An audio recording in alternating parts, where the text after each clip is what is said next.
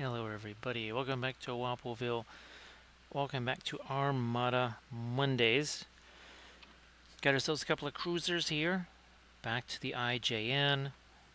And we've been doing some decent work with these guys. We had Kaga in our last stream. We did, I think Issei was the first one. And then we had Kagi and Nagato. So we've, gee whiz, we got ourselves a decent amount of ships going. Where's Kaga? There it is. So there's Kaga. This one, well, not going to have quite so much freehand, but as you can see, there are some turret recognition markings on Mogami. Hey there, Landrast. Hey there, Ryan. So we did give those paints a try. There was some unusual results.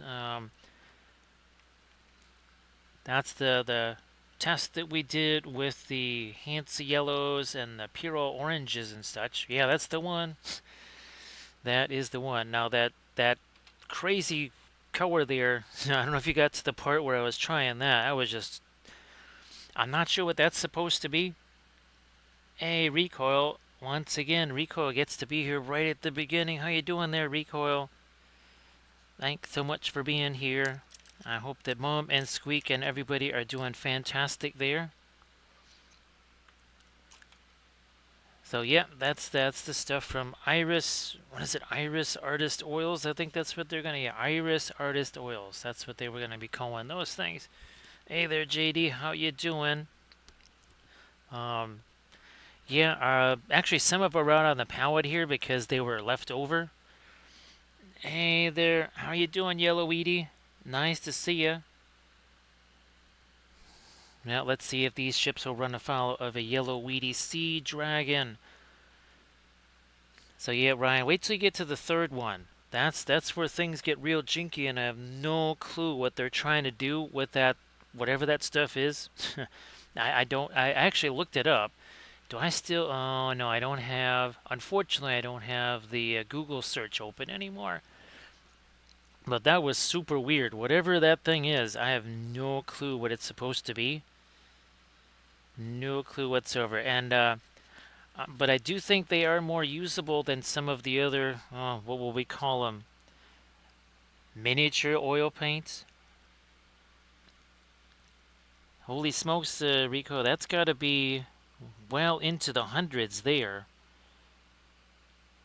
Because, yeah, you get to 40 Celsius. That's pretty toasty. So, recoil, our temperature right now is in Fahrenheit, what yours is in Celsius. So, yeah, it's about 39 degrees out there. So Rico, if you wanna cool down a little bit, you can head here, because we'll probably be in the single digits by Monday or Tuesday or maybe even Sunday.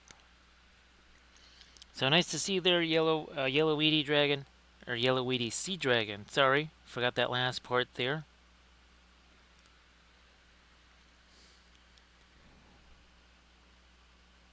So yeah, it's maybe about 39-ish here or so. Now, Ryan, I guess is the last game going to be a home game there? Or is that one more road game? I forget who the heck they're even playing now, of course. I knew yesterday, but now I can't quite remember. Yeah, recoil, hashtag winter all year. That's what we would like here. That's what my request would be. For sure. Boy, there's wooden deck all along Mogami here. So that's going to be a nice chilly game there. Let's see, is K-State still ranked, Ryan? I can't remember. I think they might have lost a key game there, and that might have knocked them out of the top 25.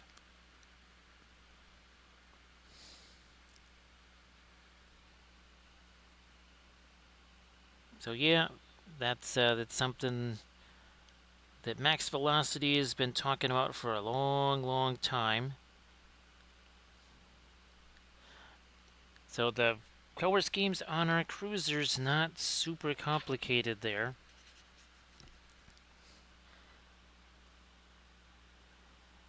But yeah, that's going to be a nice little frosty game for him there at home. And I guess Ryan, well, it's still a is it a four-way or five-way tie at the top of the conference there. So sorry I didn't get a chance to shoot you a message there today, Recoil. It's been a couple of days of everything just taking long, and for some reason the videos all just now take a minimum of 5 hours to render. It basically used to be pretty much real time. If it was a 2-hour video, it'd take around about 2 hours to render. Now it's just 5, and it has nothing to do with anything with the machine, because it's had less memory, there are less available disk space and less of everything when it was rendering everything faster. So some kind of setting must have got changed somehow. Not quite sure what that was. So we got all kinds of, we got the aircraft catapult over here. We got torpedo launchers on here. You have a couple of really crazy anti-aircraft platforms. Actually, let me see if I can get rid of this. Oh boy, do I even have... Oh, I do have one over here. And of course, I was looking around. One of the reasons I'm late is I spent a half an hour looking for all of the ships. Well, at least all of our IJN ships. No idea where the heck they are. Absolutely no idea. They just have vanished into thin air, apparently. Either that or they were all at Midway and they're all beneath the waves now. So Recoil, GWiz is... Now I assume that you're trying to play through the whole thing, right? And get, take out all the bosses and do all the stuff. So Recoil, I guess, is building the, what was it called? The boar breeder thing. Is that still a thing? Where you make that crazy chute or something like that, and what is it, the 2-star boars kind of fall down this chute, and then they just kind of magically appear at the bottom of the chute or something like that. That was something that Kathy spent weeks trying to figure out how to make one of those. She was even looking at all the tutorials and stuff. Hey there, Kino. Nice to see you. Oh, no problem there, Armored Wolf. Sorry that I was late, too. It's just, at least I got another print going. Let's see. So, Landress, what's going to be the movie on Thursday that you guys are seeing?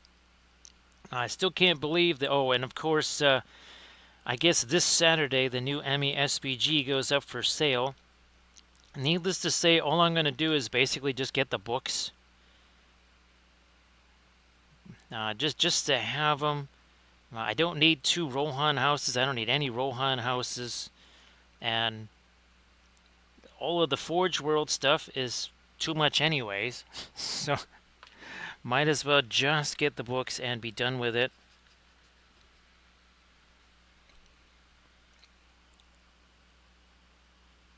The one thing, well, she tried doing the thing with the wolves. I told her that she should have like an entire pack of wolves that goes with her on every adventure, just like 20 of them running around.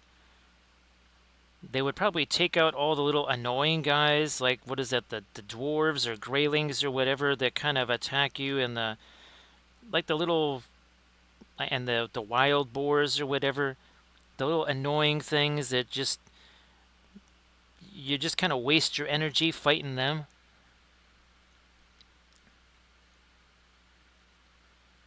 This should be Furutaka. If I misspelled it, sorry there, JD. It's supposed to be Furutaka. I guess they must have misspelled it. Sorry about that. So yeah, this is let's see. This is Mogami right here. This is Furutaka here. So sorry about that. Unfortunately, I can't change that. Nothing I can do, sadly, till after the stream, but I'll try to do that. Let me get some of the stuff on the water here now.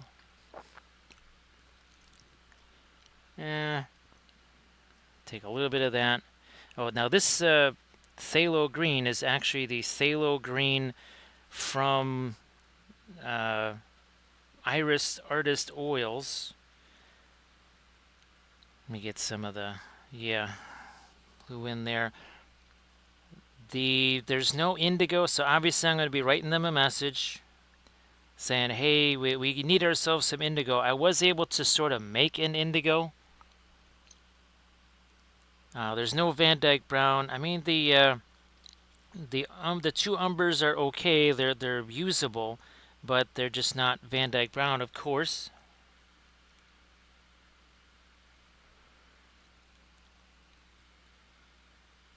So Ryan, it's funny because I read up on it, and there wasn't a whole lot of info, kind of just period. The one thing that was interested me the most, Ryan, was the fact that I guess we're going to have to experiment adding marble dust to linseed oil and see if we can make ourselves a white paint out of that.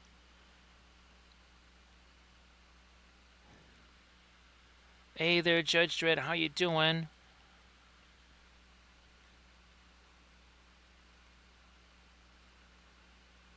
There we are. So JD, I think what happened though, he ended up getting burned out. Yeah, he lived a very hard life. Too much linseed oil. I think that's what did in phthalo green, was too much linseed oil. Moderation in all things, especially linseed oil. Hey there, Thousand Young. How you do? Actually, this almost fell on me the other day when I was looking for something else. There's Thousand Young. How you doing there, Thousand Young? Ryan, if you wanted to share your Insta link there with all your oil painted miniatures, JD, you want to share something too, and of course, Thousand Young, if you want to share your sculpting stuff, please go ahead and do that. Hey, Awkwardish Panda, nice to see you back. Happy Monday/Tuesday. So great to see you there, Panda. I hope that you had yourself, again, a good Monday. We still got ourselves about an hour, 15 minutes worth of Monday here. Everybody please check out the Insta link that Thousand Young just posted. So Ryan, one of the things that I read about of course I keep on to call it bicarbonate of soda, that calcium carbonate or whatever, it was like a white alternative, or alternative to lead white. So Panda, it's been another kind of one of those days where everything just takes longer than it's supposed to. So yeah, it's been one of those days where we're just kind of scrambling around, trying to keep up with things like you do.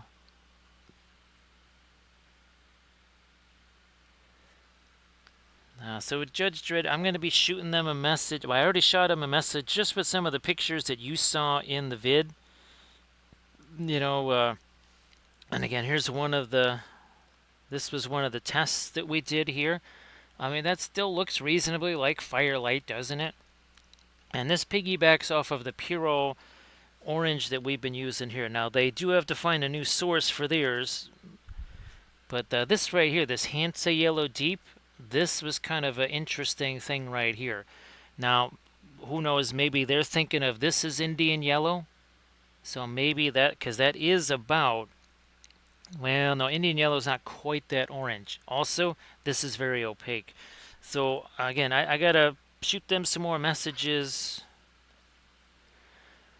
I don't know, geez, Armored Wolf, I don't know, maybe I almost have to invite MIDI Grinder for like a hangout or something like that, so I can even just kind of demo some of the things that we're talking about in front of his eyes there. Maybe, I don't know, that might be something I have to think about, I guess.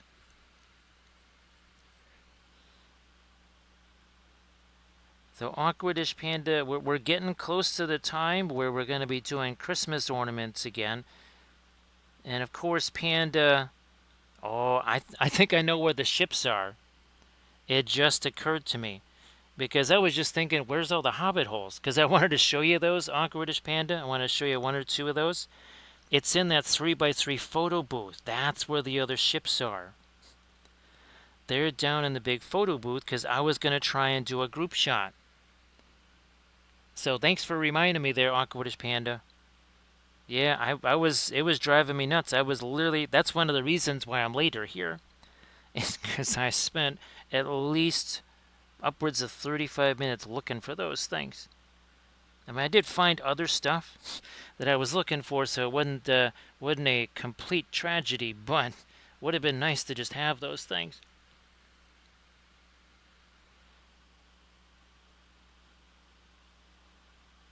So yeah, Armored Wolf, I mean, I guess I'll just shoot him a message and say, hey, did you want to do a hangout or something? Now, I did try something, so I was on the, was that the miniature, oh, no, the Council of Miniature Painters, Sunday night. Now, it is possible that Reaper Miniatures might give me a little bit of an assist on making the other, whatchamacallits there, the other Lord of the Rings gummy bears. So that is possible. The other thing is that afterwards, I was able to conduct a test in Discord with my XSplit software, and actually XSplit works with Discord. So that's kind of handy for a variety of reasons, because it means that I could do some stuff. I remember talking about KathyCon and all those other things in Discord. So that's another possibility there. So that was good to be able to do a little test of that.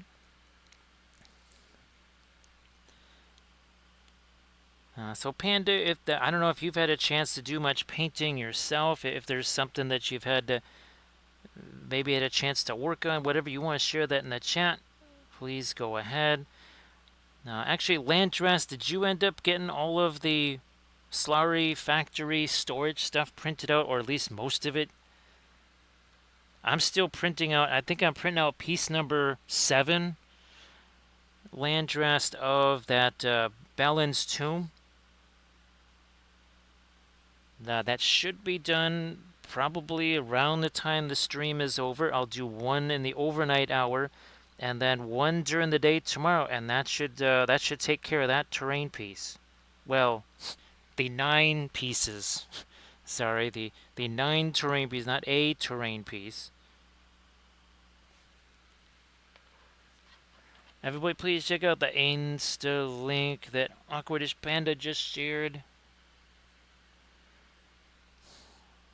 So 1000 Young, great to see you again. And of course, Ryan, I don't know if you had a chance to share your stuff yet there in the chat. Ryan's got all kinds of amazing oil-painted miniatures. Now, I can say this. These are no alkyds right here. These are not going to dry quickly. However, unlike some of the other oils like the Holbeins of the world and some of the other ones that are kind of on the slimier side and just kind of slide around on the figures, those did not seem to do that. So they showed promise. Am I going to set aside all my stuff and just use those? Well, definitely not. I mean, the time will tell. Are they Williamsburg? Are they Gamlin? Are they Windsor Newton? Are they Richardson? None of the above. Some of the above. That will require more testing. I will be trying those out on a stream. Oh, also, I will be doing another video with those, at least as far as the object source lighting goes. And that'll compare the Puro Orange that we used here. And remember our other Sneaky Snake that we did, which I think, oh, it's up there. Let me see something real quick here. Let me grab this guy. So there is a little bit of a difference because here we had the floral orange that we could add, but still, I mean that's reasonably similar with the intensity, wouldn't you say? All right, everybody, again, please check out that link that Ryan shared, and of course also Awkward Pandas. Judge Dredd, if you wanted to share stuff too, and I know that you've been working on a bunch of different things. And of course, again, JD, you want to share something in the chat, please go ahead. So what I ended up doing was taking the only option was phthalo blue. I mixed phthalo blue with the Mars black, and that basically created something that was pretty similar to an indigo. More ghouls for that Blood Bowl team. Of course, I'm still thinking of the old Blood Bowl team where you had, what, 4 whites and 4 ghouls? Or was it 2 whites and 4 ghouls? At least as far as your maximum on the team. So JD, the other things that they put in the oils is safflower oil, walnut oil. Not super fan of the walnut oil, not a super fan of the safflower oil. In general, linseed oil is what you're going to see, but those other ones are also utilized. Because they're they're not using petroleum in oil paints. That would be acrylics. Yeah, acrylics are made out of petroleum. Oil paints are a bit more of a natural material.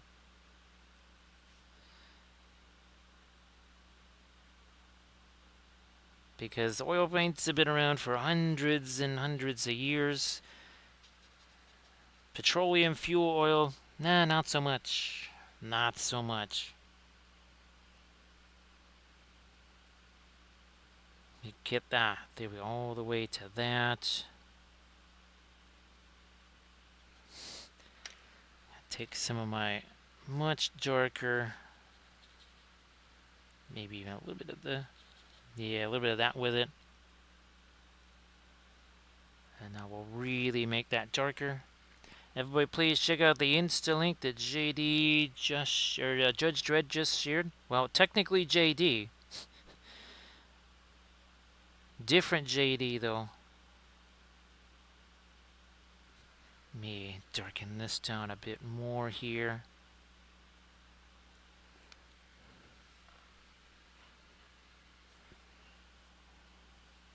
So we're going to do more. Let's get back to this darker stuff again. There we go.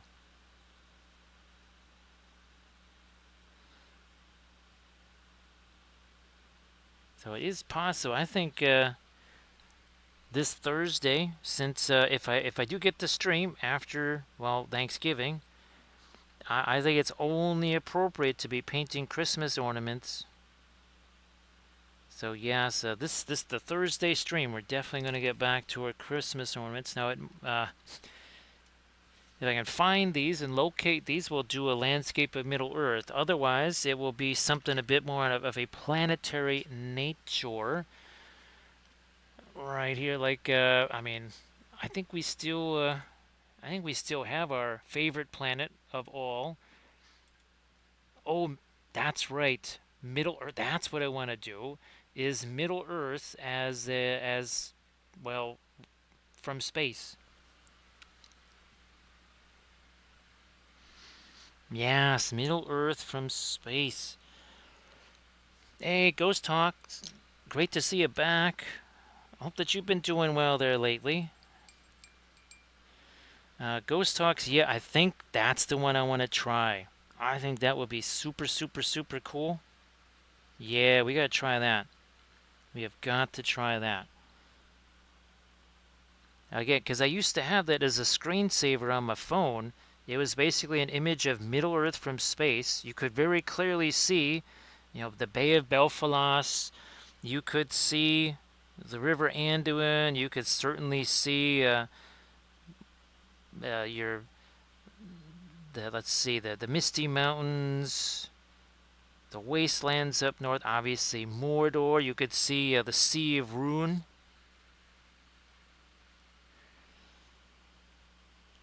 Yeah, Ghost Talk. So basically, figure that the journey that Sam and Frodo took would be a bit like walking from, I believe it was maybe, I think it was southern Wisconsin down to Florida with a couple little loop-de-loops in there. So that's kind of the distance that you're talking about. And obviously, I mean, you can even see just Florida itself from space. So yeah, it was basically kind of like take a little walk from, say, I don't know, maybe St. Louis with a few detours, all the way down to say maybe it was definitely past like Tallahassee. I think it was past Tampa Bay. I think it was pretty much all the way down to Miami. So we're getting our water effect in there very nicely. JD, there's lots of lovely Kuiper Belt objects. I do believe Vestal is one of them. Yes, but those planets don't have moons, or those Kuiper Belt objects don't have moons and atmospheres like our favorite planet does. This is a pro-Pluto stream. No revisionist history here, right, Dark Horse? How you doing? So, Dark Horse, great to see you again. So, Dark Horse, that was quite the explosive college football Saturday, was it not? Yes, it was. Playoff dreams hoped and dashed and smashed. Pretty much like a whole bunch of cats jumping onto a Christmas tree and knocking the ornaments off. That's what every week in college football is like. A bunch of cats jumping onto a Christmas tree and well, rearranging the furniture, so to speak.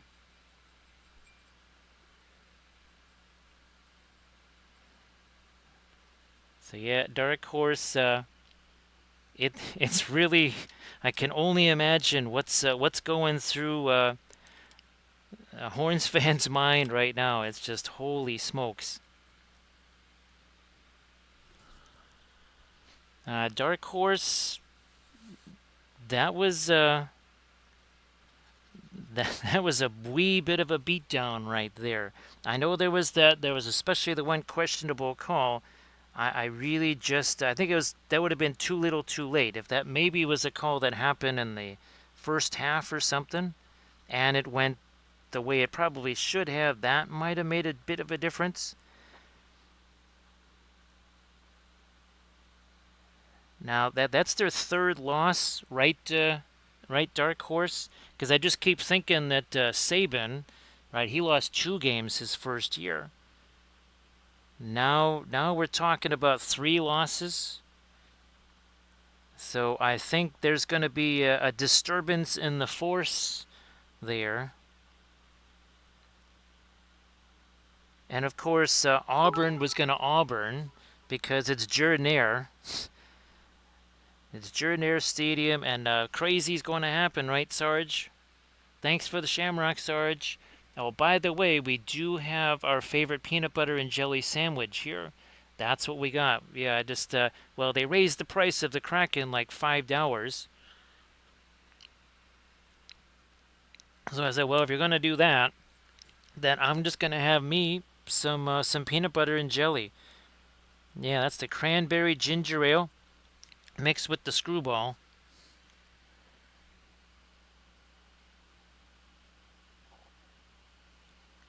So yeah, that was actually a dark horse. If A&M lost and Bama won, Bama was they were set up really well. Unfortunately, they got the part where A&M lost. They didn't get the other part quite right. They did a halvesy on that. They needed to do a whole thing.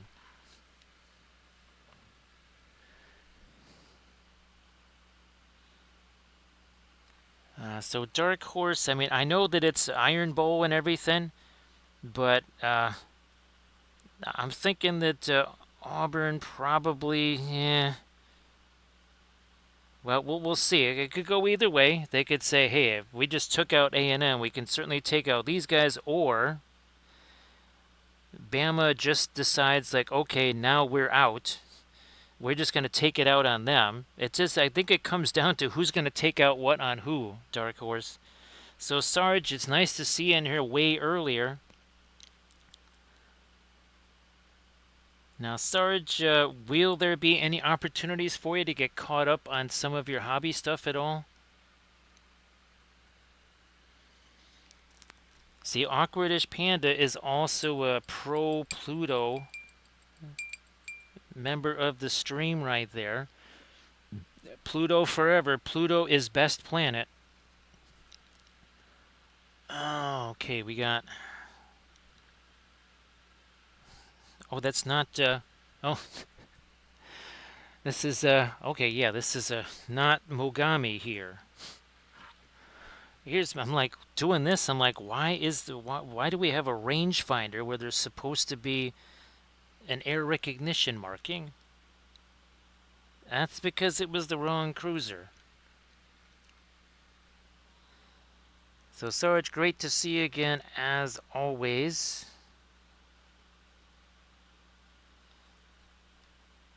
Now I think tomorrow I got to start getting me some foodstuffs. I wasn't able to get those today.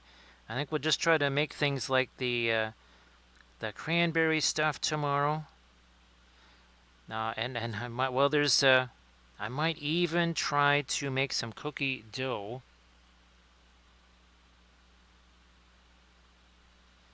Even if I just make the cookie dough and hand it to my sister and say, well, here, you got your cookie cutters. All you got to do is just, lay this out and use your cookie cutters.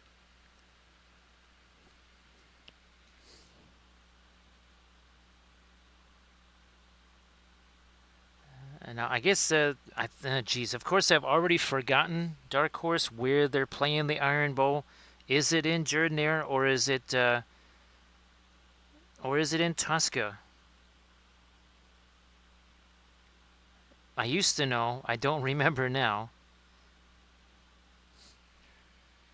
My memory is much like a duck. It lasts, I only remember the last thing that I saw. Anything beyond that, nope, no dice.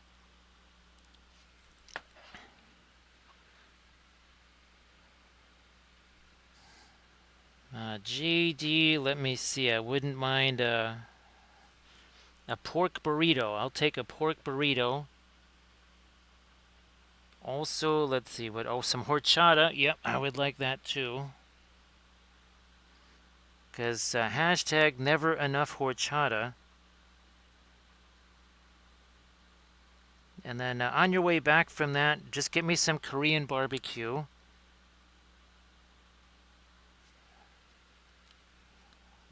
That should be very tasty. Sarge, I know you haven't had a chance to post the tiger in the chat in a while. If you wanted to post that, please go ahead.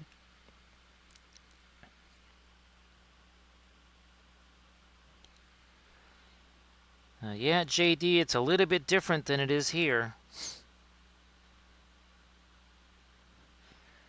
Here, if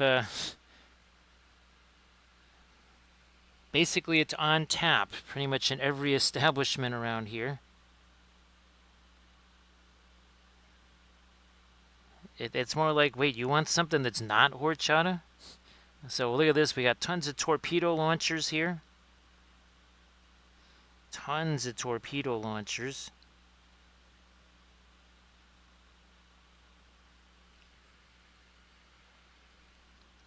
Let me hit the light on this side. We got all kinds of range finders, conning towers. This is a really weird gun layout here, I gotta say.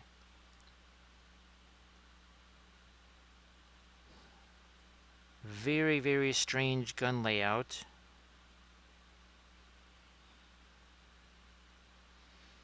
Let's go all the way back here aft. Let's get all the way back there. I tempted to do our little dark glazy things in there, but let me see if I can get some of our lighter stuff on the water. Oh, by the way, 34 minutes ago, these These lads had no paint on them. Again, don't blink, it happens quick. And of course, here's just a few of the other ships. Again, these are the ones that now at least I know where the heck they are, because that was driving me nuts. So there's a couple of them right there. Let's see. So 1, 2, 3, 4, and then here is 5. So actually, this will surpass. We'll have 7. So that'll surpass our. It's gonna surpass our Regia Marina. Oh, I also have a couple of destroyers. I got this one actually ready just in case. I got this one ready to go. I actually have another one that is set too. I just wanted to have these around so that we can show people how the water is sculpted. Right, so it's not just being painted on, that actually is sculpted on. So Ryan, do you think that might work with the marble dust? Mix it with linseed oil. I'm going to try it.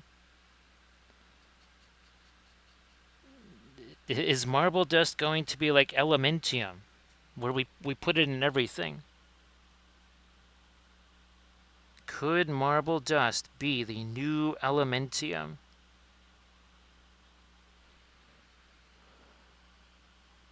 Because I could see it. That's what. Well, why was I putting the marble dust in the modeling paste? To thicken it up.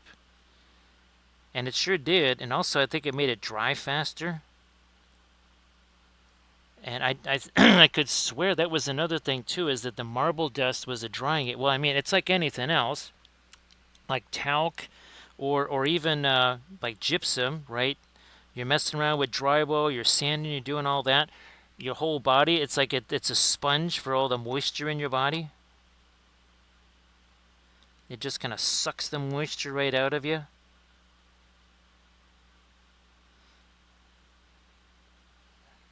All right, now we'll take our blending brush to that too in a sec. Hey there, Uncle Trash, how you doing?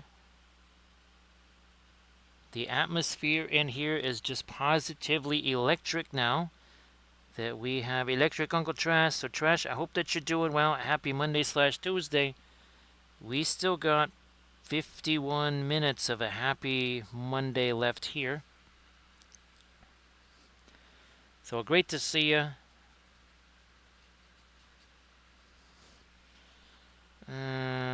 Yeah, let's do this.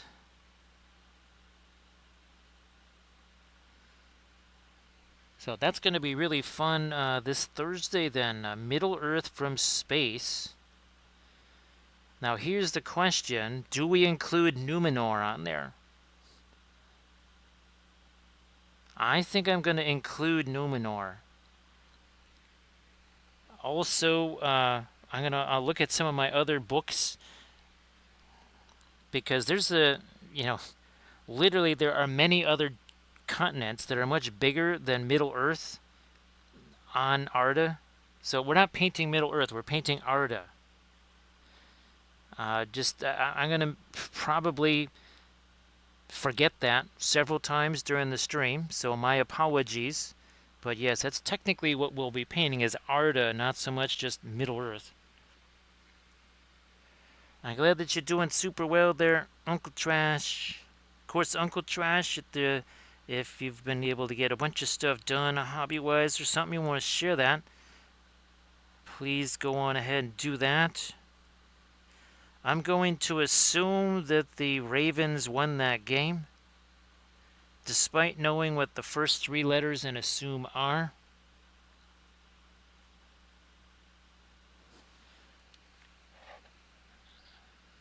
Big difference, right? Big difference there. So everybody please check out the Insta link that Sarge just shared while I get out some more of our... That's Matt White. Oh yeah, the other thing that was driving me nuts, I wanted to do that video with the color charts, and I went, where did all my boards go? Because I know I have at least one whole package of 40 of these. So I just got another package. I mean, we're going to go through them anyways. But yeah, I had to scrounge these 3. It's like, what is going on here?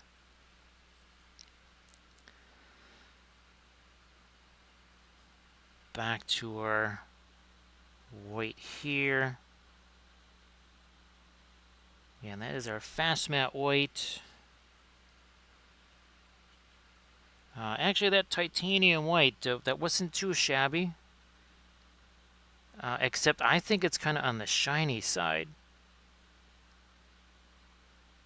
Now, of course, I'm used to using the fast matte white, which is both fast and matte. So maybe it's just normal titanium white.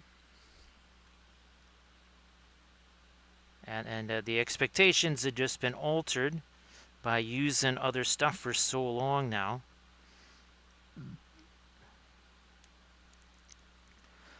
Again, I think we'll...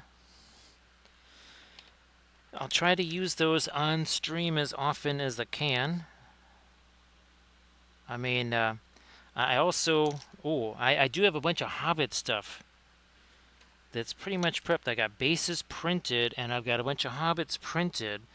So, all I gotta do is pretty much just glue these Hobbits on some bases, and... Oh, and I did a bunch of Hobbit furniture, too. Yeah, a bunch of Hobbit furniture. Hey there, Doji. Great to see ya. Happy Tuesday, Doji. And of course, if you want to share something real fast before you have to head back to work, I know that work will be calling soon enough. So if you want to do that before that happens, that'd be fantastic. Some fabulous oil painted stuff from Doji, of course. All right, we'll see you later there, Ryan. Ryan, I'll try to shoot you a message tomorrow.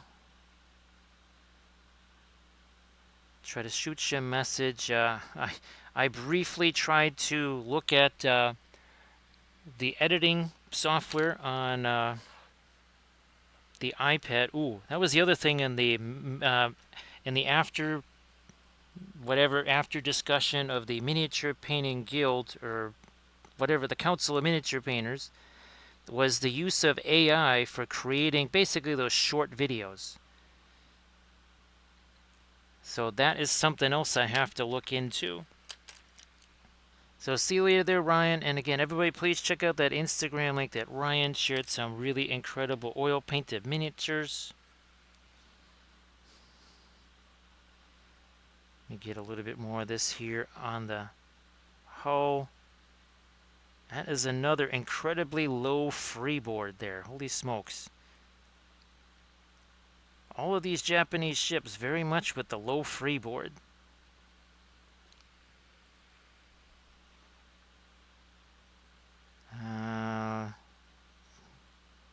Yeah, let's keep going with this down here. On the stern. Yeah, we'll roll with that. Now let's get the lighter coat on here. Everybody, please check out that Instagram link that Doji just shared. And Ryan, have yourself a good night.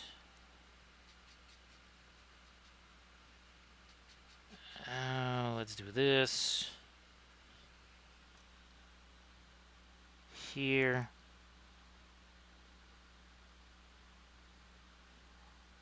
Okay, it's starting to work in some of the lighter stuff and whatnot. Again, this is Mogami.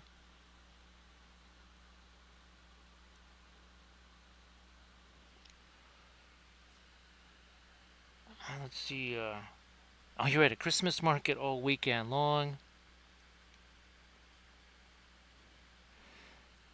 Ah, that sounds fantastic, Uncle Trash. I am hoping to, now it's not going to be this week doing the airbrush test on Smaug there, but because I want to do that on a smaller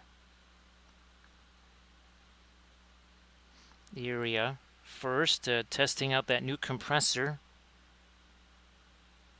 So yes, the first ever airbrush video on the Patreon page. I have done airbrush videos. They're actually already up on the YouTube channel from years ago. This is a little different thing because we're trying out a this small compressor here. It's not so much about painting anything. It's really just, okay, seeing what this compressor can do and testing it with the inks, which I've been doing, to do the primer painting and other stuff on terrain and other things, but it's never been filmed or even photographed before. So it'll be something brand new on the Patreon page. And that'll be coming up real soon. I'll see you later, Awkwardish Panda. Appreciate you being here as always. And have yourself a good Thanksgiving. Who knows, maybe we see you again on Thursday for the painting of Arda. Yes, we will be painting Arda, not Middle Earth. I mean, Middle Earth is part of it, but it is just a part of it.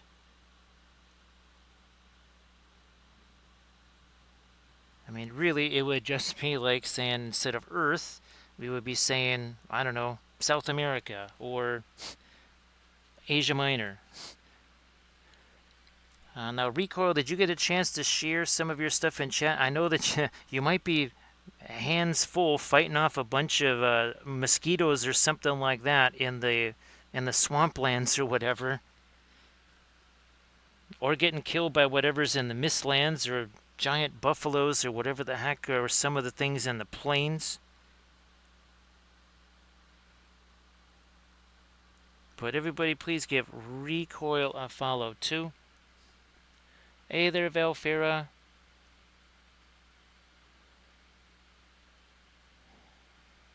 Valfera, it's the airbrush stuff. Remember that little tiny, well, not little tiny, well, I guess you could say it's pretty tiny. That little box compressor that we love so much at Gen Con.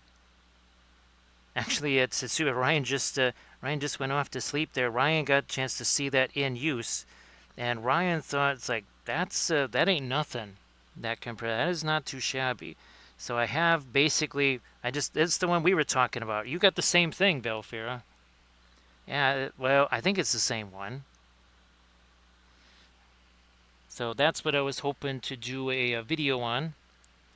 It's just using that, utilizing it on a bunch of different things. I got terrain, I've got miniatures, busts. I just tried on a bunch of different things, even Necron ships. I figured I tried even on some of these to try and set that up too.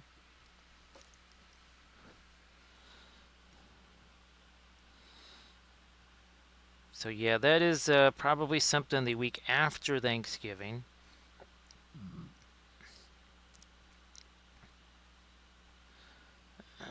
Yeah, we'll do this. And this, and then of course I think you heard that we'll be painting our first ornament tomorrow, or Thursday. First ornament on Thursday, and of course, appropriately enough, it will be Arda. So of course, this Saturday is when all of the MESPG stuff goes up for pre-order. Like I was saying, I think we're going to take a pass on that starter box. We'll just get the books. I don't think I'm even going to bother with the miniatures, because, well, I already have a large Dunlending army that they already wiped out. I got wild men from at least 3 different miniature sculptors, so I don't need those either. Valfira, it's possible because, linseed oil and safflower oil and walnut oil, that could freeze.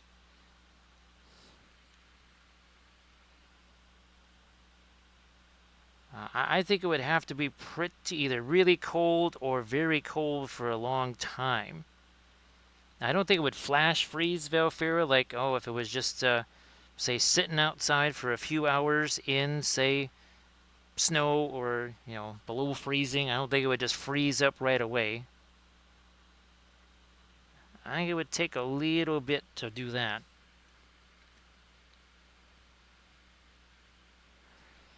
Yeah, now that would happen, right, Valfira?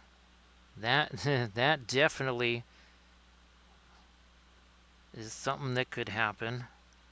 Those acrylics will freeze right up. Heck, it doesn't even have to be freezing to mess those up. See, it's yet another thing that the oils do so well. A little bit harder to chill those up. Where's my blending brush here? There you are.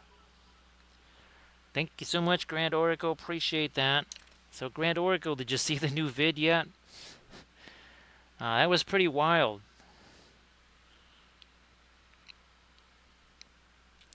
That was pretty wild. So here, we did a few tests. Obviously, color charts. But then we did stuff like this. And again, well, let me see. Now see, the paint that I put over there is not too, not anything that has the white in it, because we're talking about titanium white. Let me see about this. Well, that's not too bad. What about this? Yeah, okay, that comes off. But the thing that actually was really extra intriguing was this this Hansa Yellow Deep. Oh, and this too, because well, we got many comparison videos that are going to happen. Because oh look, this was sent. We still haven't played with this yet. Actually, this did not make too shabby of a skin tone type of deal there. So yeah, something we'll have to explore. So Grand Oracle, I use their titanium white. So if you check out the video, you'll see, because obviously the first thing is the color charts, and I wanted to make sure I use their titanium white, which seems to be on the glossy side. Valfera, I like that. Sadly, the store doesn't have any more. Yeah, it's kind of out now. So I think I got 2 of them.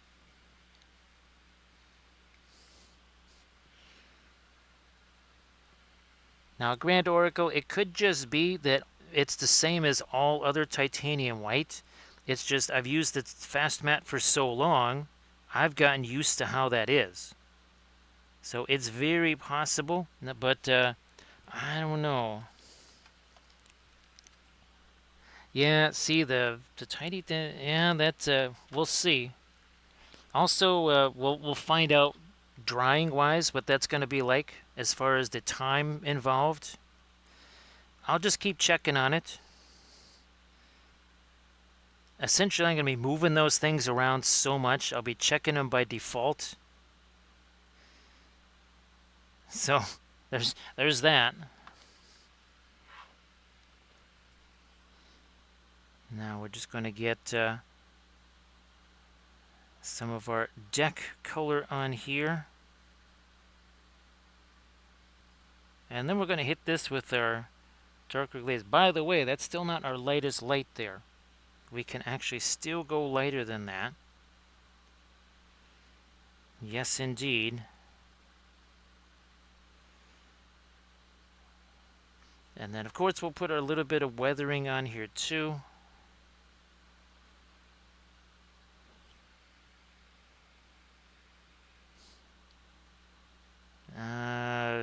Yeah, okay, we're good there. What about... Well, this is almost a British design right here with the office tower block here for the superstructure instead of the usual pagoda style superstructure. Now let me get the stuff out of here. And how's about we do some darker glaze stuff with, say, some Van Dyke Brown, Damar's Black. Where's my... Here, let me just get that container of thinner here. We'll just throw some thinner right there, keep it easy. Start breaking that down.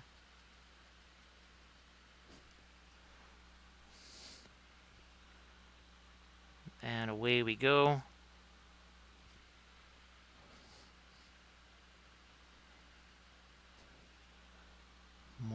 over here.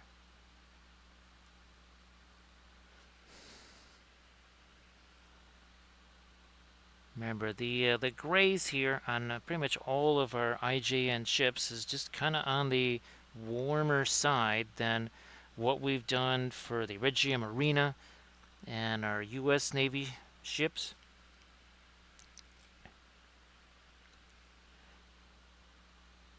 So yeah, Velfira, I think that you're supposed to get in on this particular. Actually, well, I don't think anybody's getting any snow, unless maybe Armored Wolf is.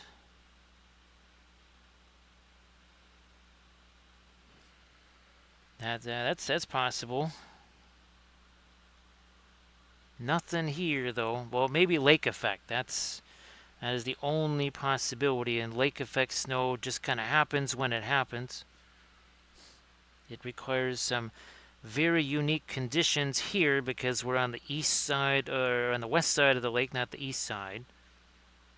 So it's a whole lot more tricky for lake effect snow to happen here.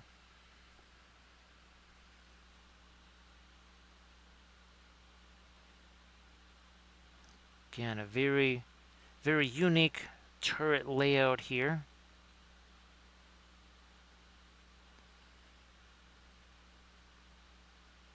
Move this all the way down here.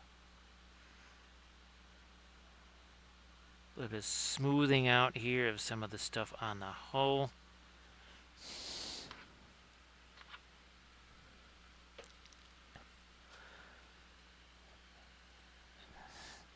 So actually, Velfir, I haven't been able to do any trips to the store. I'm hoping to do that tomorrow. And I think I'm just going to do stuff like make the cranberry sauce at least tomorrow, just to have that ready to go. Potential, there will be a potential all-nighter Wednesday into Thursday, because my brother's going to be coming this way very early in the morning.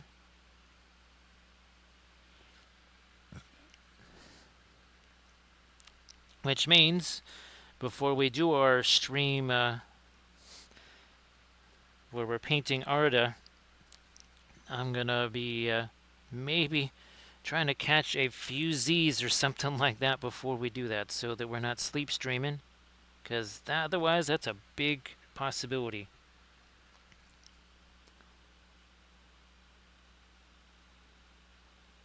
Hit some of this other stuff again with our kind of grayish brown here.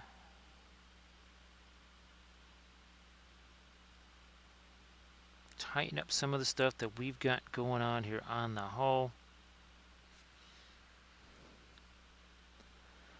These barbettes are also really unusual. Oh, we've got ourselves, oh look, some mooring cleats, and they're actually located on the gunnels there instead of like 20 feet away inboard. God, what was that? Nagato? Or no, it was Issei. It was either Issei or Nagato, I think, that had that.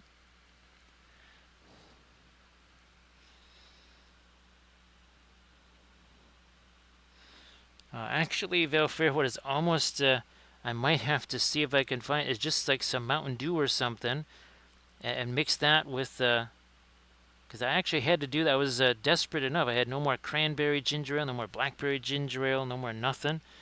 And I just saw the cherry whatever Mountain Dew at the store. I got that, and that maybe that did actually work. So I might have to get some of that tomorrow too. Who knows? Just to be able to stay awake.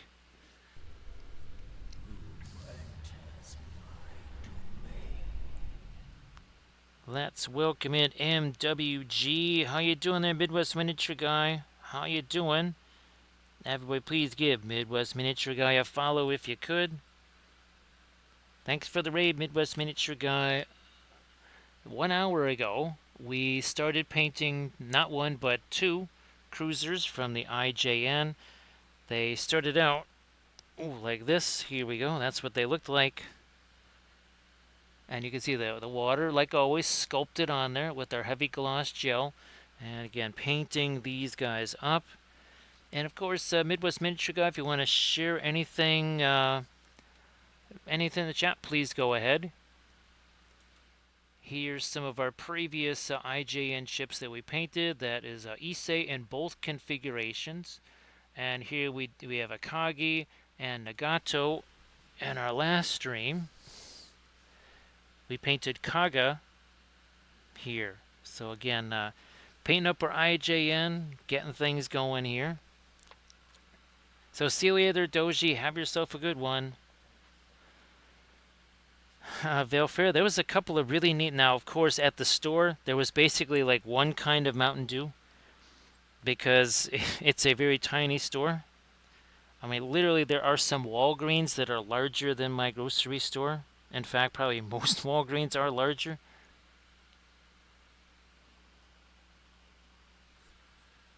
Now, do these have the... They do, actually. Yeah, these do have the lighter canvas on the gun barrels here, too. So, Midwest Miniature Guy, if there's anything you wanted to share in the chat, please go ahead and do that, of course. Thanks again for the raid. That is appreciated. And again, I know you just finished your stream, so you're probably not going to have photos of what you were working on just now, but if there's something you wanted to share, Insta, Discord, work in progress type things, please go ahead and do that. Thanks so much, Midwest Miniature Guy. Appreciate that. Yeah, we've done a whole bunch of different navies here. We've done everything, again, from the U.S. Navy to the Regia Marina, as we call it, our barbershop Navy. So that is the Roma right there. We even went so far as to paint one of the unicorn of all unicorns. That's the Montana class, never built. Yeah, that's the Montana class right there. And, of course, lots of aircraft. Is this Wasp? Yeah, that's our little baby carrier right there. That is Wasp. So everybody please check out that Instagram link that Midwest Miniature Guy just shared. And please, again, give Midwest Miniature Guy a follow if you could. That would be sensational. Do I still? Yes, I do still have my fast matte white out here. That's good. Gonna start breaking some of that down. We're gonna try and do some stuff here on our water now. Breaking this down a bit more. We don't want it to be too thin. We're not looking for a pin line wash.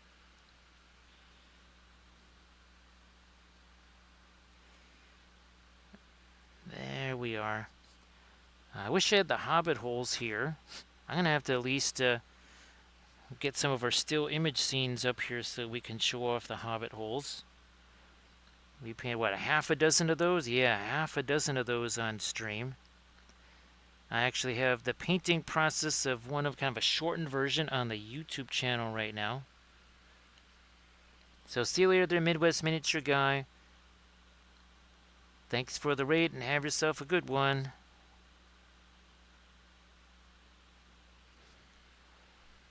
And again, all of this water that you're seeing here, there is actually a texture here that was sculpted with the heavy gloss gel. Same stuff that we use for fire effects, icicle effects, waterfall effects.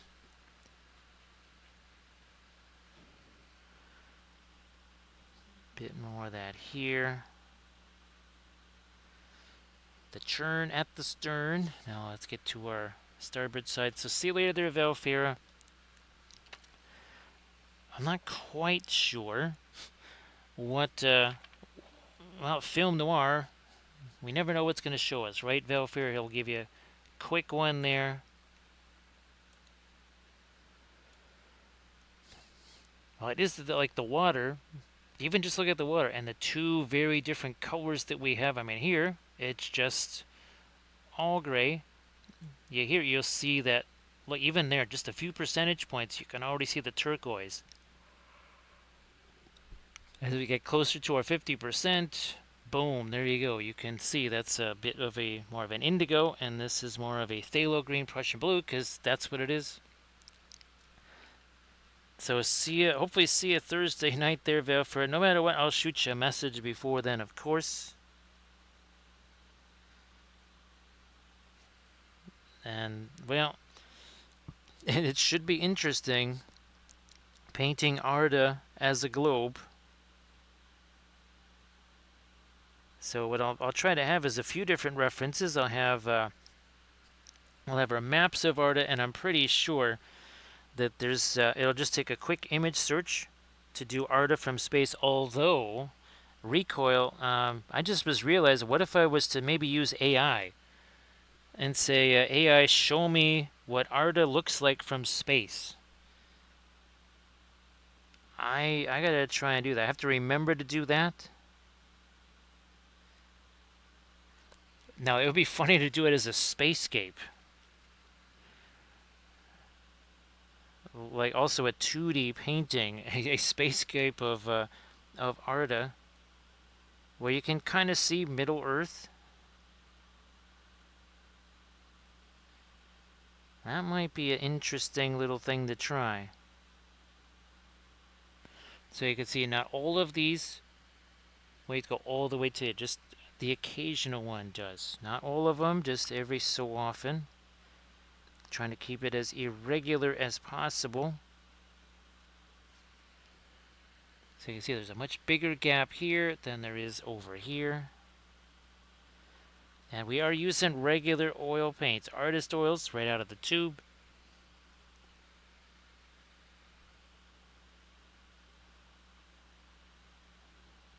Let me get that blending brush here. Where are you hiding?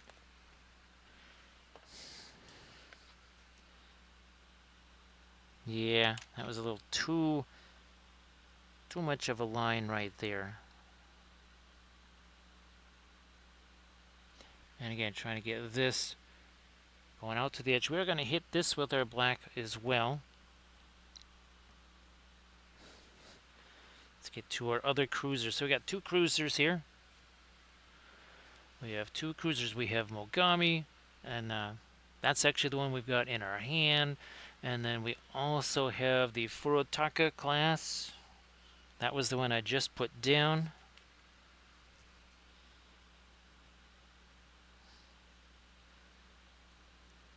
There we go. I need to blend that a little more. Let me see if I can. There we go. Oh, nice, nice.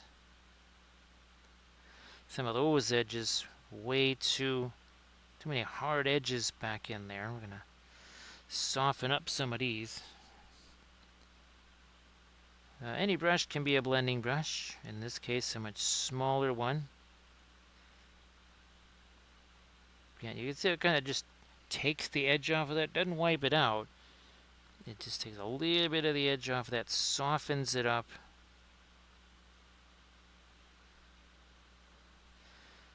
So Grand Oracle, like I was saying with the those paints from Iris, I would pretty much just use my regular stuff. The main reason why I'm kind of interested in those is that it's supposed to be paints that everybody can get.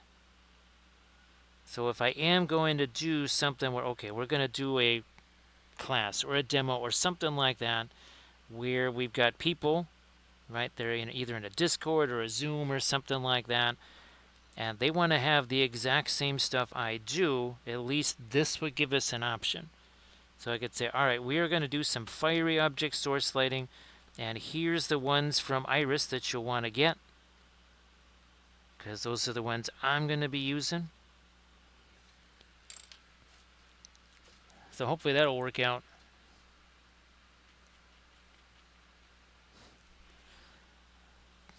Let me get the light on this side over here. There we are.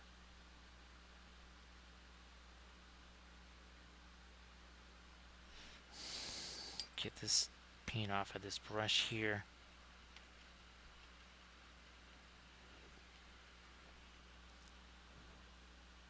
Now back to our super light here.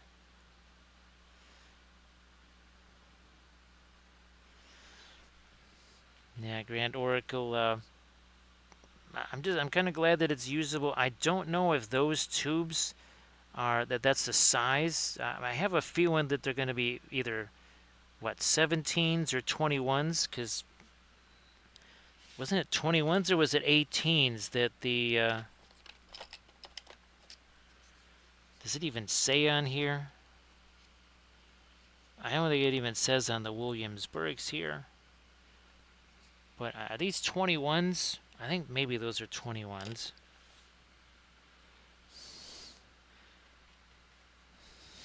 Again, for me, definitely way too small. But for a lot of folks, that might still be a generational kind of thing. They might still never end up going through the entire thing.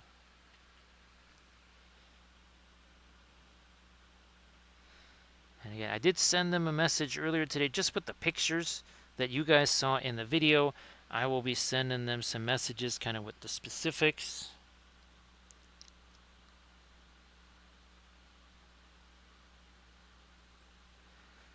I might even try to, we were talking about this a little earlier, maybe try to do some kind of a hangout with them where I can sort of demonstrate some of the things that we're talking about here.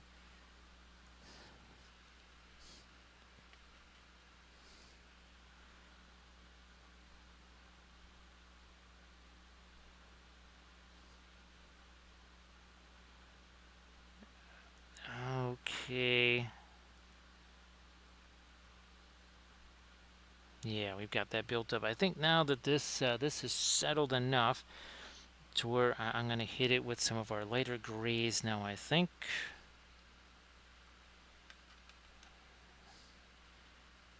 Get the ice blue, mix it with, say, the Mars black, some of the Van Dyke brown. Is that enough of a mid-tone? That's pretty mid-tone right there.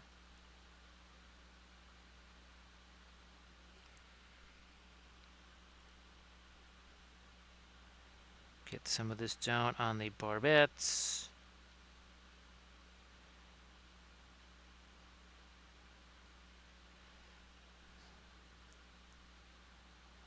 Try to equalize some of the hole here. Now again, we're pretty much not going to see any sort of dazzle camel on our IJN chips. Certainly not like our Regia Marina or our US fleets.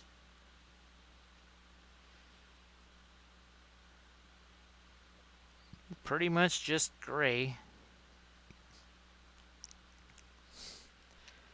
Nope, I don't want to use my blending brush for the water.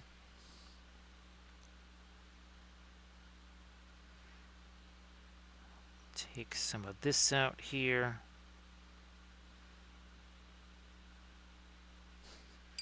And we'll just get rid of this and we'll go to our usual liner brush.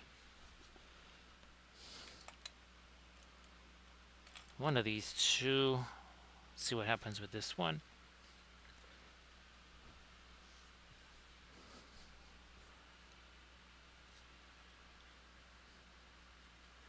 Might even get a little bit of our fast matte white into that.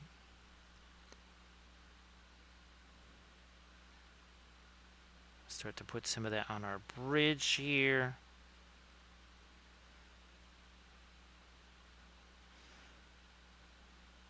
And of course, we have to remember with Mogami to do the our front and aft turrets with the recognition markers there, air recognition markers.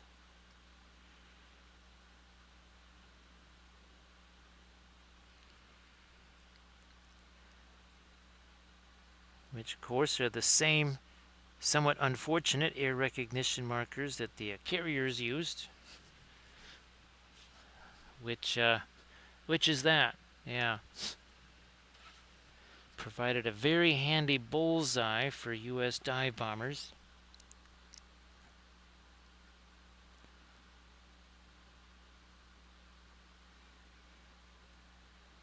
We'll do this here.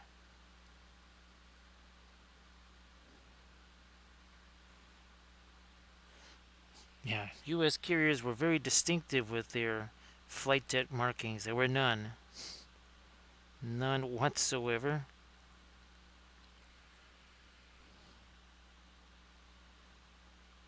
Trying to work some of our lighter gray into that now.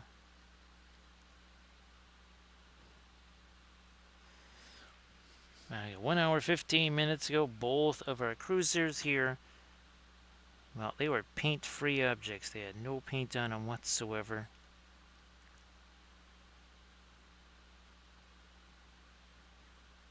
Another part of our conning tower here.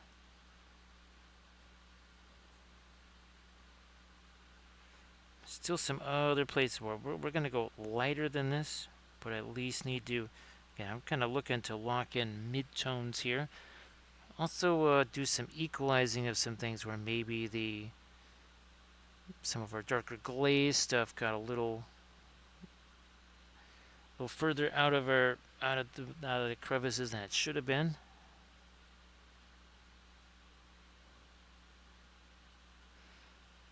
Couple of machine gun mounts there, some anti-aircraft guns.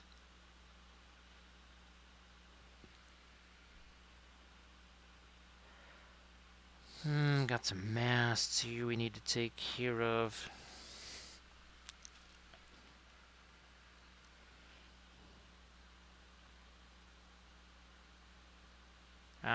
These guys here too need to be a bit of that lighter gray. Get more aircraft launchers, more catapults there. We have some machine gun mounts here. I'm not really seeing torpedo launchers, not like our other cruiser.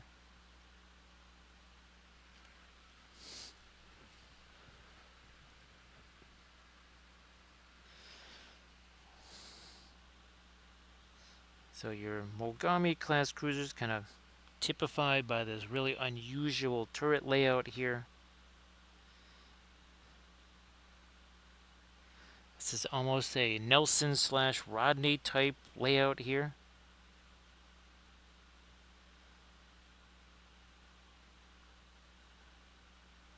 Really unusual, that's for sure.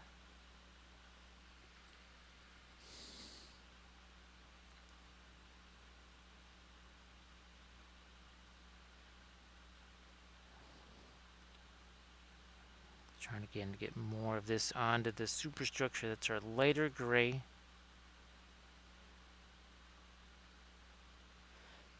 Nothing insanely light. And then again, we'll get into our rusty type stuff.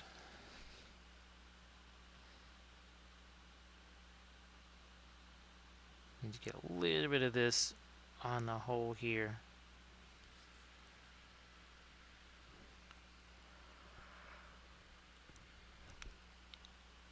Let me get a little bit more of this mid-tone on both of the stacks here.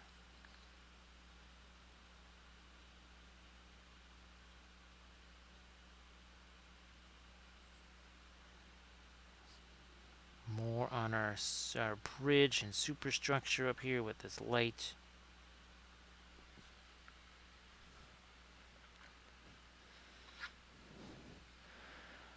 Alright, we have returned to our other cruiser here. Let's get some of the light on the forecastle here.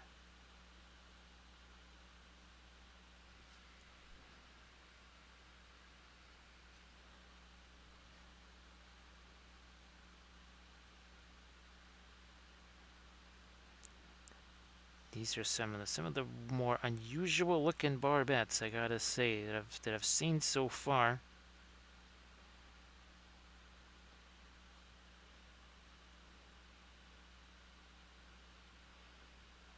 Yeah, we'll lighten up that mast a little.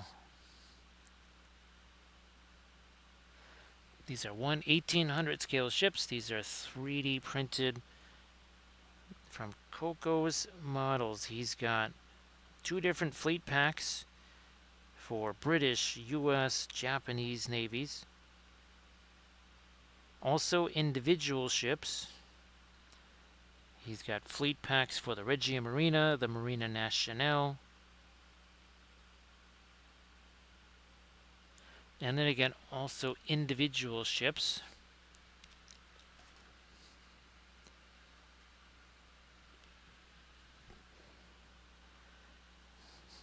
Little bit of light or mid-tone there on the stack.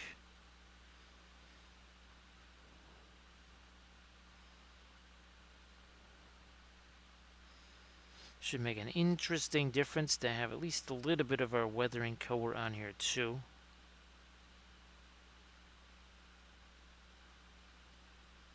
As always, not looking to make it appear to be a rust bucket or something.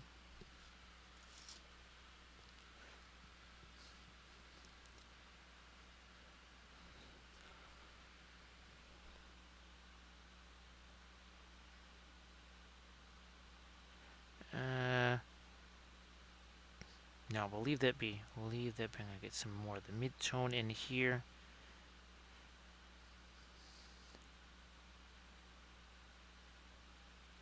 And I think now we can start to think about that really much lighter light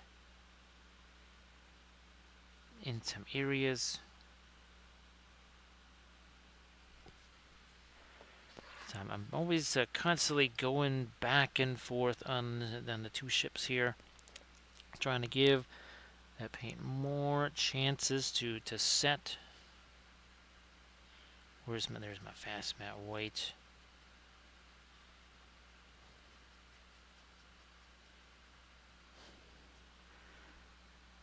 Now we'll try to find some much lighter areas here.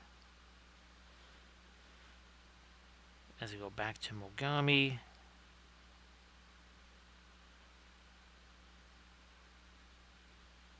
Down here.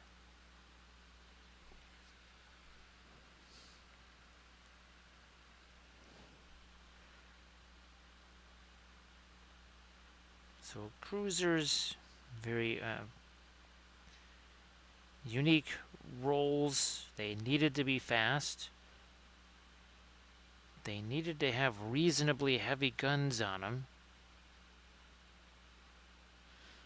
So typically, the sacrifice was in armor. So the cruisers tended to have much less armor.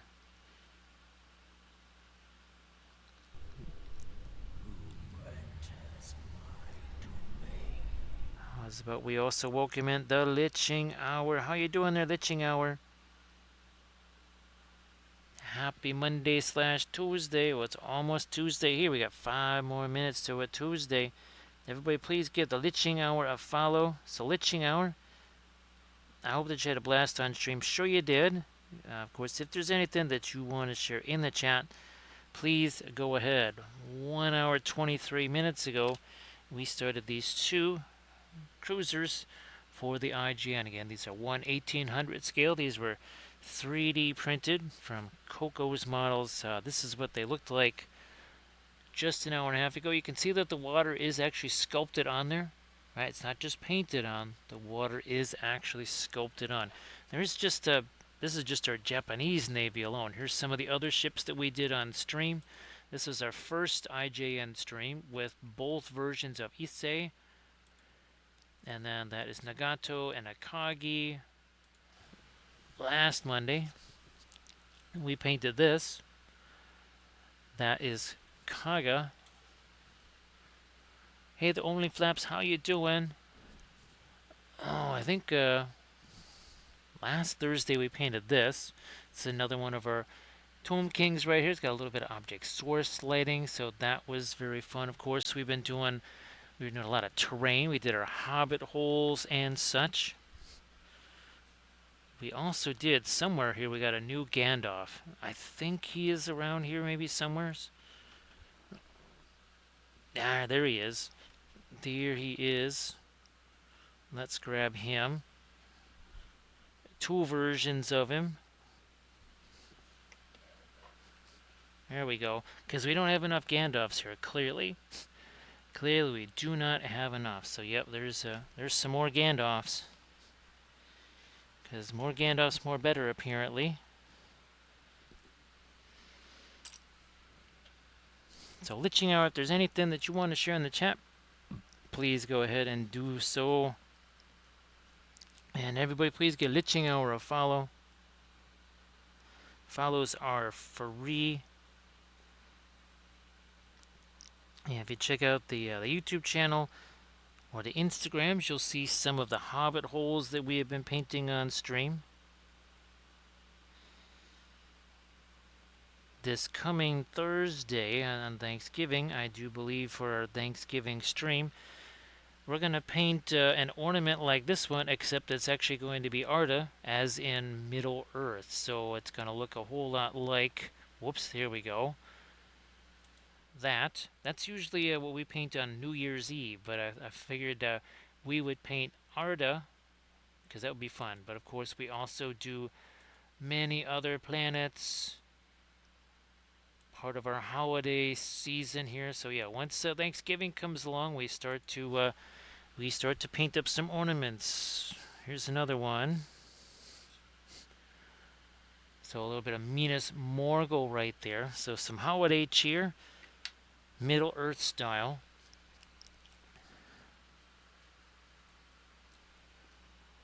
Trying to get some lighter stuff now onto these turrets here. Let's hit these again. I think we can still... Oh yeah, we can definitely still go lighter than this. No doubt about it. We had 1 hour 26 minutes ago. We only just started on these. Don't blink, it happens fast. And of course, working with traditional oil paints right out of the tube. Just regular oil paints. We will be, after we get some of this lighter stuff in here, got these couple of mooring cleats, then we're going to, we'll get into a little bit of our rust.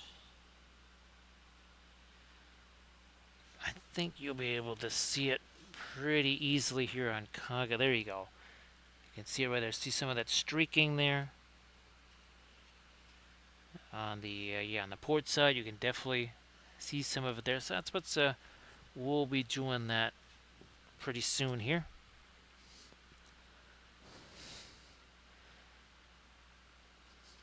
Just use a little bit of thinner here to break some of this down.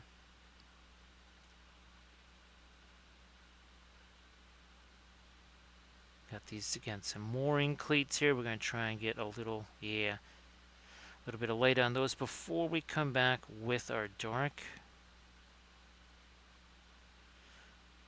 And like usual, we're going to do the white canvas here for waterproofing the turrets there, the barrels.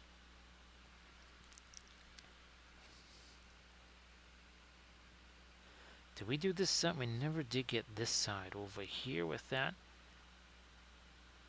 Much lighter tone.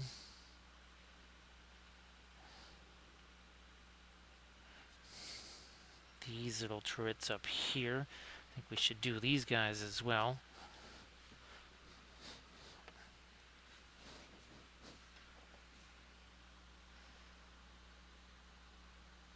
Also, we got some signal lights, some spotlights.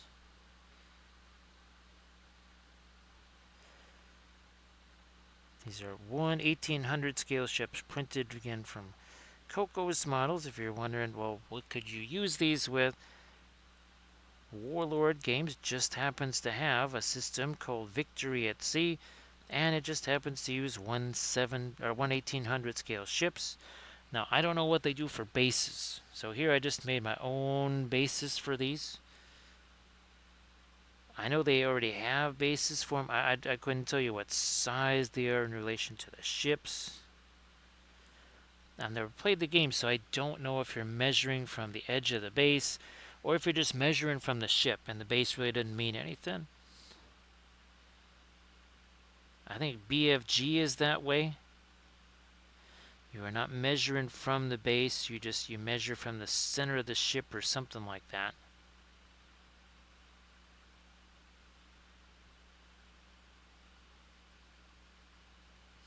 Okay, they're just a little bit more light on the barrels coming out of our turrets there.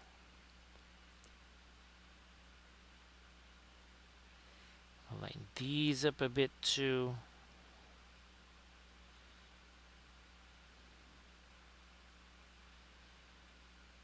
Ah, there it is again. Just trying to get these edges here a little later. Nah, that went a little wonky there. It's okay because we still have to again do we want some of our weathering there. And we'll start off with our darker stuff, probably well, we don't have the asphaltum. We're going to actually be using the transparent red oxide because that's already sitting on the palette.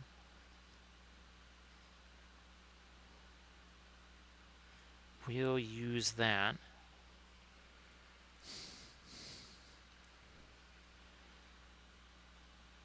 Touch of the white here. So Armored Wolf, I'm really glad that class went so well. And I'm sure just the creative juices there really reinvigorated.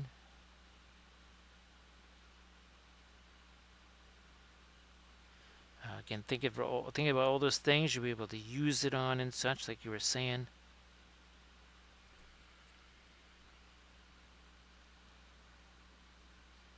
Catching a little bit of light along the edge of that ship now.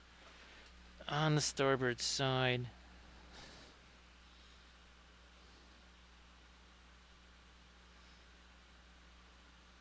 Some more anti-aircraft mounts here.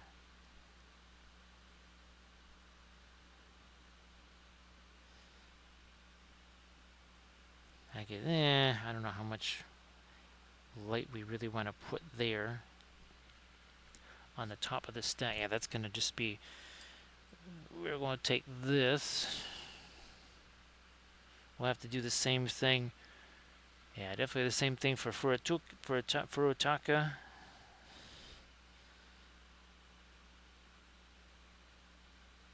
So let's just make that darker.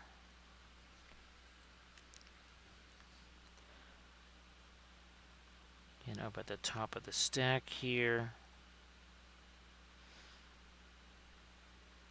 Same deal on this one on Mogami.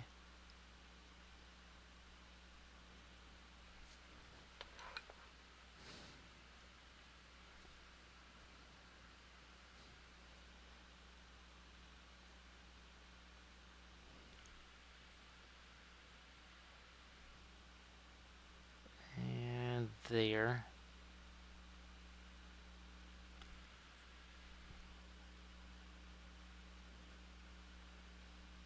Actually, his stack configuration is oh, so maybe this is maybe this is a later war version. That's what it must be.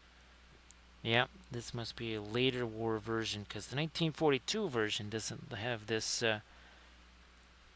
this stack layout here.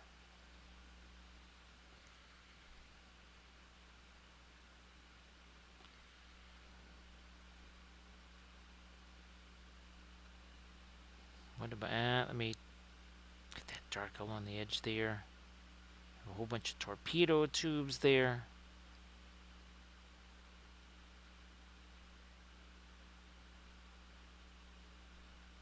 Gun barrels.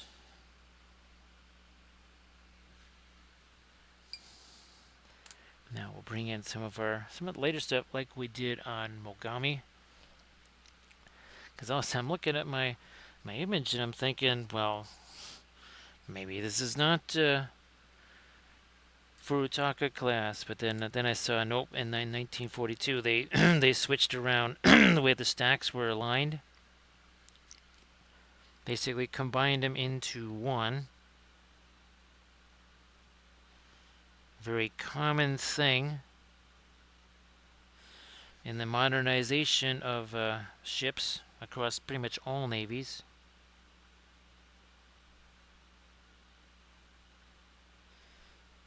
If If you see even things like World War I cruisers and such, they have 3 to 4 stacks.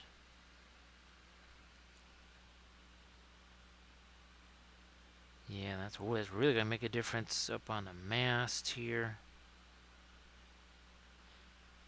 And the conning towers, the bridge.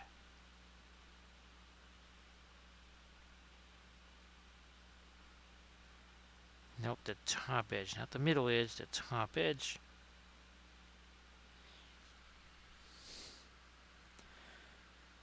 And just interesting again that these do not have the pagoda style mast like you see on the other basically dreadnought battlecruiser conversions like Nagato and Issei and Kongo and Fuso.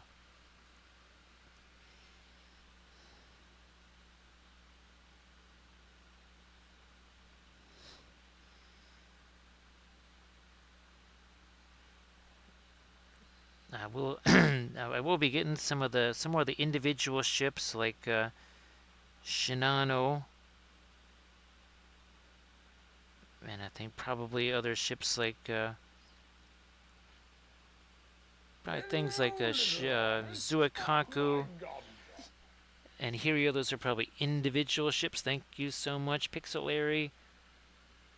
Aha. So again, the surfboards, those are okay. I'm not going to Valinor on that. I'm just telling you that right now. This is even smaller, man. Where's the other ships? What's going to happen on our big Gandalf 6? We actually had a couple of 6s in the last stream. Uh-oh, look at that. We called the last 6. We just called another 6. Look at that, Pixelary. Say its name and it appears.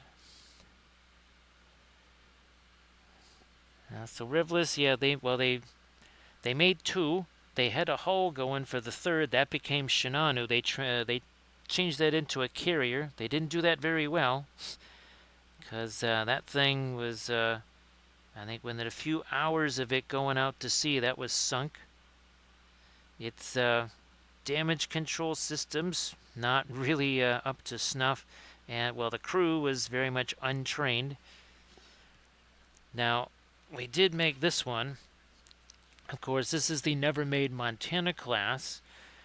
They had thought about turning this into basically a missile battleship.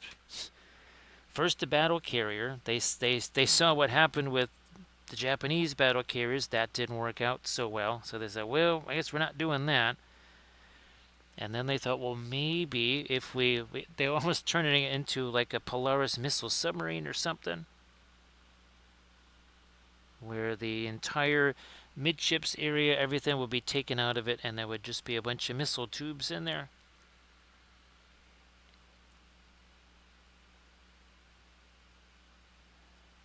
And of course, those weren't exactly treaty battleships. Obviously, the Kriegsmarine had the H-class series that they were planning to build. And if you can believe it, they were going to weigh almost twice as much as what Yamato was going to weigh.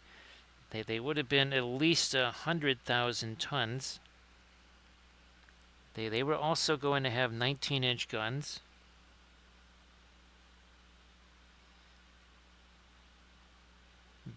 Essentially gigantic versions of Tirpitz and Bismarck.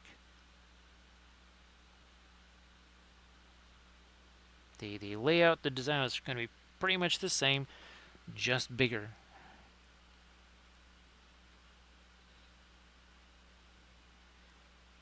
There was one computer, I think it was Battle for the Atlantic or something like that, and while it had its foibles, the one thing you could do is you could build the H-class. For whatever reason, you couldn't build the Graf Spee. So yeah, Revlis, the H-class was going to, again, kind of make the Bismarck and Tirpitz look like cruisers by comparison. Almost light cruisers by comparison.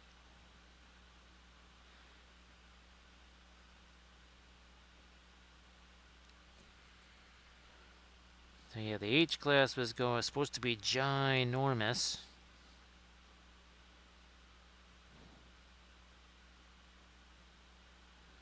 There we go.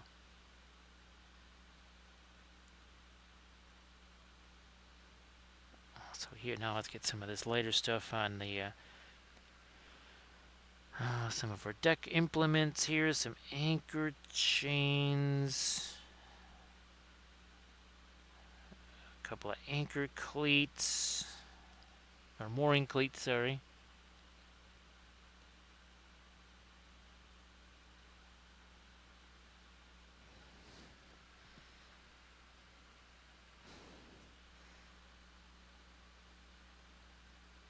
And yeah, we're gonna keep getting this. And those are not turrets. I think those are I get range finders here.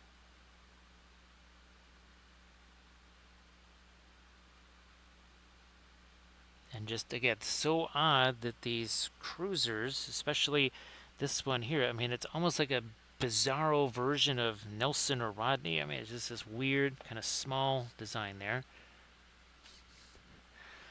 Yeah, Revless, it's almost just hard to see the difference. When you look at just the line drawings, they almost just look the same. Now, the difference with Montana is pretty obvious when you look at the drawings of that. Well, and you see an extra one of those. You're like, well, that's not an Iowa right there. So that must be Montana.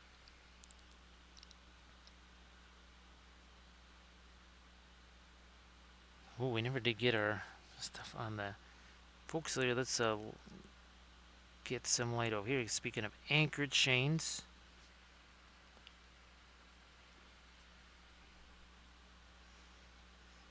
And of course, that's one of the, I'm pretty sure, that is one of the ships from the Kriegsmarine that you have to get individually.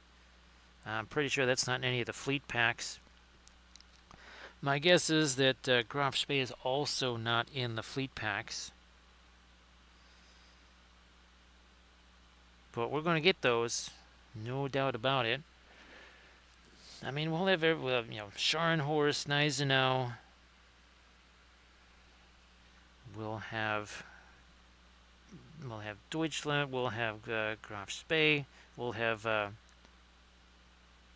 Graf Zeppelin.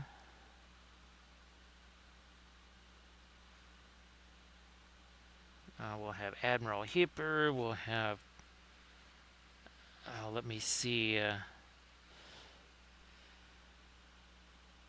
Well, unfortunately, all of the destroyers were just given numbers. There was no names for the destroyers. I think they were the Z-class destroyers.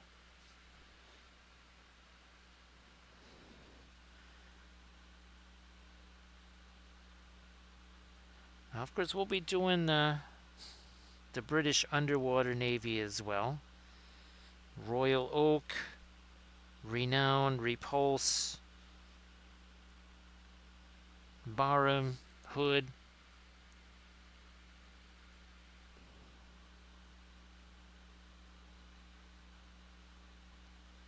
So, and then we'll get an Eagle, of course, and Ark Royal. Plenty of ships as part of the Underwater Navy. I mean, we'll do Nelson, Rodney, KJV, Vanguard.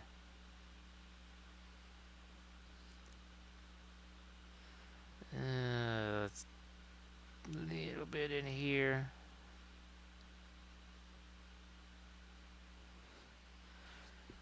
And now that we've got our lighter stuff done, then we can start to think about getting into our weathering / rust. Got a little bit, not a ton.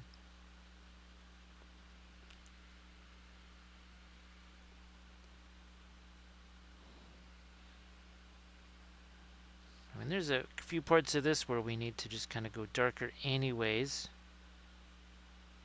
Just to refine some details and such.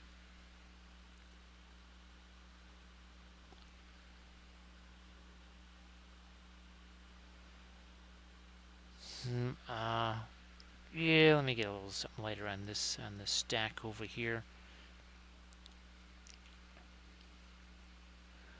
Hey, Red Baron, how you doing? Oh, it's been a while. Great to see you back. Hope that you're doing very well.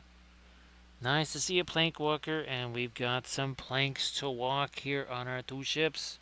Right, Plank Walker, how you doing? It is now a happy Tuesday here. So Red Baron, these are 3D printed from Coco's model. So that's Lee McCall. That is on my mini factory. Not only does he have tons of fleets of obviously Second World War ships, but he also has World War One. I do believe he also has Age of Sail. I mean, we're going to be doing Armada Mondays for a long time, so we'll certainly get around to doing some Armada Mondays with the Age of Sail ships, of course. Too, we still have more of our 3D printed 28 millimeter ships to do. Right, we did 3 of these Corsair ships. I still need to do more. We did the Elven ship, and of course, here's some of the other ships from the Japanese Navy that we did. So super fun.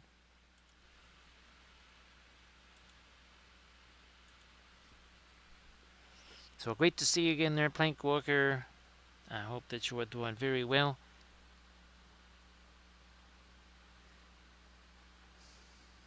Catch a little more light on some of these here. Maybe we'll see if we can get a little refinement here on some of these portals. Thanks, Pixel appreciate that. Thank you so much.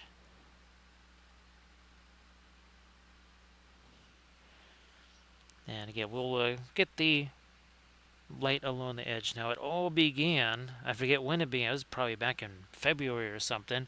We did Arizona and we did Enterprise. So, yep, Arizona and Enterprise, we did those two. We've done a huge portion of the U.S. Navy, and again, of course, we've also been working on the Regia Marina. So there's Roma. We even got down to cruisers and even destroyer classes. I think here we had, yep, there's I don't know if this is the Zora class cruiser, but this might have been, no, I don't think that is not the Zora class cruiser, I don't think.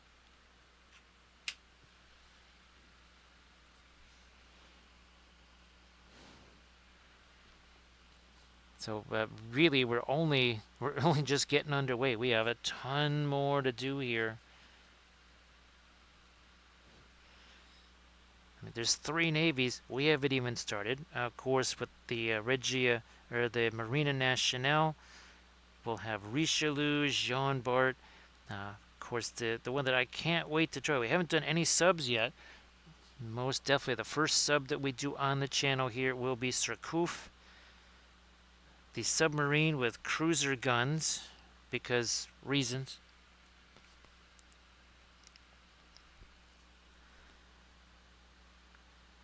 Now, the other temptation is to maybe, I might even see if I can maybe print up the carriers at a larger size. Instead of 1/1800, if I can do those, maybe, I'm not going to do them at 1/700. They don't have the detail to hold up to that.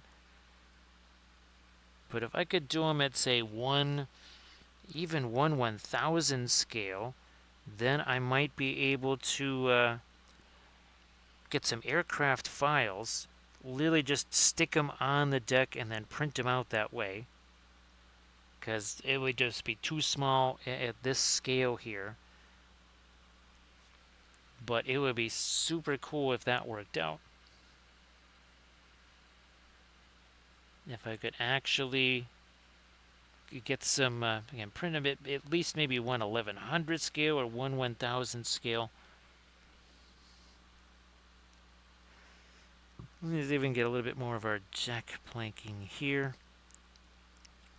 swing this around and approach it from this angle. That's much better.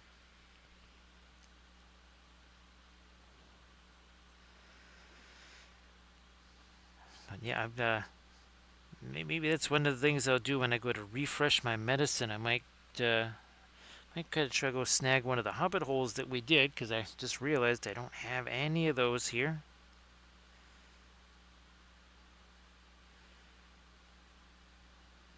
Technically, I still have 3 more of sort of the, what we say, single family hobbit holes printed out to paint, but I also have that massive hobbit tavern,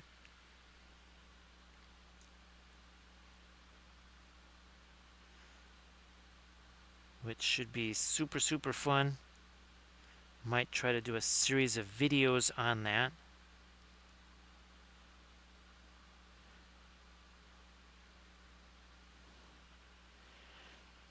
Let me go to Mogami here and work on the deck.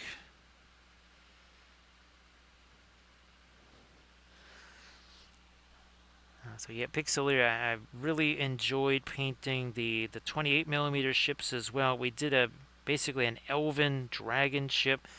We're going to be doing the Dol Amroth ship.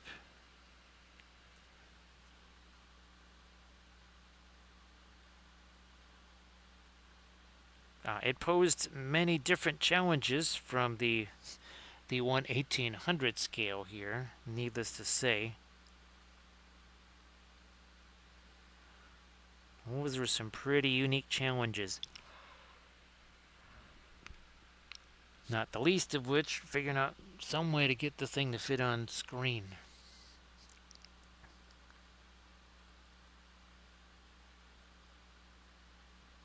And of course, they were painted in multiple pieces. I think the Elven ship, the Elven ship was 3 pieces. The Corsair ships were 2. Alright, so we'll just see what happens. I'm going to take maybe a little bit of this, mix it with the transparent red oxide. So not even bothering to put the asphaltum out here. And of course, we haven't forgotten our ship recognition markings. We'll get to those too.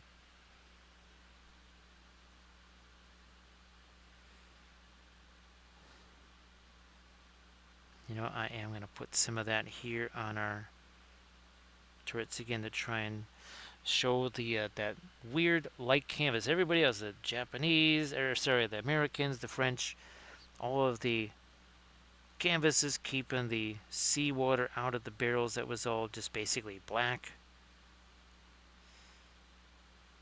It seems like all the Japanese, they went with white on that canvas.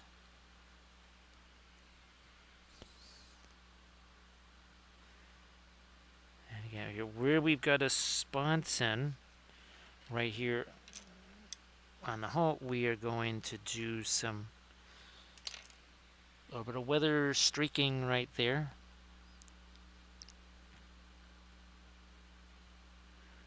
That's the kind of thing that's going to happen with sponsons. It's just a natural place for water to kind of accumulate and then roll down the sides of the ship there.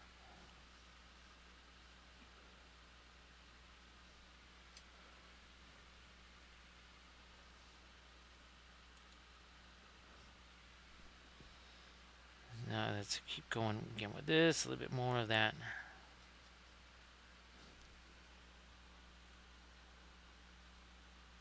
Here we are. Now we're going to come back with some light on some of these barrettes over here. Or barbettes, sorry. I was thinking Armored Wolf and all the leather work. In addition to the dice bags, they also do things like barrettes and journal covers. So go check out Armored Wolf Productions. The best in leather goods also. Some really spectacular metalwork too. So go check that out.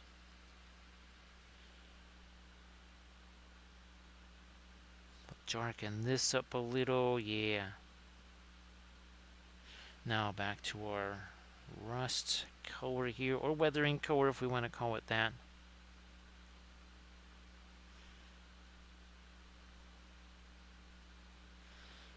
And of course, we'll come back with our later stuff too. Not to worry. No, let's not go too liquid with that.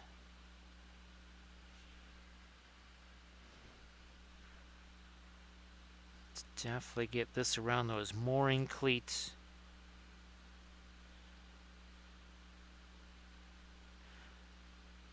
Drag some of that down here. It's right below the boat deck.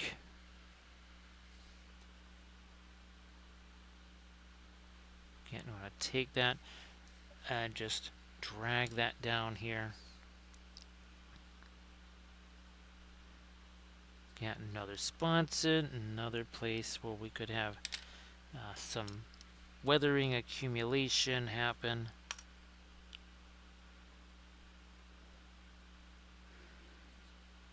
So we have these aircraft catapults here. Again, pretty much every part of this Mogami class cruiser is really different and really unusual for Japanese Navy design here.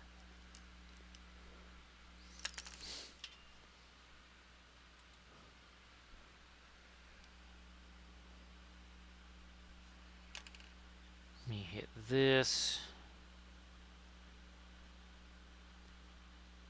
Ah, okay.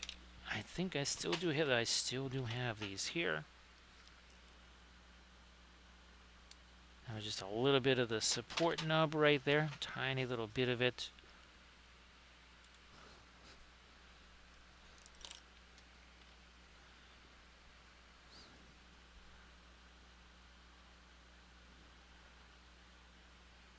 Yeah, that's that actually, we need to get some of our light back in there still. I mean, this is sort of the stage where we sometimes have to go back and forth a little bit.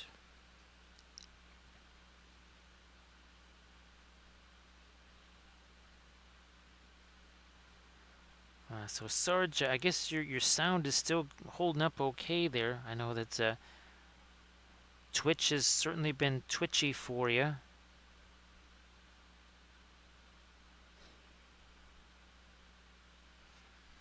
Alright, let's set Mogami off to the side. We'll get to our other cruiser here.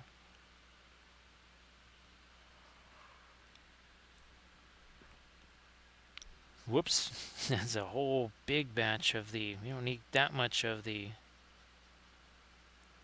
transparent red oxide. Get rid of some more of that too. There we go. Now we have separation from that. Spots in the Japanese, some of their ships. It's almost like that kind of 1890s French battleship era with the sponsons hanging off the side of the hull.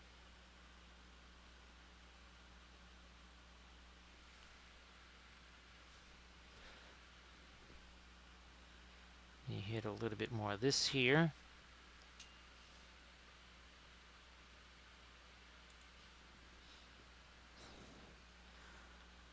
On this barbat, yeah, that one needs a little separation too.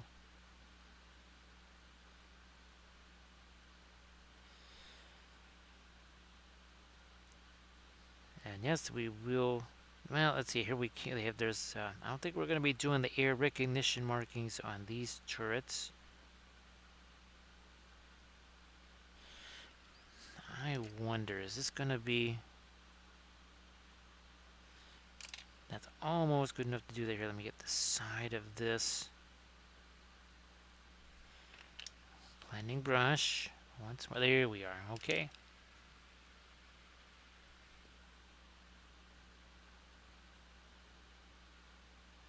And we'll continue.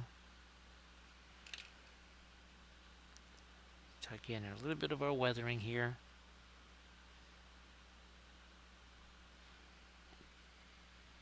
And as before, 2 hours ago, these two ships, well, they had no paint on them whatsoever. Now, I think I am going to do is refresh the medicine real quick here, so don't go anywhere. We shall be right back. And maybe I can grab one of those hobbit holes too and make sure that's in the room with me so we can actually show those to folks. So again, don't go anywhere.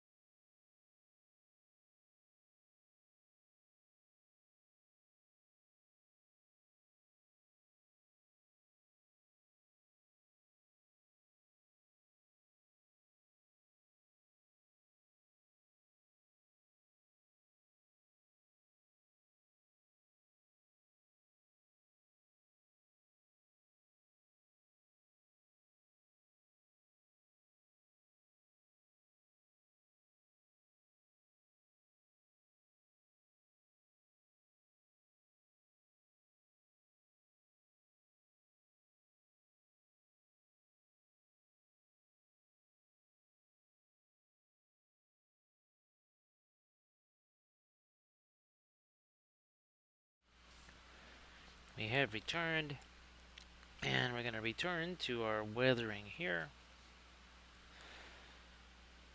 which we definitely need up here on the upper part of our superstructure. Actually, I'm going to use that to help sharpen some of these edges a little. Blending the micro blending brush here. There.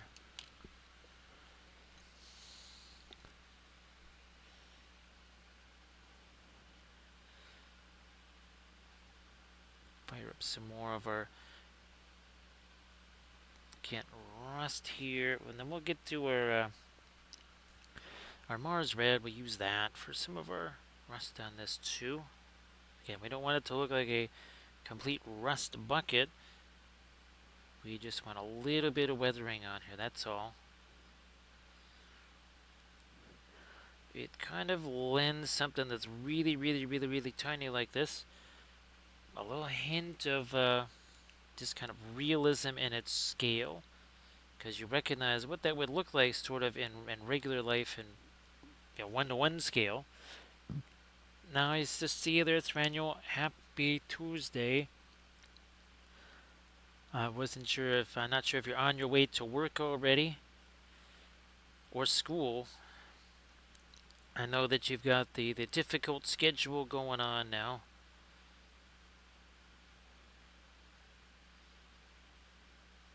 So hopefully you're doing reasonably well. And of course, great to see you. Now let me darken that down a little.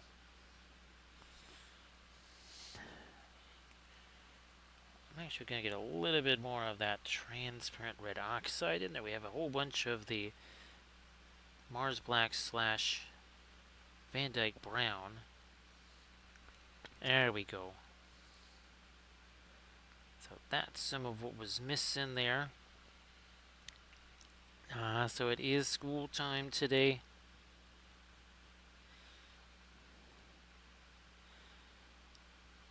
Now here's hoping that that passes quickly.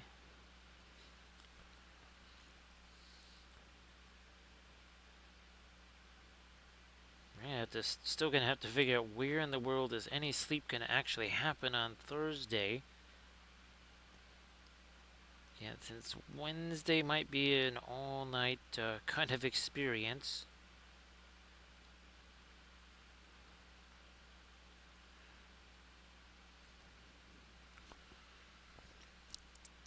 Let me try some of that down here.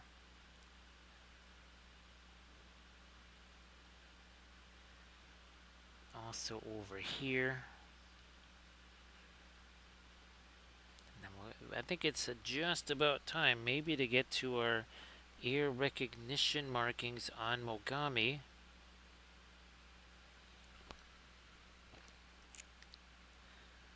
So great to see you again there, Thranuel. We're a decent ways into our happy Thursday here, or happy Tuesday here now. We're almost, well, about 41 minutes in.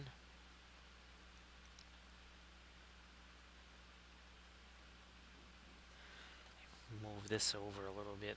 There we go.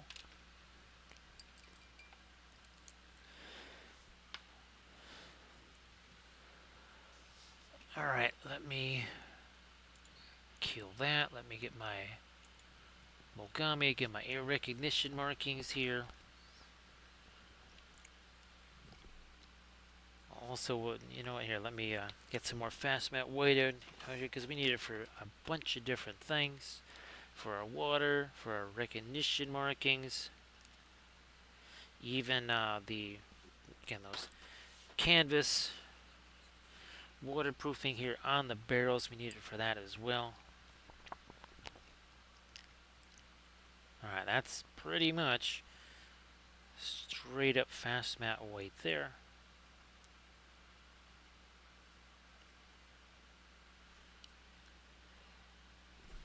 And that's going to just pretty much be most of the turret roof here.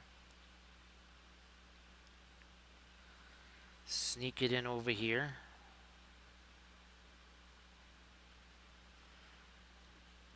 Then back over here again.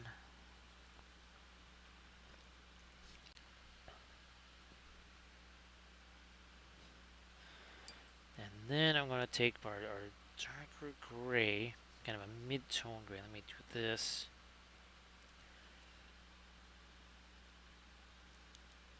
On the edges of it here.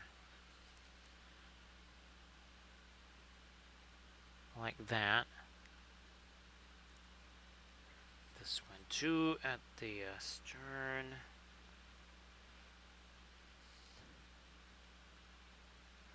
And now, we'll just, well, this is the Puro red, actually. This is from the Artist Oils from, a little bit of the Umber too. Yeah, mix those two together. That is the Iris Artist Oils.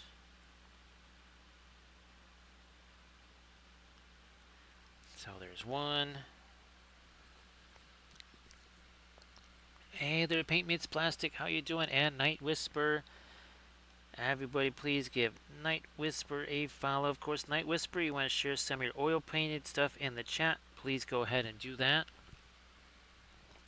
Great to see you. Happy Tuesday there, Night Whisper. And of course, Paint Meets Plastic, great to see you back. At least I have some of the pictures of the other Japanese ships here. Again, not sure where. I actually looked. I grabbed the one Hobbit house.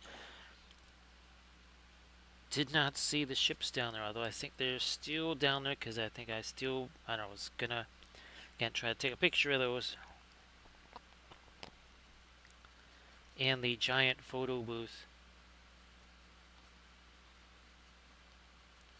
So again, that's almost straight up white there.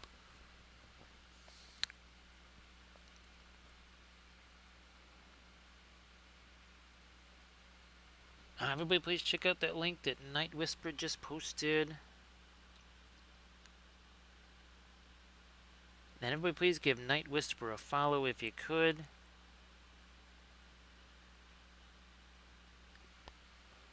Check out that Discord link.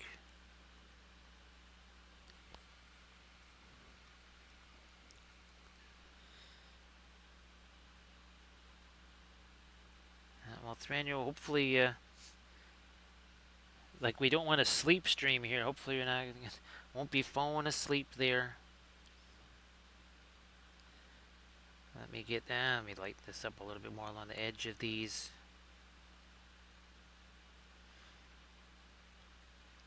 Also along those edges. Oh, we gotta get this too. Whole bunch of things. We even have a crazy anti-aircraft gun mount over there.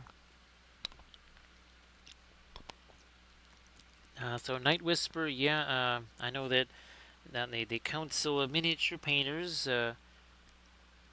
Moonlight Minis, came up a few times in the conversation.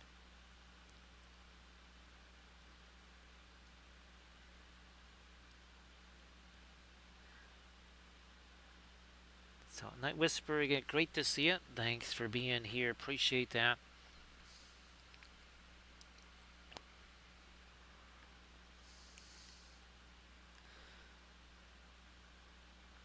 So again, please check out that Discord link that Night Whisper just shared.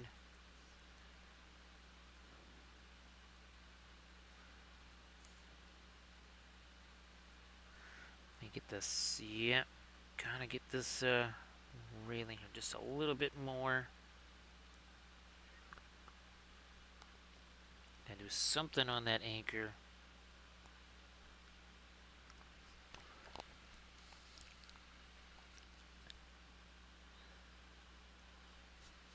So Night Whisper, I've got to get those Lord of the Rings. Basically, it's kind of like our Lord of the Rings gummy bears, but these are essentially Lord of the Rings cat people. And the reason why I'm thinking of that Night Whisper is that the style is much, it's kind of a little bit like Moonlight Mini style. I think in some ways, Moonlight Minis, it does remind me of the Werner Clock miniatures.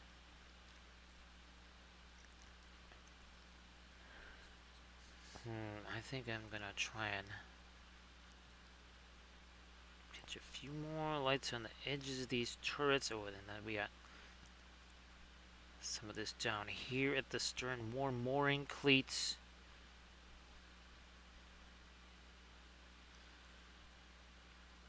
And then we'll certainly have to do, I think, a little bit more of our... Whoops, that didn't go there. We'll have to get some, I think, even lighter stuff on our deck here. Let me see if I can do some light on some of these portals here. The ones on the starboard side are always going to be a little bit more chewed up because this is also the side of the ship where we've got some of these supports touching it.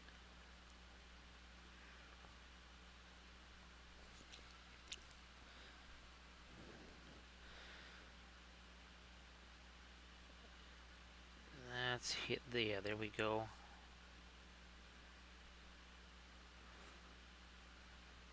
Here too.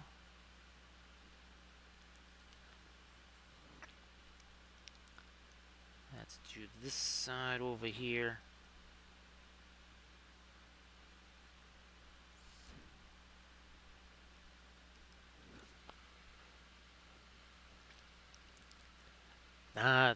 Glad that that worked out well, Night Whisper. It works well for Rust too.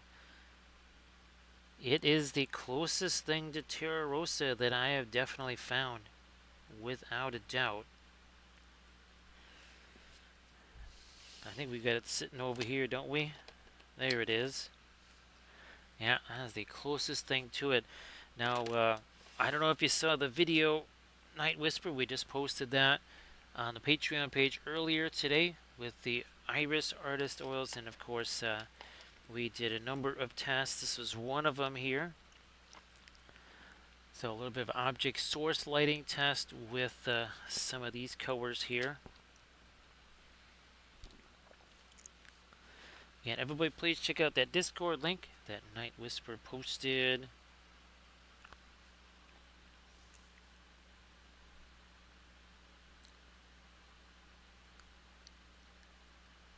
Couple more of these here. So, Terreno, I don't know if there's more snow in your future or not. Here, pretty much no snow. It is finally starting to... Now it's into the mid-30s here. And it should be down around these single digits or so in around this time next week, I believe.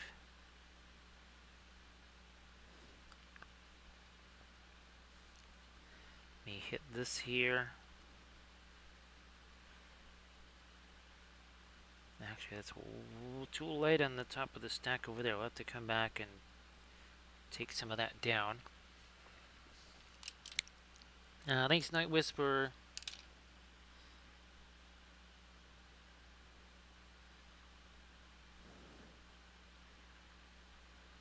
Of course, it was nice to see the folks on the Council of Miniature Painters last night. Well, Sunday night now.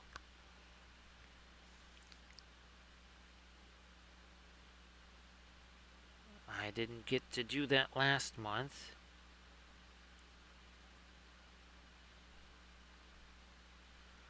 And up there, where we go.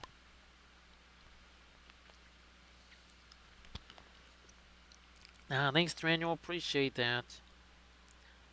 So, Thranuel, as far as, we've tried some of the other paints that are supposed to be, miniature painting oils. I think these are much closer to the artist oils that we're used to and that we like. I'm not going to just kind of take these and set them aside and only use those. But the one nice thing, Thranuel, about those, and we were talking about it earlier, is if I was going to do some kind of a class or something like that via Zoom or Discord or any of those type of things, at least this is supposed to be something that everybody can get everywhere. I'm pretty sure that they don't intend this for it's just the US only. So it would be nice if I could just kind of go, okay, here, well, we're going to do this figure, And guess what? You can actually get the same things that I'll be using, as in the exact same things, instead of, well, okay, well, I'll use Schminke instead of Williamsburg or something like that.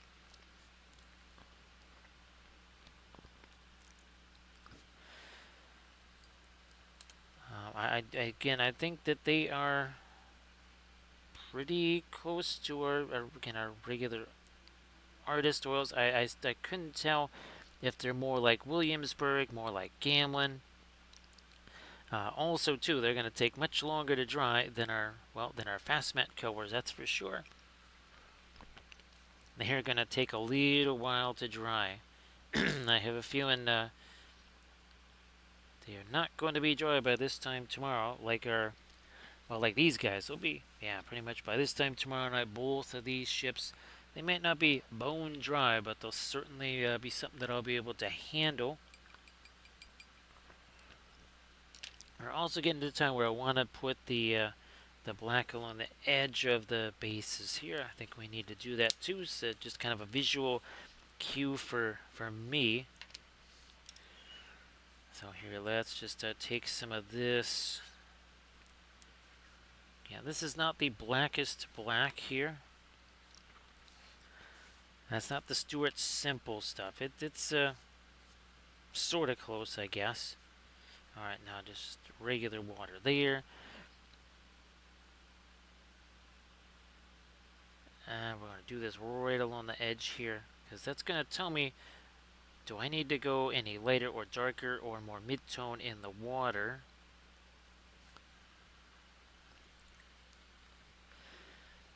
So Thranduil, that's kind of the chief thing that, right, in things like the AK Interactives, the Flow from Scale 75, they were just kind of slimy, right, and they just sort of slipped right off the miniature. These didn't seem to be Thranduil.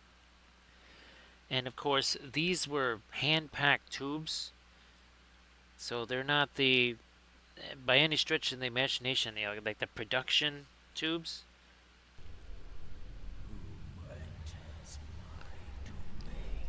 How's about we welcome in JT Stark? How you doing there, JT?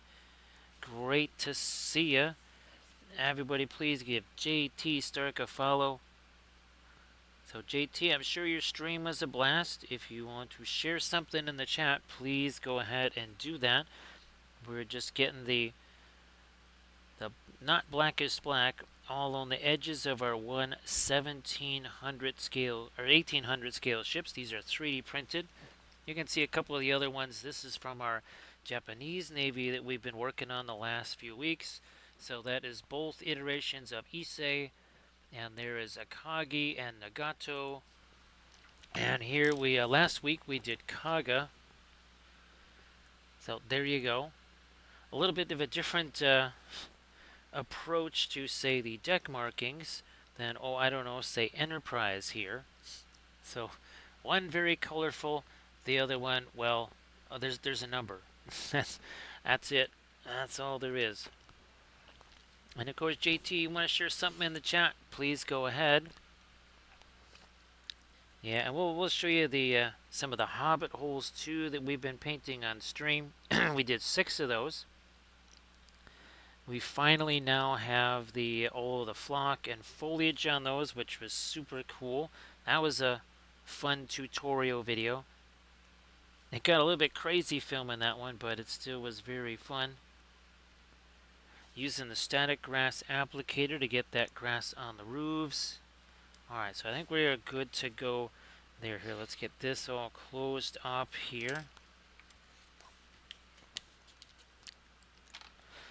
And there's, this is just one of them. Yeah, this was the lumberjack hobbit hole here.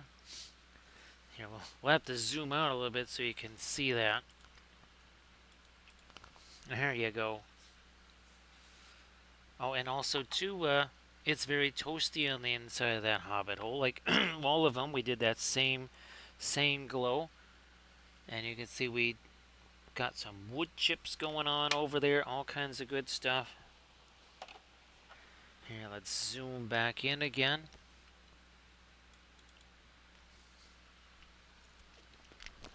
So again, everybody please give JT Stark a follow if you could. And of course, when JT posts their pictures of what they've been painting,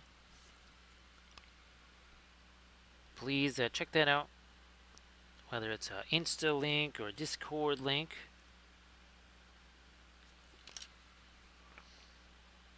Yeah, there's a few. Yeah, we can get some of these here. Can't hit that with some of our light here. More of these portals on the side. Yeah, let's hit these guys. Little something more on the stern there. I'll lighten up this range finder here. We should probably hit this mast a little too. Yeah, I don't think I ever really did get any of the weathering on these stacks. We might have to do something there too.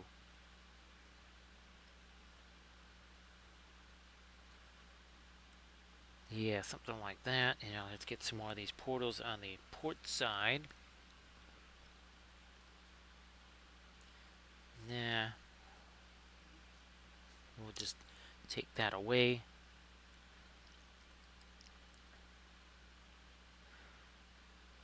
See what we can do with these guys. Then I also have to lighten up my water some more.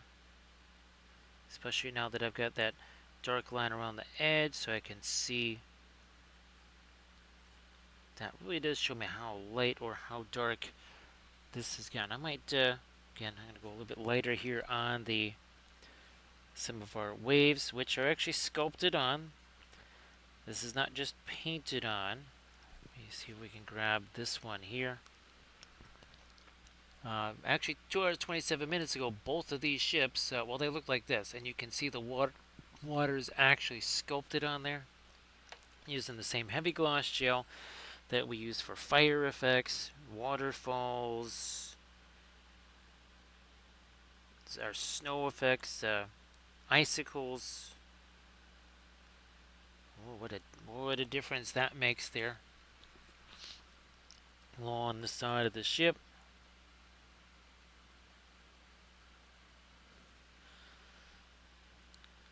Another blast right here.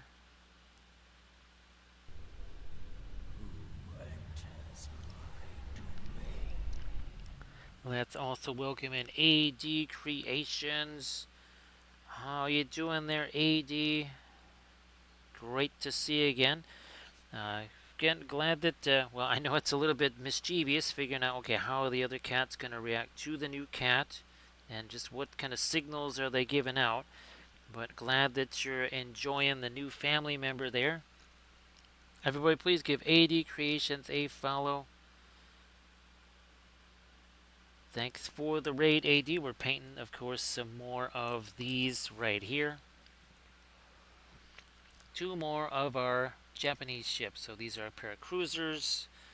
This one is Mogami right here. And again, here's some more of our ships from that particular navy that we've already done on stream. This is the one from last week here. There you go. That is Kaga. Now, of course, we've been painting all kinds of different things like the hobbit holes, and then, of course, this fun little sneaky snake right here. Look at that. That's also 3D printed. That is from Titan Forge. That's fantastic, AD. I'm super glad that's going to be really, really cool. It's going to be a very special Thanksgiving there with the new family member.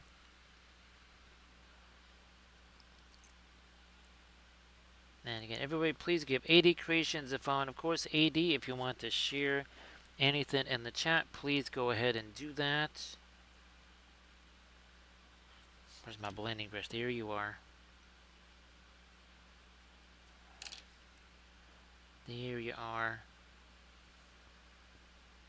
Catch a little bit of the light along that edge.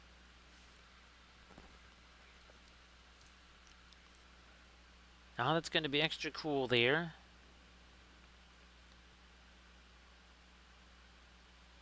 That is very cool. Now I'm guessing that the dogs are staying. Yeah, I guess Tom and Jackie are going to be doing dog sitting there, which means they'll probably gain about 12 pounds each or something like that. I think that's what happened last time she was gone.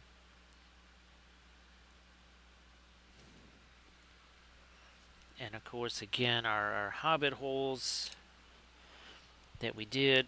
Oh, no, here's our Gandalf. That's right. We did, well, not just one Gandalf, but two Gandalfs and a Shadowfax thrown in as well. I have to find out where is my Arwen around here somewhere. Don't see the Arwen anywhere.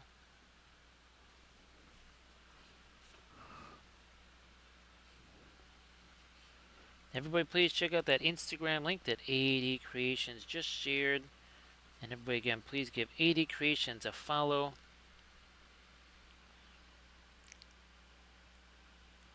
Trying to catch a few little lights along the edges here. In addition to what we're doing with the water, we're going to get a little bit lighter here in the churn by the stern. And again, that is sculpted on there. And you can see it here. So you can see that we used the heavy gloss gel to sculpt in that wave effect there.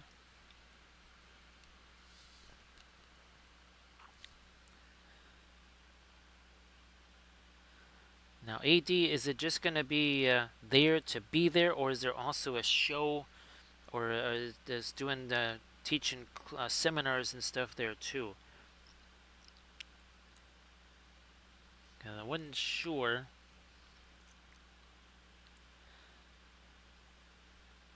Let me get this little more light over here.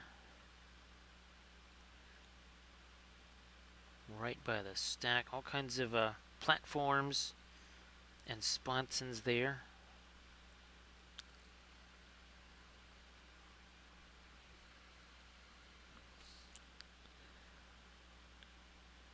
But hopefully, I mean, even if there's supposed to be some seminars and stuff over there, hopefully you guys get a chance to do some hanging out.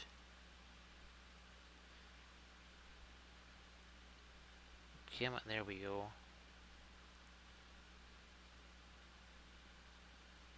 Let's do more of our light. Get right along all of these portals here. Just a little something.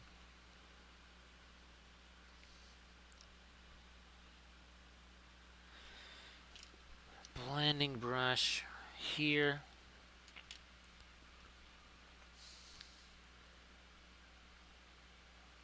Ah, okay. Oh, that's pretty wild, AD. That should be very cool. So these are 1/1800th scale. So again, we've got this is Mogami over here, and our other cruiser. Here, let me grab that one. So this is Furutaka right here. So Mogami, Furutaka, and of course, well, we've done everything. We've even done the unicorn of all unicorns.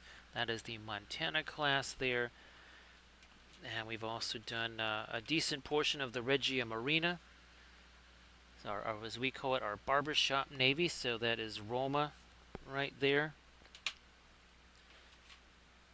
And of course, well, we started it all with Enterprise and Arizona. That's how we got things started here.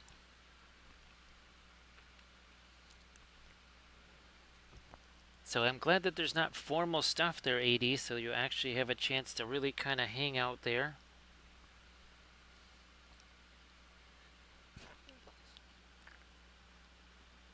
You're gonna have to tell me what GCE is like, because I've never been there. I mean, they've been doing it for how many decades now? I've never actually seen. I've seen some of the other gem and jewelry shows, but I think those are smaller.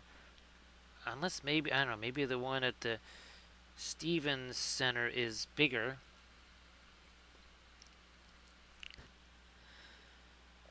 And of course, everybody, please, if you want to see another unicorn, please check out that link that AD just posted there. And everybody, please give AD Creations a follow.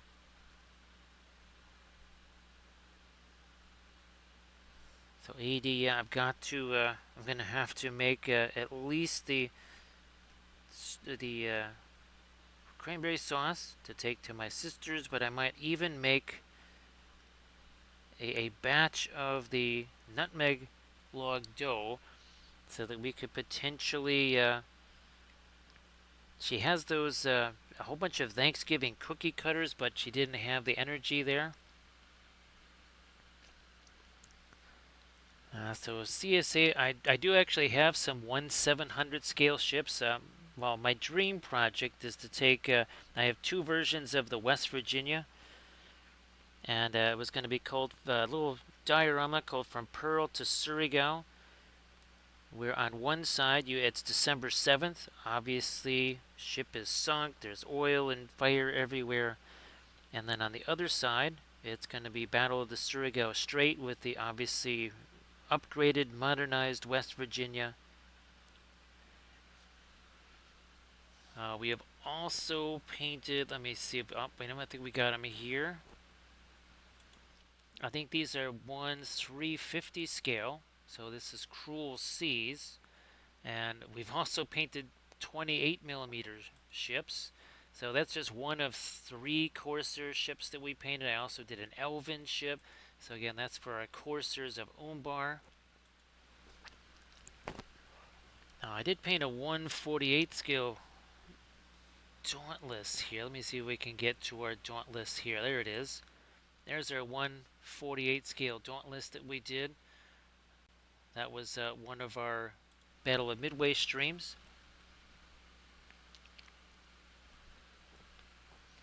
Well, AD, that's going to be really fun. So CSA, I think I also have, let me see, what are some of the other 1/700s I have? I've got a Scharnhorst, I have a KGV. I actually have a Shinano, and we will be doing a Shinano in this 1/1800 scale.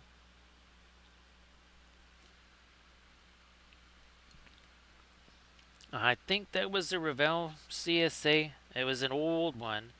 And of course, I don't really do the decal thing, so I had to paint all the insignia on there because, well, that one didn't actually have the decals I even would have wanted because that was Dauntless from Wasp and not from Enterprise.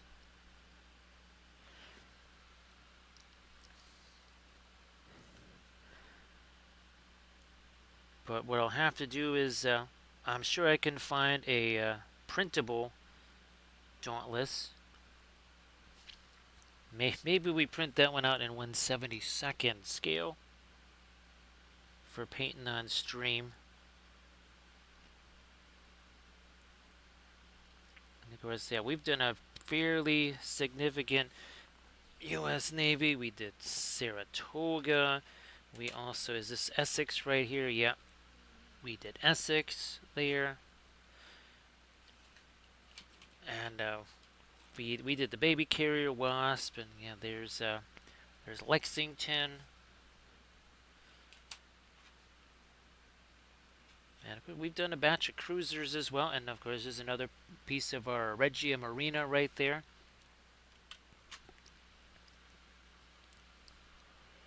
Yeah, CSA, that had to be very interesting, as in not fun, interesting. See if we can catch a little edge on that barbette. Okay, so I think we've got our ear recognition on Mogami pretty well set there.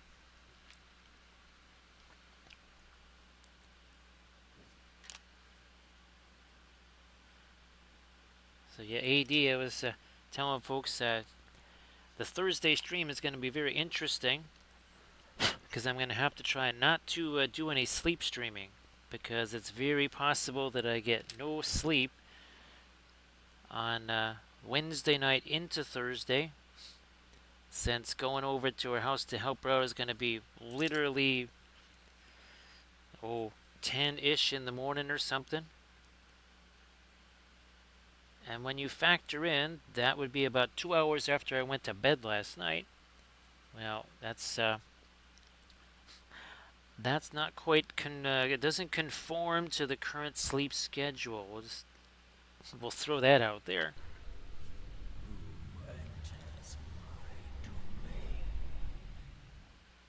Let's welcome in Bearded Celt. How you doing there, Celt? Happy Tuesday. Great to see you again. Thank you so much for the raid. Everybody please give Bearded Celt a follow. So AD, what I'll have to do then is bring the football over so that Frank and I can actually play some football. And given the fact that I'm also bringing the cranberry sauce over there, which I might just fill it with extra sugar. Yeah, I might just put extra sugar in there just so that we have even more hyper energy coming from that. So everybody please give Bearded Celt a follow if you could. So Bearded Celt, we've been working on 2 more ships for our IJN here. So this one is Mogami, and this one is Furutaka here. So 2 ships that, let me see, 2 hours and 41 minutes ago, that's what they looked like. And as you can see, the water is sculpted on there. Hey, nice to see you again there, Hook. I hope that you're doing well. Let's see. Well, here's some other of our IGN ships. That was the first one we did. We did both versions of Issei. We see the early war version and then the battle carrier version. And then we did Akagi and Nagato. And then last Monday, where are you at? There you are. So last Monday we did Kaga. Again, these are all 1/1800 scale here. So I forget which destroyer that is. CSA, let me see if I can pop that one out. Let's see. Let me take a quick little look at this again. Okay, so that one I believe is that's either a Shiratsuyu class or Kagero class. That I'm gonna have to do, so I'll have to go see which one that one is. Yeah, Bearded Celt, I know that you've been trying to blast through getting some Christmas gifts painted there. If you want to share any of those in the chat, of course, Bearded Celt, please go ahead and do that. Now, we will, of course, on Thursday, if we're streaming, if I find some of these flat pieces again, we'll paint some of these. They're around somewhere. Otherwise, well, no, actually, this is the plan. This is the plan. We're going to be painting Arda / Middle Earth as this.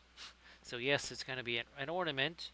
Now, that's usually our New Year's Eve right there. And again, this is some of our other Christmas ornaments that we have done, and they are very much of a planetary nature. Let's see, we also have painted Io. We actually did Saturn. I actually took a big thing of plastic card and made the rings. Hoping to maybe do Ganymede and Callisto this year.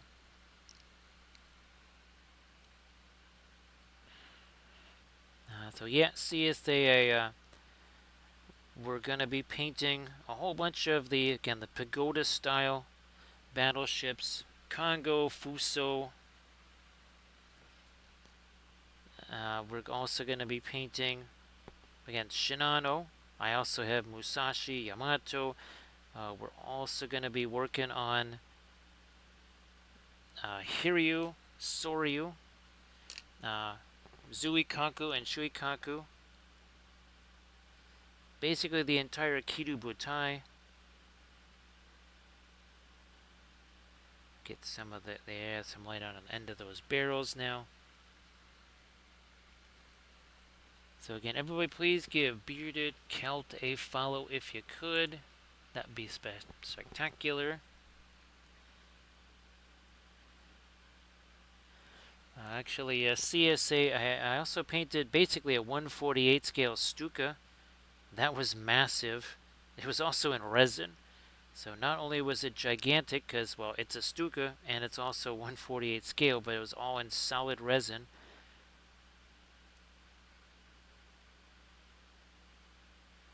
Again, my other plan was to potentially print these ships at maybe 1/1000 scale or something like that, and see if I can't get some of the aircraft files and then literally just stick them on the deck and then print them instead of trying to print the planes separately and then get them on the deck.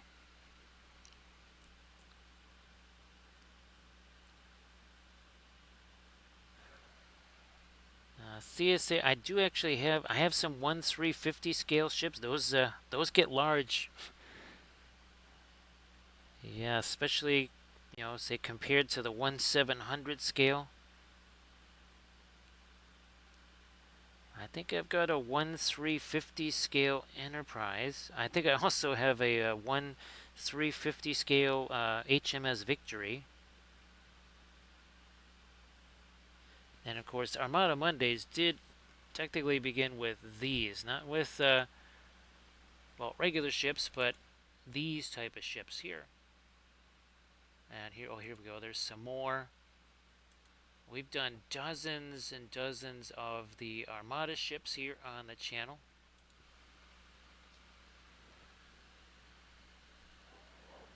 That's really cool, CSA Sniper. Believe it or not, I actually do have a 148 scale B-25. I think we got it at Little Wars. It was like $5. Somebody just wanted to get rid of that kit. The other thing I want to get is some the 148 scale. Things like some Euchre's transport planes. Essentially, I want these as basically terrain for bolt action. And 148 scale really works very well with bolt action. Let me get these portals now with some light on them. Also, sides of our turrets here.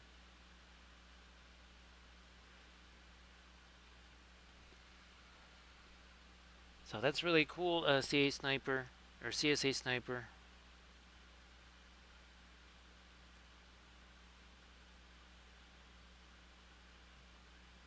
Again, it would be fun to again have some of the Euchre's transports.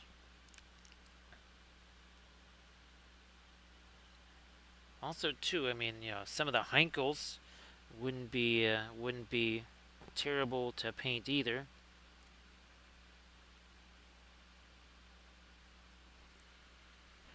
I have a 140. Actually, I have a 148 scale French Divotin fighter, but I also have a 148 scale Sturmovik, which is gigantic. I think I also have a is that a P40? I think I have a Thunderbolt too. Not like your really tiny planes like, say, a Mustang or whatever.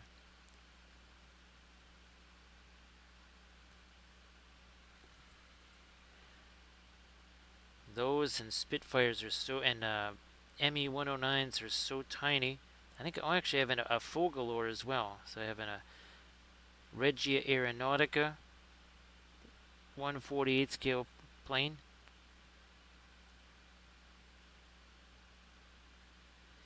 Alright, now let's try and get some of the portals on this side too.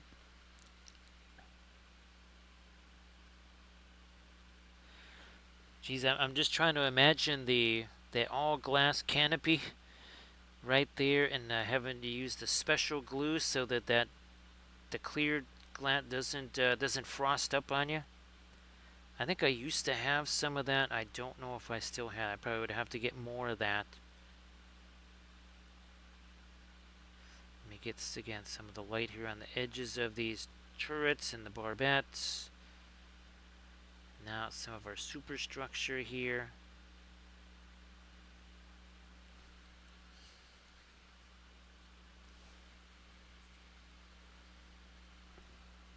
So everybody please give JT Stark, Bearded Celt, and AD Creation some follows. Now AD, I guess, is there any fighting over favorite spots? Because you know how cats are, they have their favorite spots.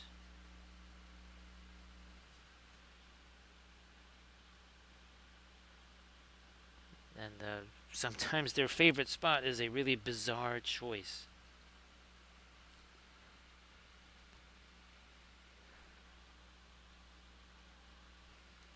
So CSA, I haven't tried doing the printable decals. I know that a few folks have suggested those. I've never tried them. It seems really weird given, your inkjet printers, it's not exactly water-soluble ink that they're spitting out. So I don't quite know how that's supposed to work. I never used them myself. Hey there, Irid. Nice to see ya. Everybody, please also give Irid a K190 a follow. And of course, Irid, if you wanted to share your Pinterest links, they're in the chat. Please go ahead and do that. I don't know if you've had a chance to make any off-stream progress with the dice towers, but I'm sure you'll be painting those on the Thursday stream. So again, Irid K190 is going to be streaming again this Thursday, 7 p.m. Pacific.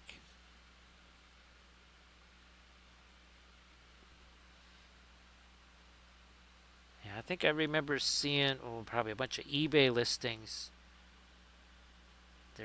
It seemed like there were sellers there that's basically all they did was decals. Page after page after page of decals. Yeah, Irid, I know that you've had to head out to do some early excursions to work there. For me, I believe I got to sleep maybe about 8:15 if I was lucky this morning. That's when I got to sleep. There was more computer craziness. Well, it was really the printer basically saying, well, I don't want to hook up to the internet. So that means you can't print anything because there's no USBs for the X1 Carbon.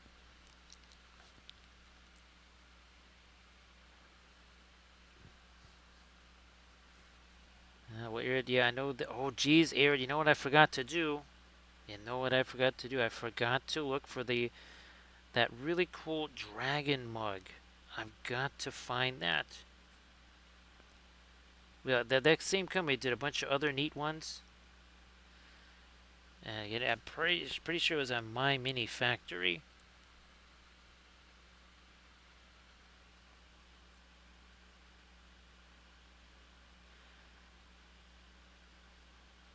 Grand Oracle. Now, I'm sure that's not the case, but you know what I still have to get for it, Grand Oracle, which I've completely forgot, is an SD card, right, so that I can do the time lapse.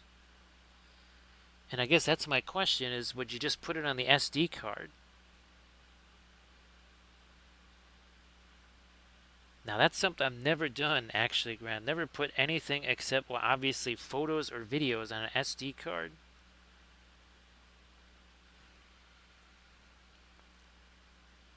And, of course, Grand Oracle, I have no idea where that is, so I'm going to have to do a little Googles on that.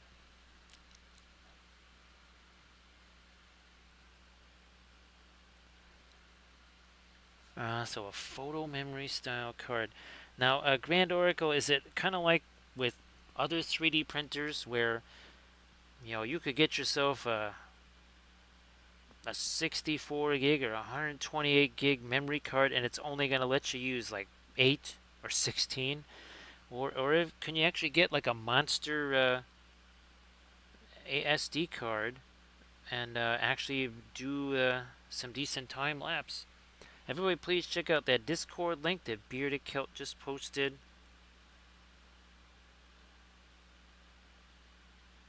And again, everybody, please give Bearded Celt a follow as well. There's a couple of Discord links for you to check out. Go check those out, please, if you could. And then, of course, please give Bearded Celt a follow.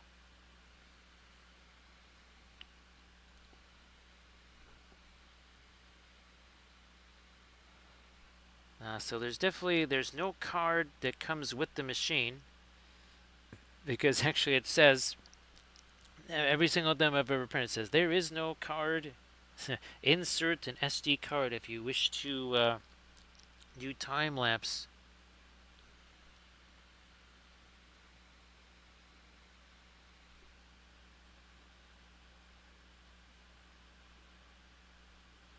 But yeah, the Grand Oracle, it's a weird thing, and it tends to do that more if there's been a gap in the printing. So if, let's say, the thing finishes and I start up the next print right away, it tends to not do that. The problem is always when I print something, say overnight or whatever, and I just don't get to the printer right away, either during the night or the next morning.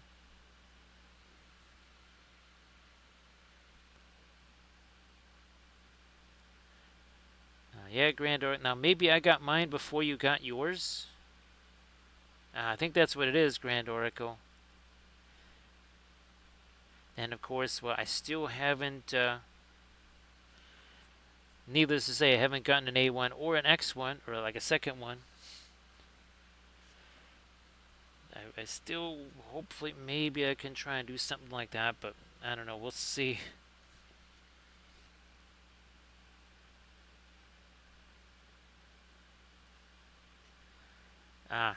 That's what I gotta do. I'm gonna go back to some of my later rust here now. So everybody, please check out that Discord link that Bearded Celt just posted.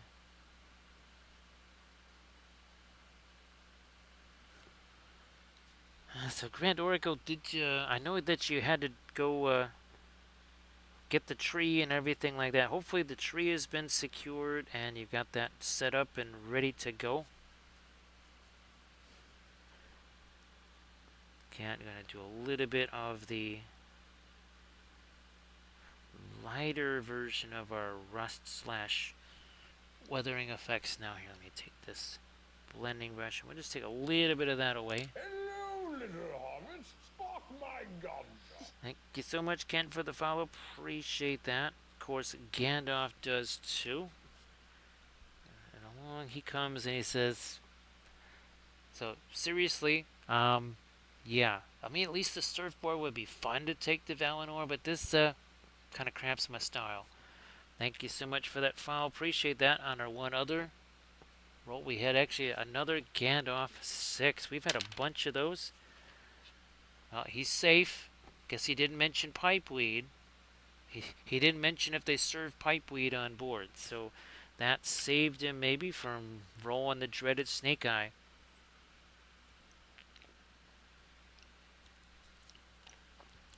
So thank you so much for that follow. That is appreciated.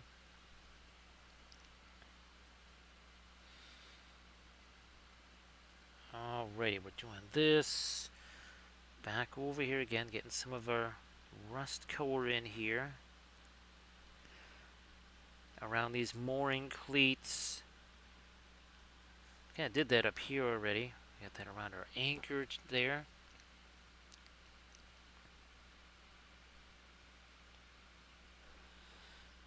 Thanks, Grand Oracle. Grand Oracle, I might just, I want to get a memory card just to do the, film or whatever, record that time lapse, because I think that could be really interesting. Could make for some fun, like, for a printing workshop video. I think, Grand Oracle, I might just start out with like a 32 gig or something like that.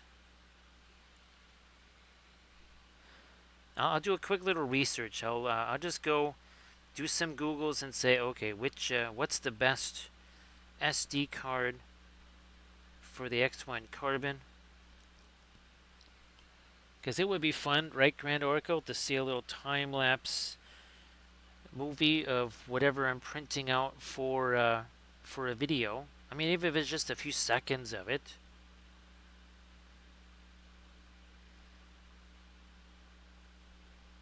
Because I think it goes pretty fast. It's not like it's going to be a 10-minute long video. I think it would be something that would just be a few seconds to play out.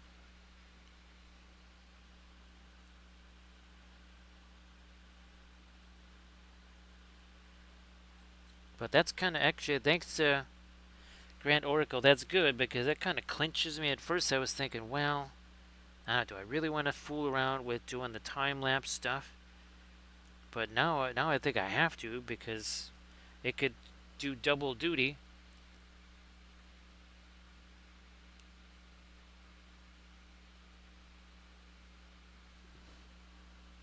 Let me get to, here, let me take this Van Dyke Brown. There's okay, these barrels here. We haven't done the darker barrel ends on any of these. Might have done it on our other cruiser. Let me take a quick look. Nope, hadn't done that over here.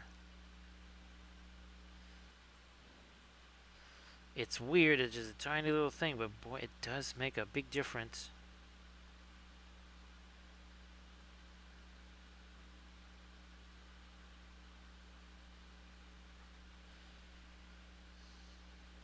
And we'll do that too.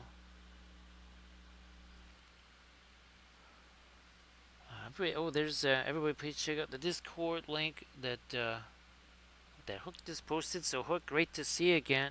I know it's been a little bit there, not too long.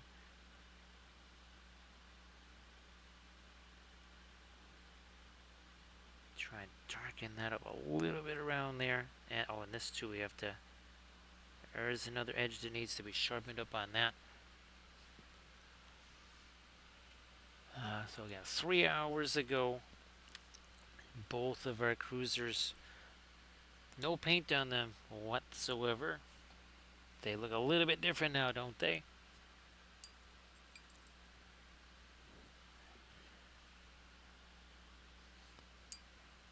Let me take a quick little look-see here at, we'll just use Kaga here. So I think we're about the same. I just wanted to see basically our non-affected water there. So I think we're pretty close to that. You can see on all of these, it all flows in the same way. So at least I can do maybe something like this, right? And the ships can be side by side. Yeah, Hook, just moving something around the house is hard enough, but doing that is a extra level challenge there.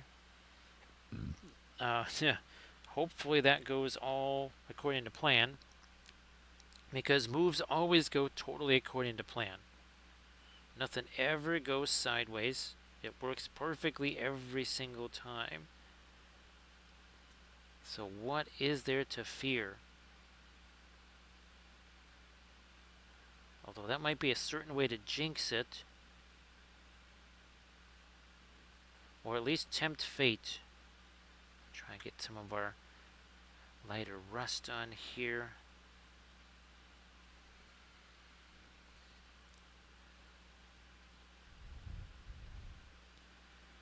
So again, I do appreciate the folks at the Council of Miniature Painters for letting me hang out during the stream, and then our little, well, it was almost like a little bit of a Discord test afterwards where I was able to see what my XSplit software can do while we're in Discord, which was basically all the normal stuff I would want to do with it. So that was extra cool. to find out. So there, I'm just again putting a little different kind of little brownish gray there. Here we got the mooring cleats again. We're going to hit some of our rust there. Another spots in over here that also is going to probably catch a whole lot of seawater.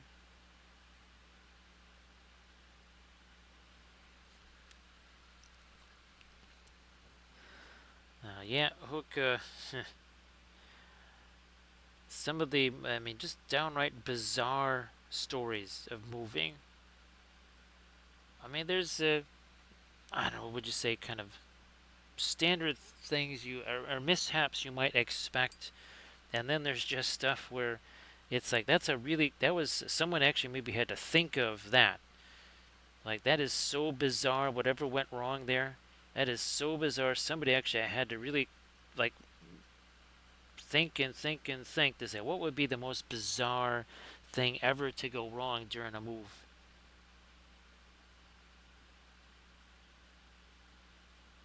Because there's been something like the movers that disappeared for a few days. It's like, where are they with all your stuff? And ironically, the move was to Tennessee. Hopefully, you're just not using the same moving company. So I'm just trying to get a little bit more of the really dark ocean water in there. And I'll do that over on this one too.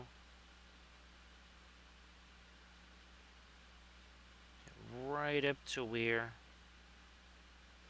we've got the bow crest. But here I want that to be both of these are want to be softer edges there.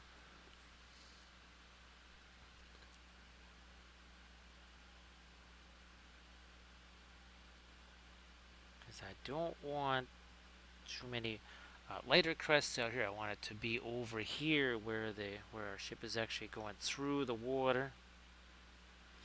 Now back over here, where's my regular gray here? Is this too dark?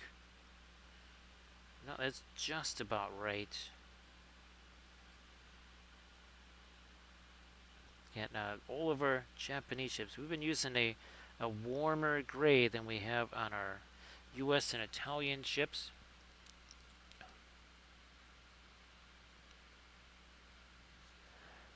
Yeah, Hook, I can.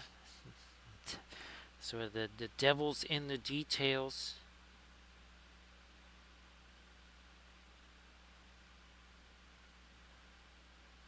All right, let's get this going here.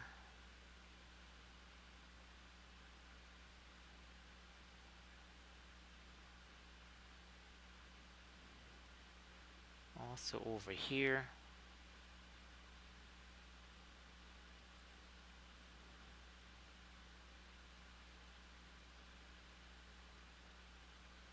Let's work this out too.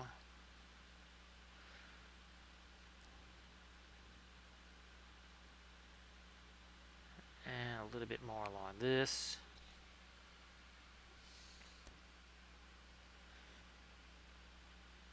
So some of the areas here where some of the well, there's also a few little crazy layer lines in there.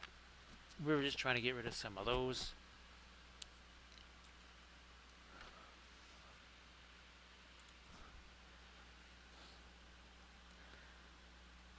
Back here to the stern.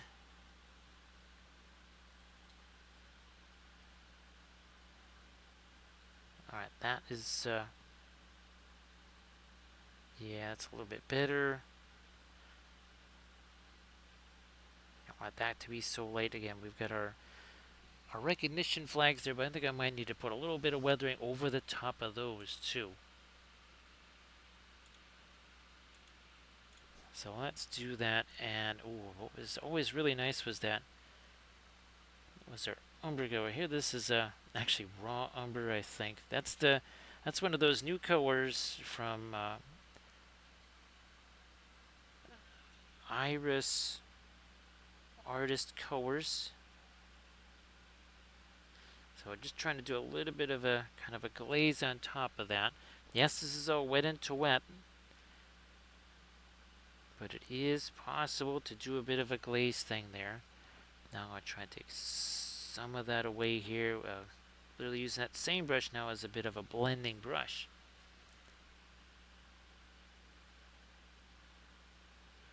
Yeah, that works.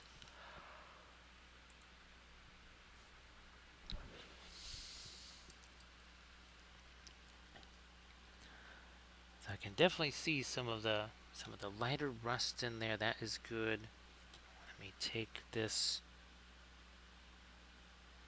It's a really hard edge in there that I wanted to get rid of.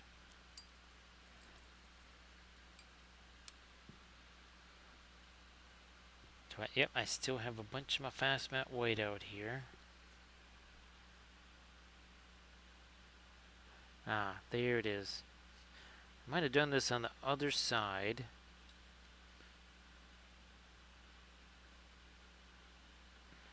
Okay, now we've done that on both sides, the starboard and port side of the bow.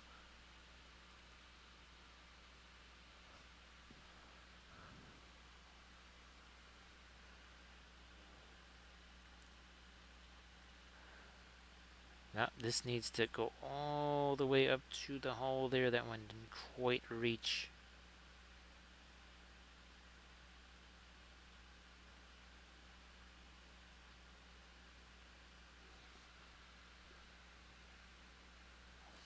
Let's get to our other one here.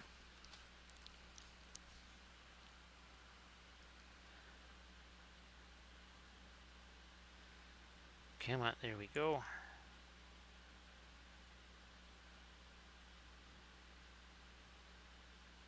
A little more right along the edge of the hole there. We're going to lighten this one up. Also that one a tiny bit.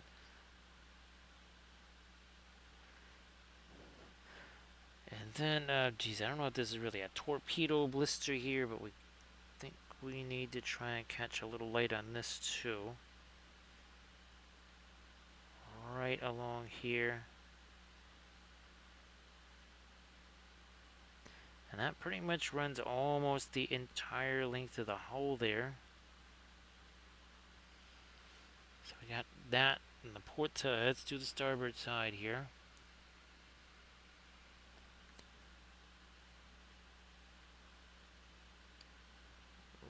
Right along the edge of this thing. And of course that's going to be a little bit more chewed up again because this is the side where our supports are on. But I think we're still able to do that, yeah.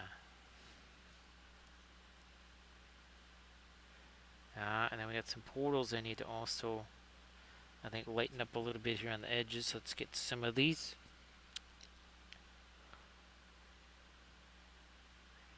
So as we call them, the big four brands that we use: Windsor, Newton, Gamlin, Richardson, and Williamsburg. The Williamsburg, those are the most expensive of our paint brands because those are handmade oils.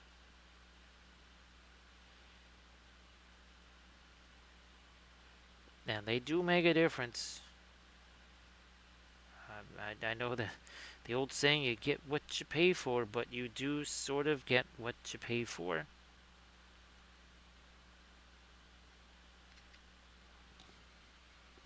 The intensity of those pigments, well, here's the thing, is you, in many ways, use less of the Williamsburg, since the paint is the pigment's so strong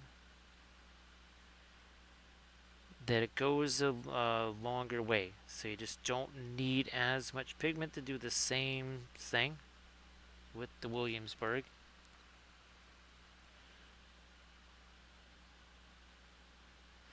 So yeah, Grand Origo. It's going to be really interesting to see how those new artist oils compare to our usual artist oils.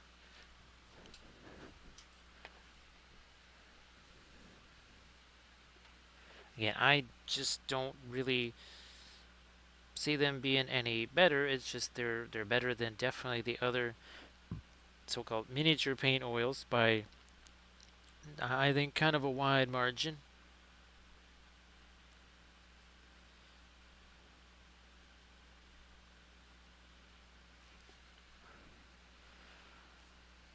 again, now we've really got our our water settled here. Let me do one more little look-see here at.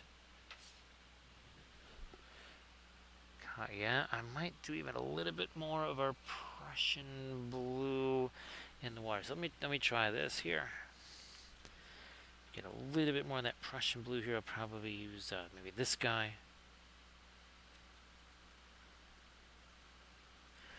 And hoping to just dry brush this in. And just a couple of spots. Maybe here's another one. So up there, one back there, and then that's it. So no idea, Thranual. Like I said, I mentioned in the video, I have no idea how much they are, how much they're going to be. I don't even know what the final tube size is going to be. Are they going to be 21s? Are they going to be 17 mils? So I have no information. All I know is that they sent me some stuff, and we gave it a try on the video.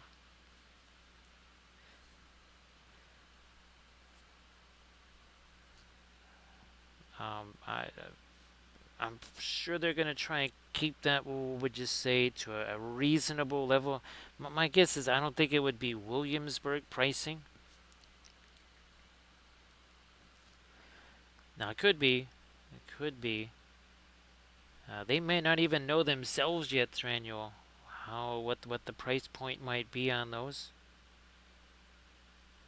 It might even be kind of gauged on reaction, or however people receive those.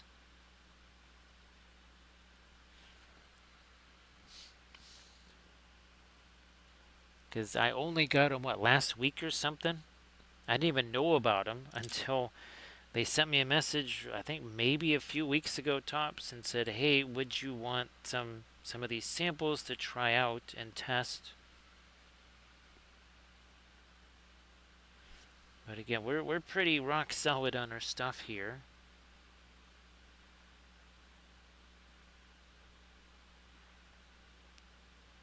But again, for folks that maybe have a harder time getting the oils or whatever, they really shouldn't be, because they should be kind of ubiquitous and available everywhere.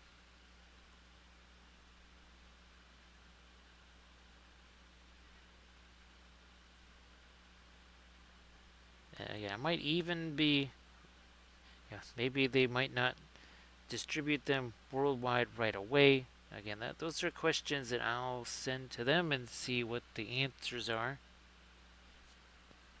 Let me see if I can darken up inside the stack. I might even take some of our, a little bit of our blue there. Yeah, mixing this with the Mars black. You know what? A little more thinner, I think. Bam, there we go.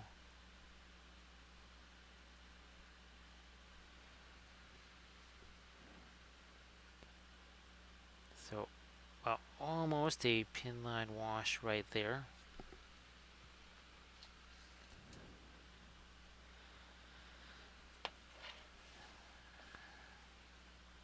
Well, this deck is reasonably dark, so I don't know if I have to do too much of that over here. On this one.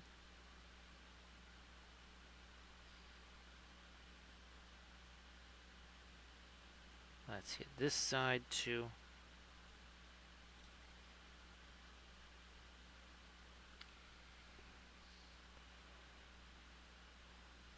Crazy little stuff on this bridge here.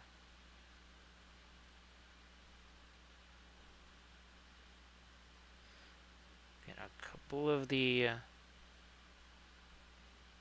machine gun mounts right here amidships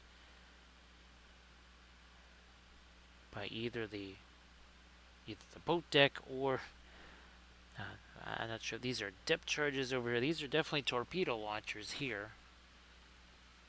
A couple of them right over here.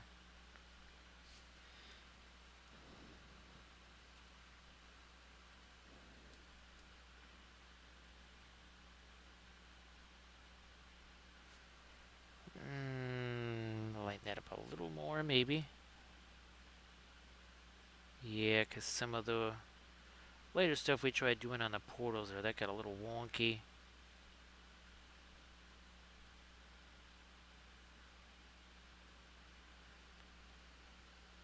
Yeah, there's some of our water that got too far up the side of the hull here. Now, for as low as this freeboard is, we don't want it to be any lower than it has to be.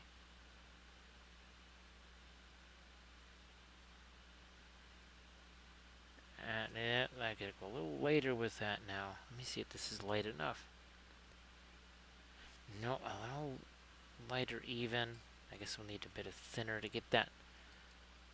It's a little bit of our turquoise. It's still a warmer gray though. That's important.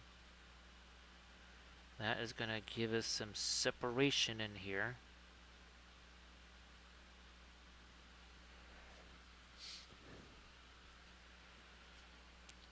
Tyrannual, that I don't know if there's going to be more colors. What they sent me was 15, although one of them, which I suspected was just a medium, turned out to be just that. It's just a medium. So really there was only 14 colors, one of which is white.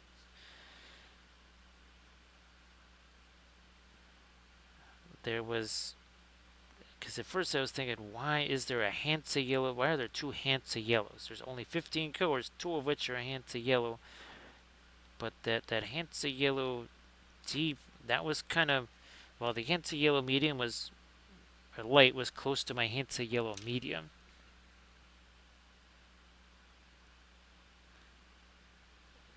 This is another little bit of that mid-tone I need, and again, that's on that torpedo launcher there.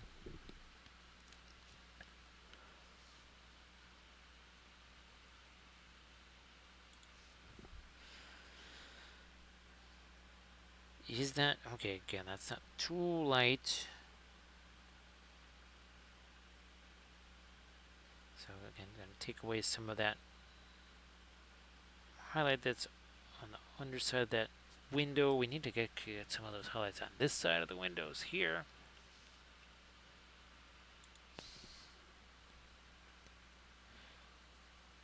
No, we're just gonna have to break into some of our fast matte white to do that.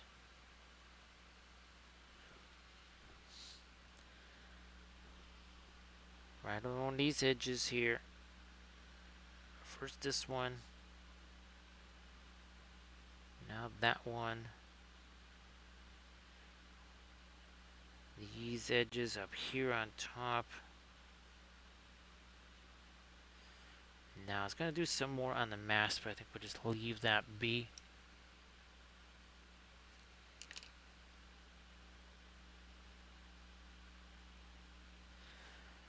I get the Puro orange, the Hansa yellow medium, and the Hansa yellow light were pretty effective. This is one of the tests that we did.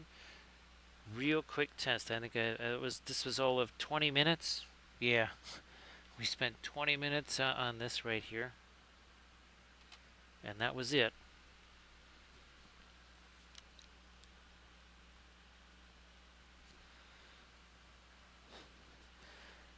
We did a non-metallic metals test. We did a staining test. There was I don't know if there was anything super shocking with the staining test to see what worked and what really didn't do any staining at all.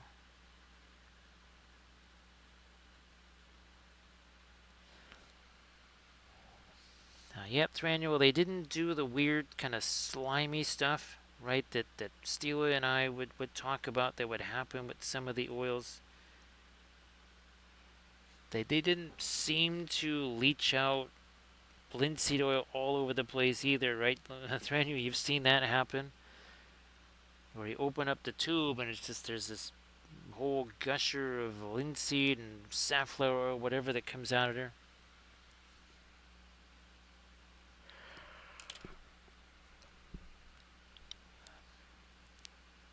Let me see what's going on with this there. Maybe we'll just make that lighter again. Again, that's one of those aircraft launchers there.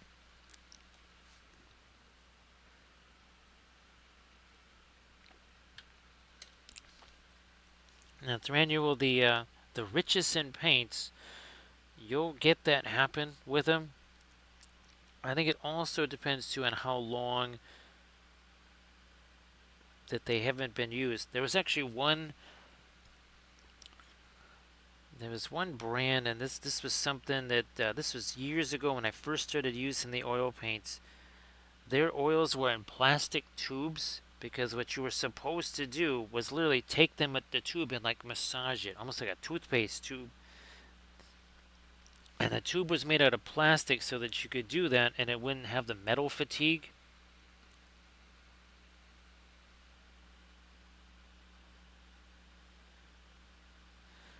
So yeah, that was, and those, oh man, those had a, there would just be all kinds of linseed oil, safflower, or whatever the heck they were using would just come pouring out of those tubes as soon as I opened them. And what you were, I think it was the same thing with, well, with those AK Interactives, right, Thranuel? I think that's still the most disastrous oil painting. Wouldn't you say, Grand Oracle? It has to be the AK Interactive paints, which are so full of linseed slash safflower oil that they can take weeks and weeks to dry. Which is significant because by this time tomorrow, both of these ships should most likely be dry. So we're looking, one is drying overnight, the other one takes weeks to dry. There's something going on there, something not quite right. A slight difference, maybe. That kind of difference, little too significant. Those couple of highlights on the portals went a bit wonky.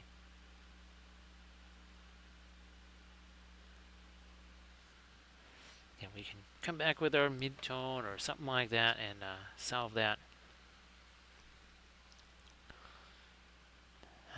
Grand Oracle, let's see.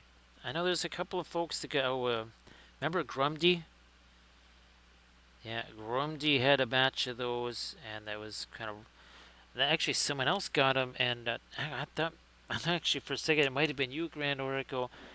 They actually had ordered them, but then they were able to get them returned. So they had like placed the order or something like that, but yet they were able to get those things returned before it was too late.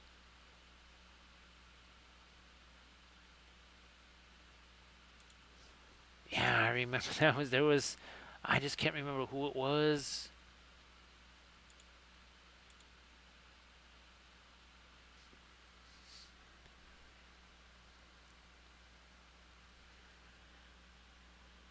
Oh man, there's talk about these must be like 20 millimeter machine guns here.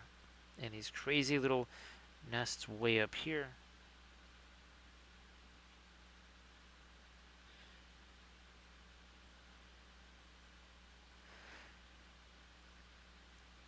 And this is, oh yeah, this is our Magomi class cruiser. Well, Grand Oracle, I think those should be, I mean, eventually, like I thought, okay, I'm never going to use the acrylics again. They've turned out to be pretty handy, mixing them with the primers and such, right? So I'm sure you'll find a use for them, Grand Oracle. Nice to see their Space Toy. Everybody, please give Space Toy a follow. And of course, Space Toy, as always, I know you got lots of fun stuff you can post in the chat miniature-wise, so if you don't mind doing that, that'd be fabulous. And everybody, please also give Night Whisper a follow. So, Night Whisper, thank you so much for being here. Appreciate that.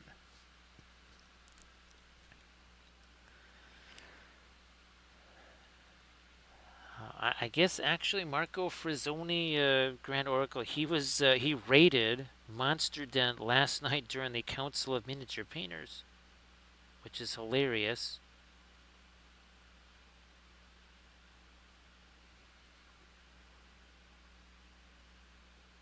That was pretty funny.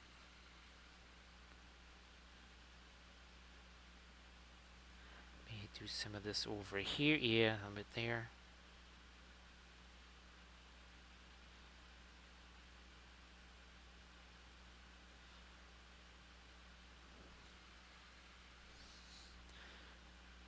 And yeah, let's lighten this up back here a little bit on this, right on the end of the stern, and now maybe a touch more on the water as well. So see you later there, Night Whisper. Hopefully you can get some sleep. Trying to catch a few more bits of light here in our water, and then we're going to take our, again, our, nope, not that blending brush. I've got the one we've been using on the water here. Not this one. And you can see it's got that little bit of turquoise on it. And we're not doing this. We're doing this. We're tapping it straight up and down.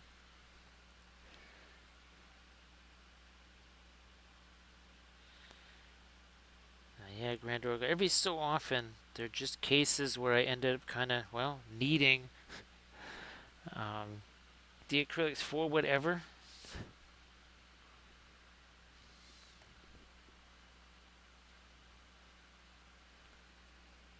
But boy, the oils really have transformed everything that I do.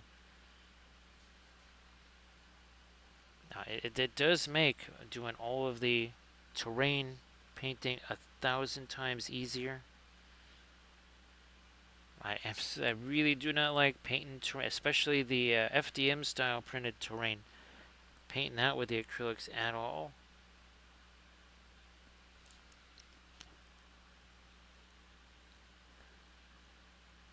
Trying to find a little extra. Okay, right there. So see you later there, Arid. Yes, I think you and I both have some extremely disrupted sleep patterns, that's for sure. So have a good one there, Arid. Thank you so much, Armored Wolf, for posting a link to the YouTube channel.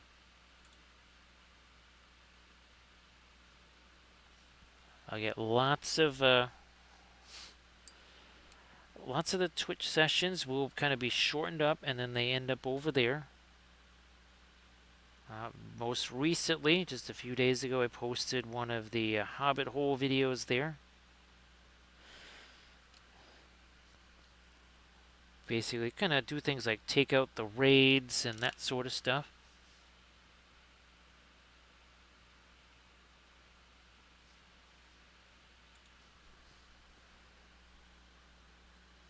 I'm not gonna. I might try to darken up the edge of this just a little bit here.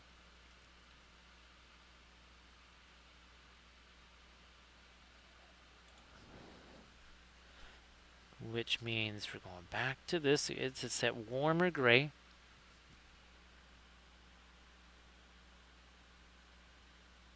There we are.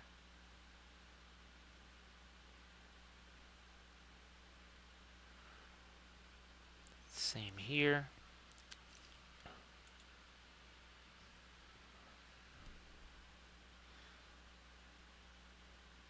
This I'm going to darken up a little bit too. Yeah.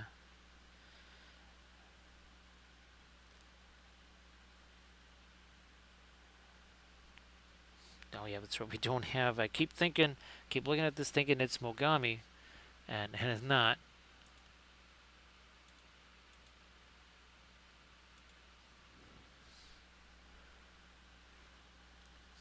This is a little, that's a little bit rough there.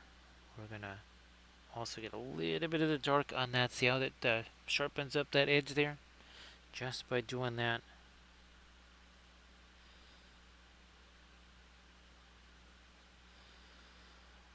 Now, Grand Oracle, with this being Thanksgiving, does it mean that there's less or more Boy Scout and swim meets to deal with? Because I could see it being actually more. Because, well, it's a holiday weekend, which means they might even schedule more stuff.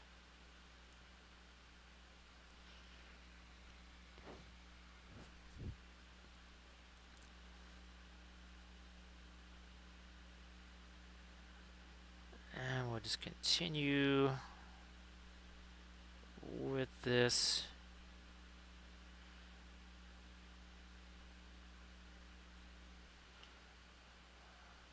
Like so.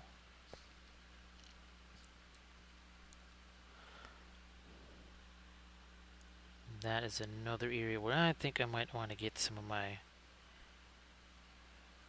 rust color right in here on this lower portion of this stack here.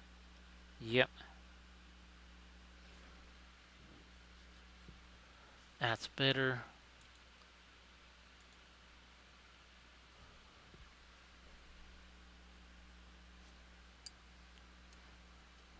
Back to my gray again.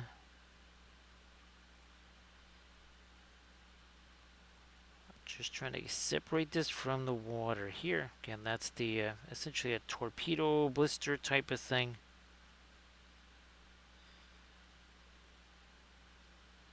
Where we got a little bit too much of the turquoise in there, and I think that does it nicely. Separate it from that.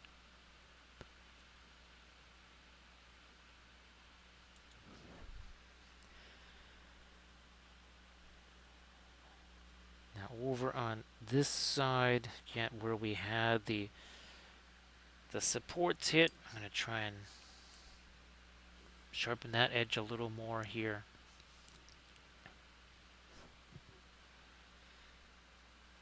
So we've got our fast mat weight. We do not want too much thinner on there, because that'll turn it into a pin line wash.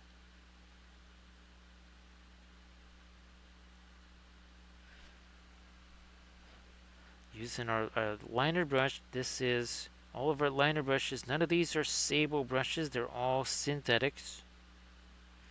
Whether it's the Filbert brushes, whether it's the craft brushes, whether it's this, is all just synthetic brushes.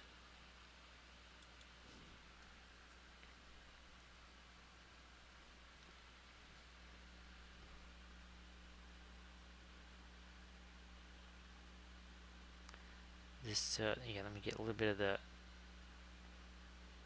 of light on that stack there. Now we got another little teensy tiny machine gun mount in there. Super tiny.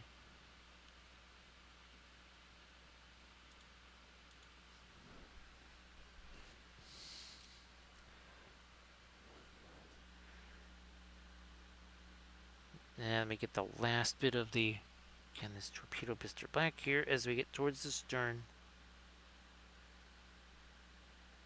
Super. There it is.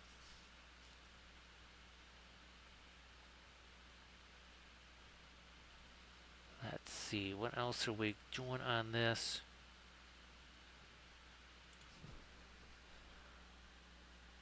Not sure what this deck is back here. I know what. Okay, so your plane is stationary, is rolled out onto the catapult and then launched. Okay, now I know what that is. Again, the details in there. That's why I couldn't print this out at say 1/700th scale. That would just show a little bit too much.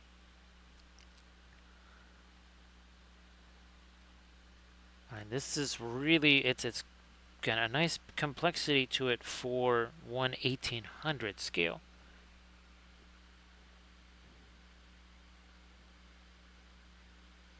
The meets are shorter, and on weekday afternoons.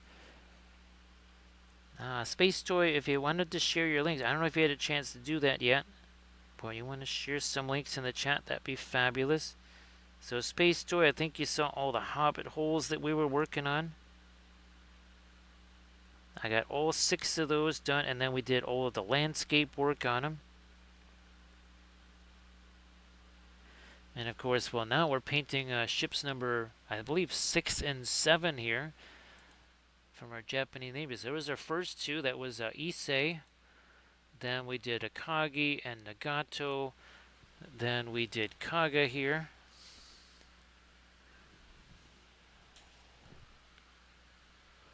I think Space Toy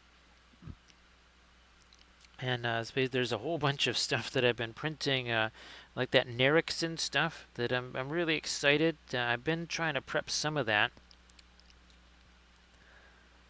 but looking forward to getting back to the getting those large scale Nerixon figures together.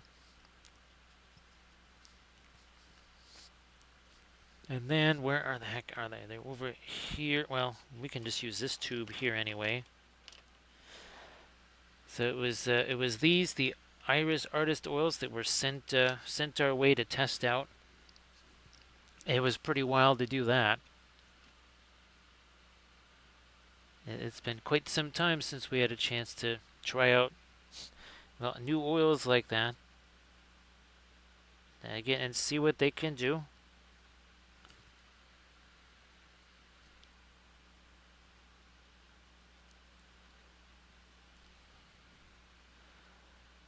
I also have a whole bunch of more Tomb King stuff that's been printed out. We'll eventually get to that on the stream here too.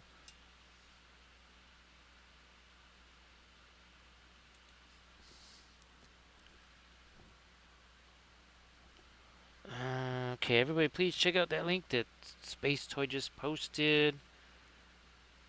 And also, please, everybody, give Space Toy a follow.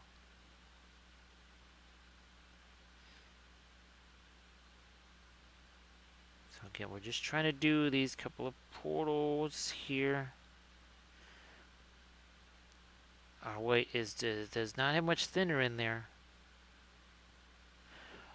That's why we're able to just kind of place it here and it doesn't sink down into those tiny little crevices. Because if it did, that would just sink right down in there. Which, of course, that's not what we really want to have happen.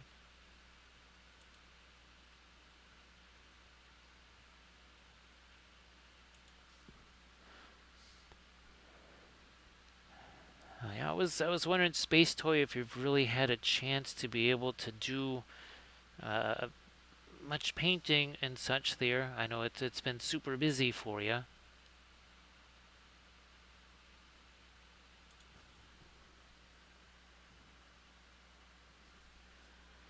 Tonight, okay, we got those all the way out to the stern.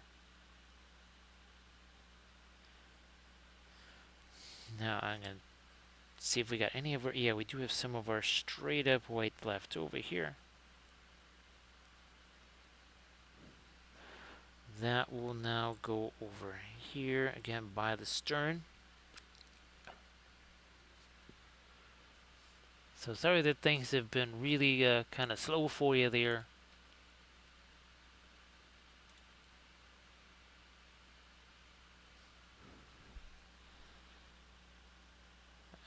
With as far as painting wise goes, it's almost like the faster life goes, the slower the painting stuff goes.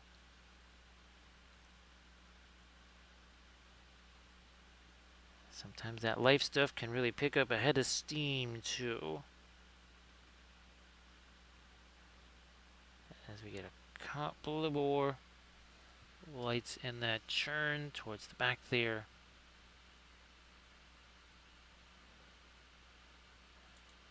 Let's just do, I'm just gonna, wanted to check out my reference one more time here real quick.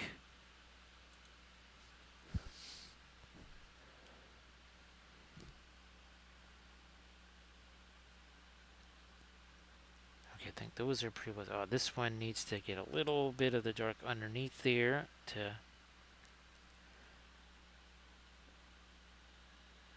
Okay, there we go. Yeah, so the little bit of light that we put on the underside of the window there went a bit wonky. And now we're going to go to a lighter gray on that bar. But boy, that's borderline too much thinner there. I mean, that's super close. Well, sorry that everything is just so chaotic there, Space Toy.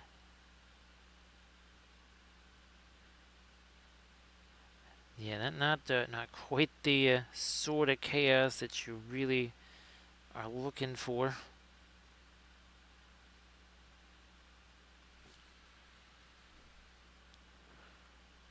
don't think I ever really did get the regular gray here on our tripod mast.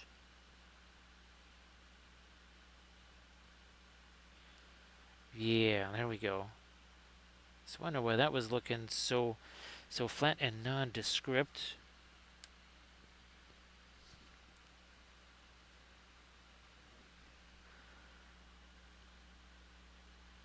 Top edge of, again, some of the bridge superstructure here. Just gonna get a few more. There we go.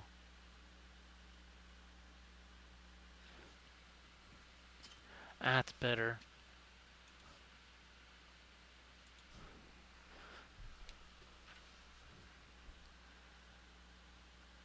Now I might actually go the other way with the depth. We've been putting lighter and lighter and lighter stuff there. I might go a little bit darker. And maybe that's where we just kind of mix our umber here with the Mars Yellow Deep. There, let's try that.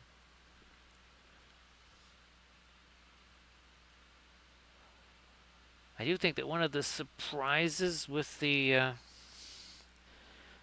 those new paints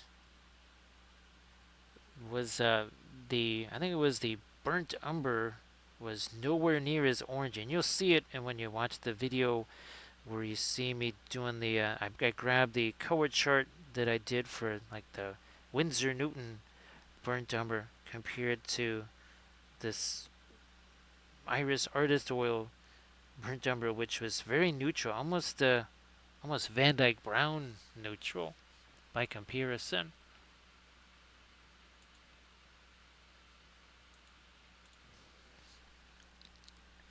So I'm liking the somewhat lighter or darker here. Net color. So let me grab Mogami, and we'll try to do the same thing, I believe.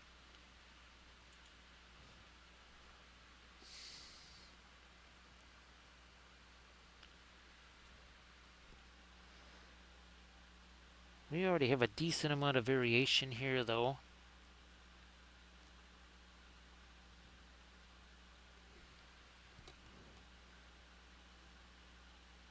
Let's get it here back towards the aft portion of the ship.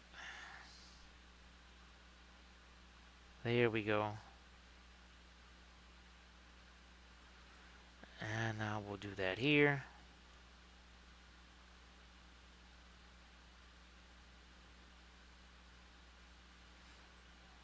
Over here.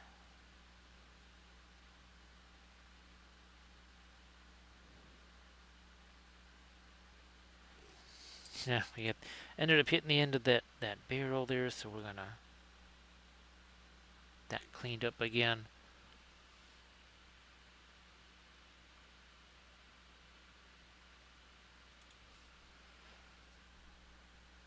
I think I'm gonna actually get me a little bit of dark back in here. Let me take some of this.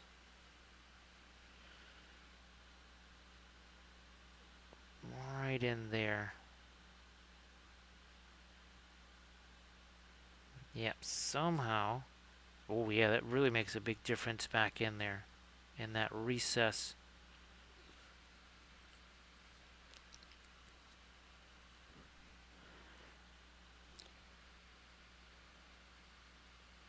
So Space Toy never had the desire to use those, and I know there was at least 3 other folks.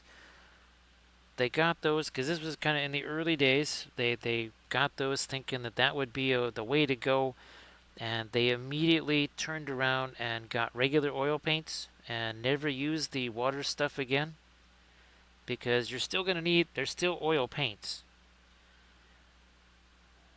And it doesn't make them any easier to clean up or anything like that, because, well, they're easy enough. With the thinner, I'm literally just using a tiny water bottle, this is basically a water bottle cap, just a tiny cap of thinner, and that's the high quality stuff. But to clean the brushes, I use this, and oh, look at that, dried acrylic, also oil paints, not hazardous, no vapors. So I think people, they use that water stuff thinking it's going to dry faster. It's not. Actually, it takes longer. and they think it's going to be easier to clean up when it's really not hard to clean up oil paints. You just need to, again, something like that brush cleaner stuff from Winsor Newton works fabulous.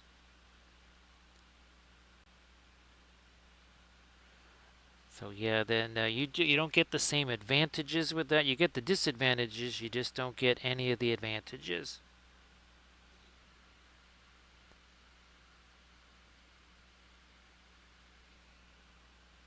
So yeah, that is. I just whenever I see those, I'm going in the opposite direction, as at most the fastest pace that I can.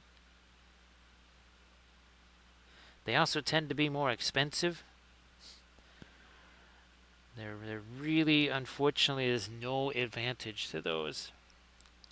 Yeah, wouldn't be surprising, right? Space Toy, if maybe they were having a little bit of a difficulty getting rid of those.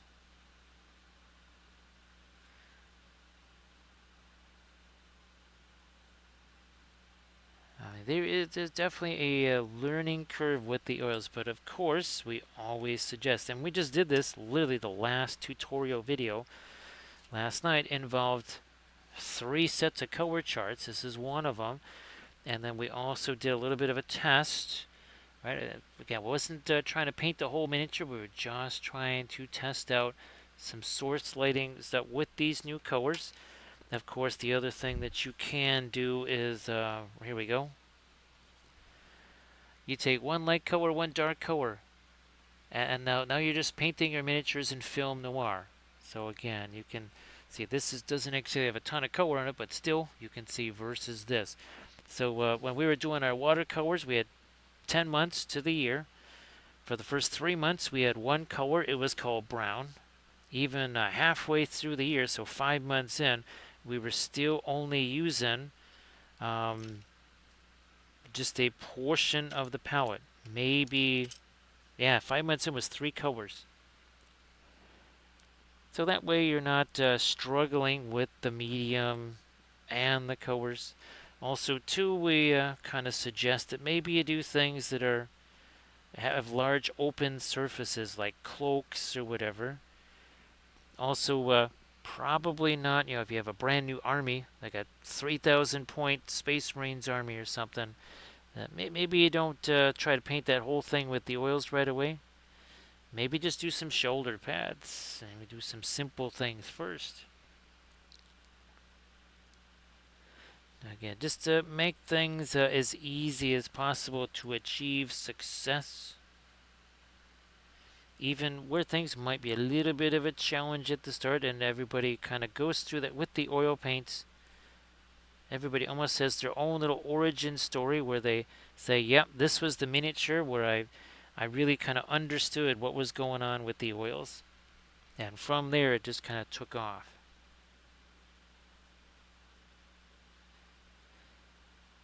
Of course, I know it's difficult because you think you really want to be able to just pick stuff up right away.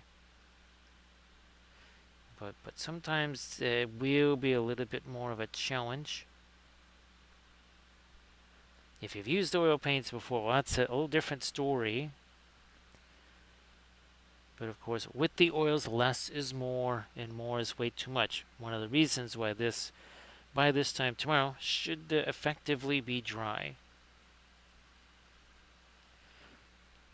The oils are really easy to spread around on the surface. That's one of the reasons why you just don't need as much of it. Where's our one thing with our clear? Here it is. This one here. So basically what we did was we plopped a bunch of magenta there, a bunch of teal over here. We took a third brush with no paint, and we just scrubbed the two of them together. There was no layer after layer after layer here of mixing. It was smush a bunch of stuff here, bunch of stuff here, and then mix the two of them together.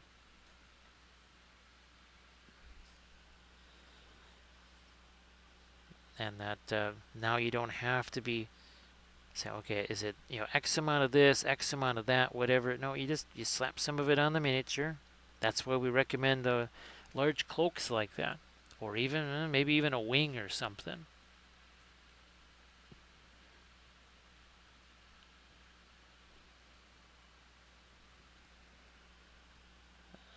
me see if I can lighten up the, yeah, top of the stack over here.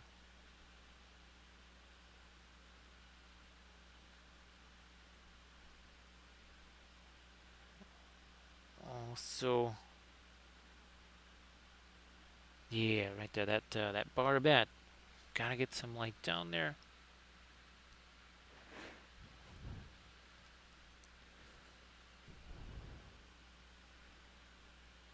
I think we did pretty well making sure that those had some sharper edges on them.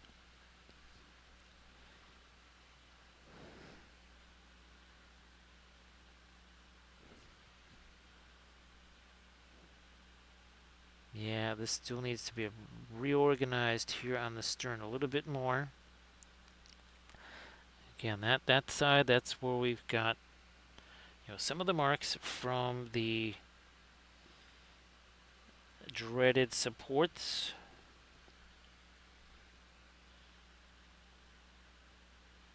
Trying to get a little bit of light in front of that.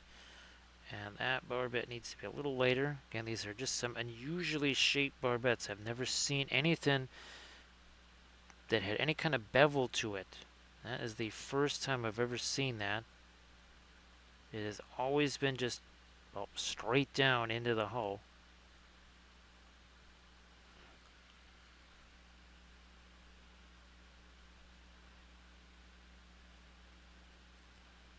Taking a little bit of our, here, I need some of that light along the edge there.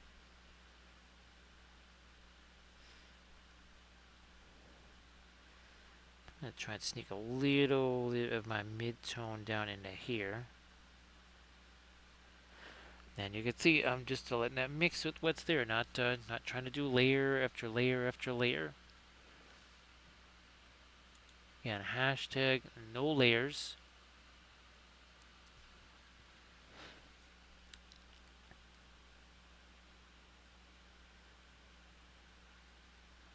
Catch a little bit, yeah, a little bit more of the light under there too.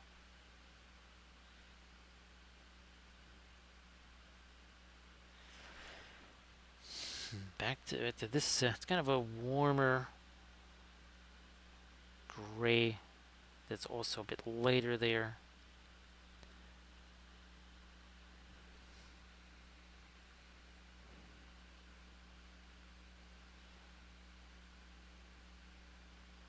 Yeah, this mast, let me see if I can, I think we need to lighten up that mast a little bit more there.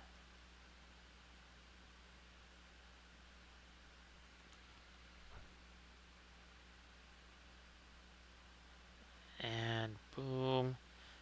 Now, Space Toy is, I'm guessing it's been a little while since you've last had a chance to stream then, with all the craziness at work.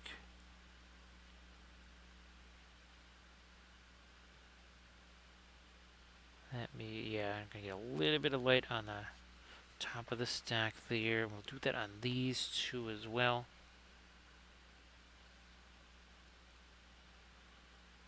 Yep.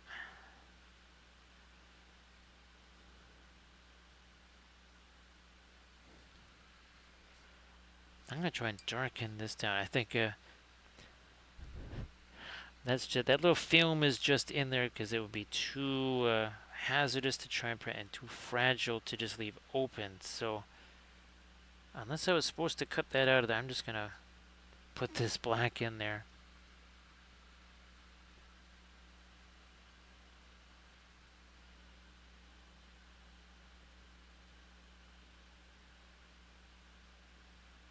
There we go.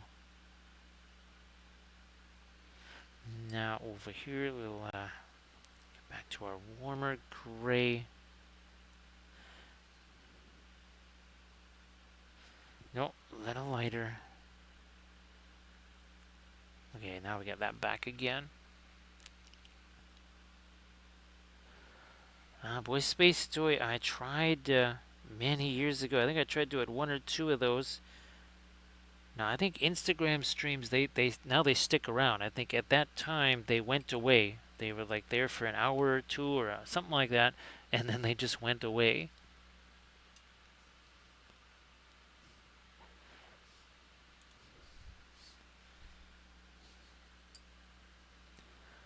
Back to this light here.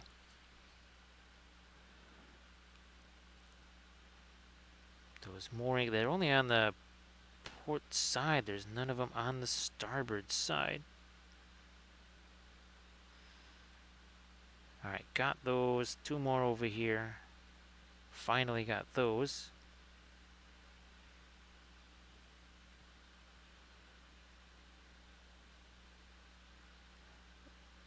And I don't know. I don't think I'm going to mess with the red dots on our ear recognition markers here.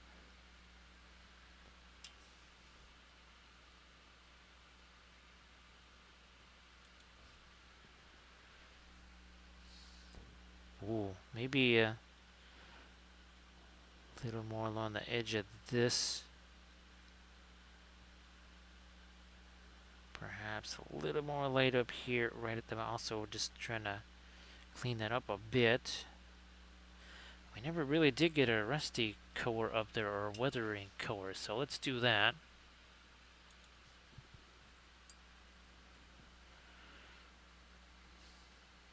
Back to our, there it is. And that's that transparent oxide.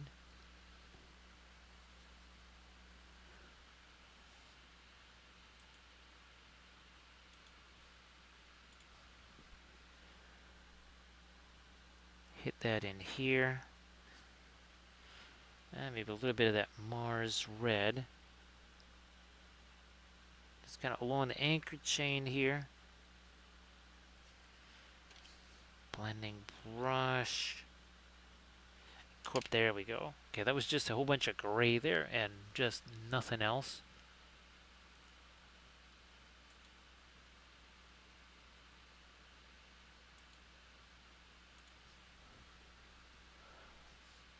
Yeah, that'll work.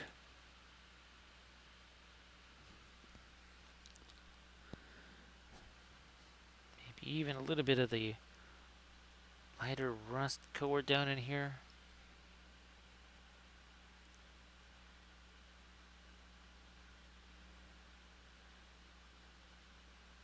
Let me see. I'm going to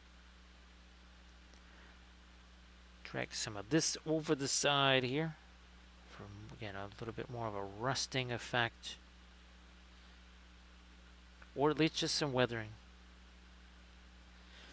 That is not quite enough. Let's try this again.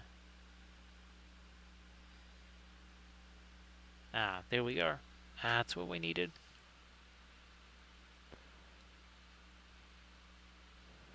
Let me get back to my reference here.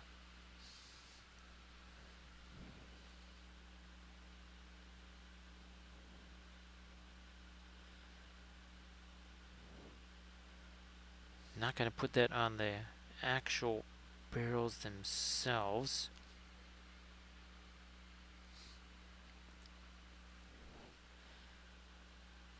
It's with Space Toy how Instagram just, well, everything has to be reels and videos and shorts. No more pictures anymore. That's actually, I'm actually, believe it or not, messing around with AI generated music for things like those shorter videos. So that instead of having to explore and spend hours searching through, you know, copyright-free music or whatever for YouTube and such, just making it myself, which has its own weird things. Because unlike AI images, which just kind of look ridiculous and you get a chuckle out of it, when AI generated music goes sideways, it's painful. It will punish you. Your ears will be hurting. It's like the black music of Mordor. You don't want to hear that coming your way.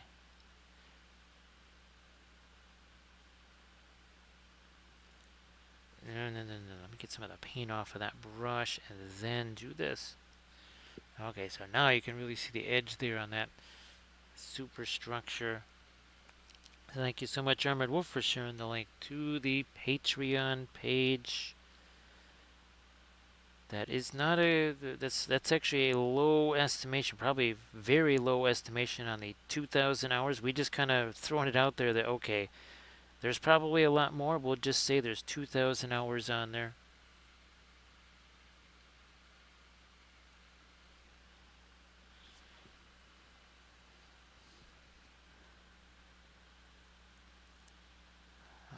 Okay. Oh boy, we need nothing back here. We're gonna get this sort of medium gray back here. Then take this blending brush and we'll push that around. So now we got something back there.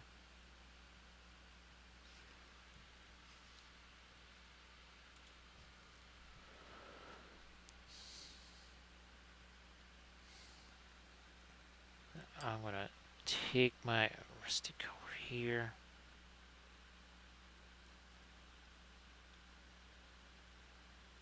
You have to try and help separate this from the stack there a little bit.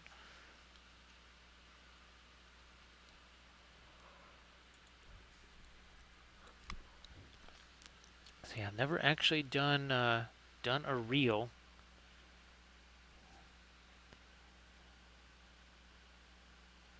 Well, that's why I got some of the stuff that I did so that I can maybe try and do those. Again, just trying to do these things where it makes sense to do them.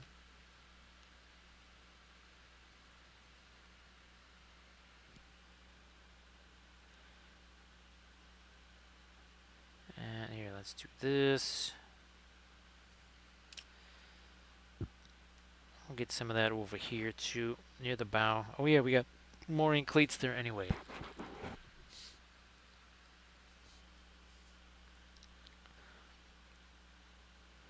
A little bit of rust on the underside of that sponson. We got, whoops, wait a minute. Some of that under here.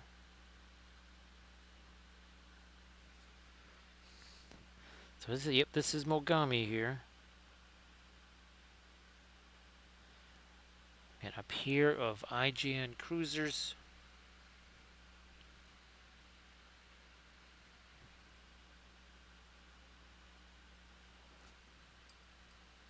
And again, a little reminder, our Thursday stream, it's going to be kind of interesting stream as we get to, well, we'll be breaking into the holidays there on Thanksgiving. And it'll be the first of our new holiday ornaments, where we're going to be painting up Middle Earth, well, Arda, to look like this. Yep, that's going to be fun. Again, the first of our holiday streams.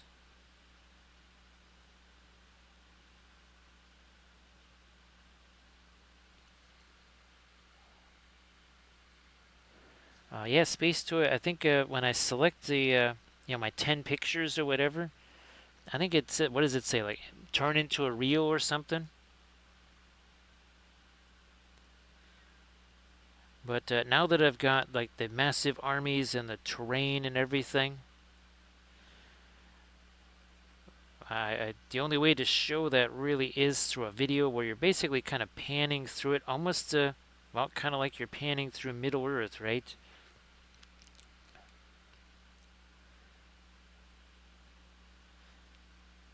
I think you saw the Easterling table that I did. Well, I have multiple tables now like that of terrain. I got the Rohan stuff. I've got, well, basically an entire Hobbiton board. I've been printing furiously a Moria board. We're getting closer. I've got right now. I'm printing a Balin's tomb.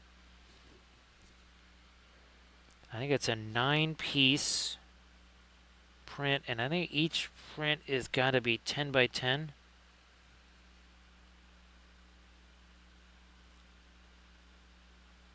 Either that or 9.5 by 9.5. It's big, and it's 9 pieces. And you can, I know Jacob from Conquest Creations, he's played an entire game of Middle Earth just on that board. Is this going to be... hopefully that's not too late. I'm trying to put this right over here. This is interesting because that is not over on the starboard side here. It has only on the port, only on the on the starboard, not on the port side.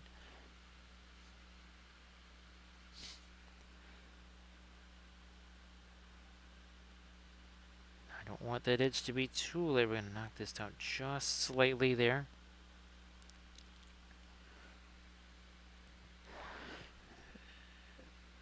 And again, here we are.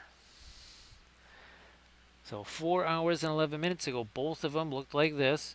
And you can see that's the water has texture, so it was actually sculpted on there.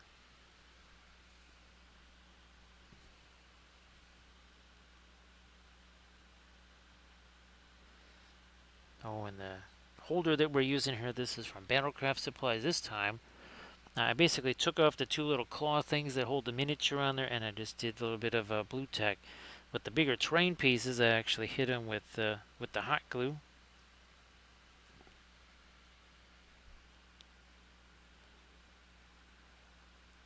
Little touch more of our lighter gray down there. Now the Thursday stream probably still going to be a leader strat. I would guess 10:30 is probably going to be the start time. That would be Central Time at night.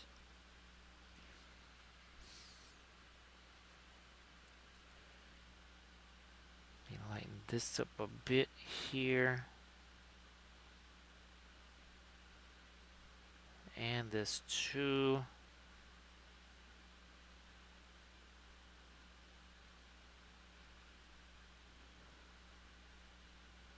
Little something here.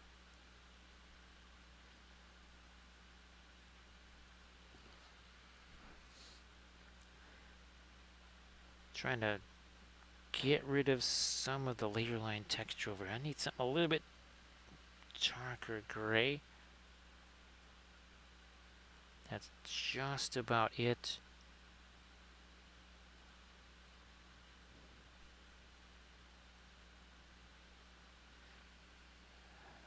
Alright, I think we got it. We got that now.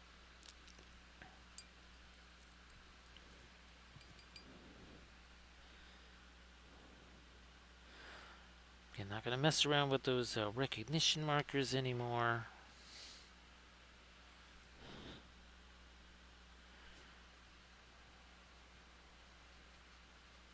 Our lighter gray again. On this tripod mast.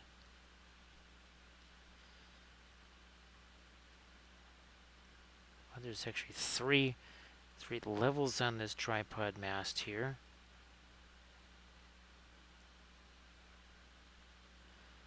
Torpedo launchers.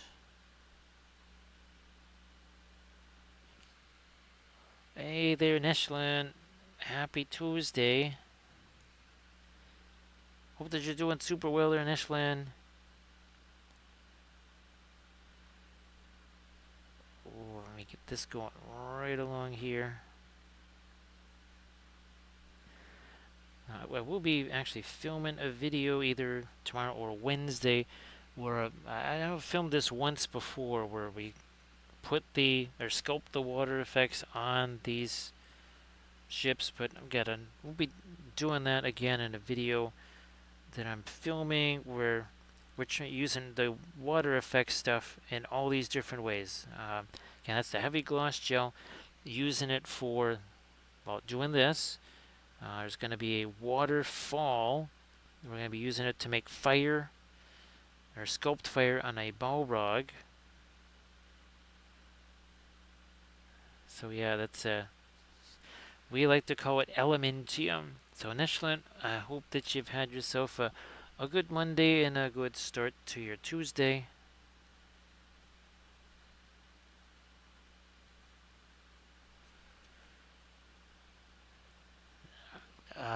No, I'm gonna let me try this. let's try this here.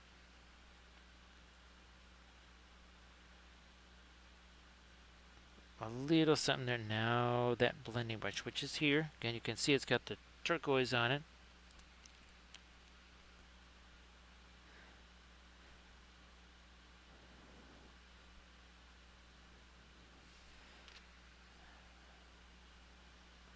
Gonna just do the same thing back here with some of this stuff just to smooth things out a little bit.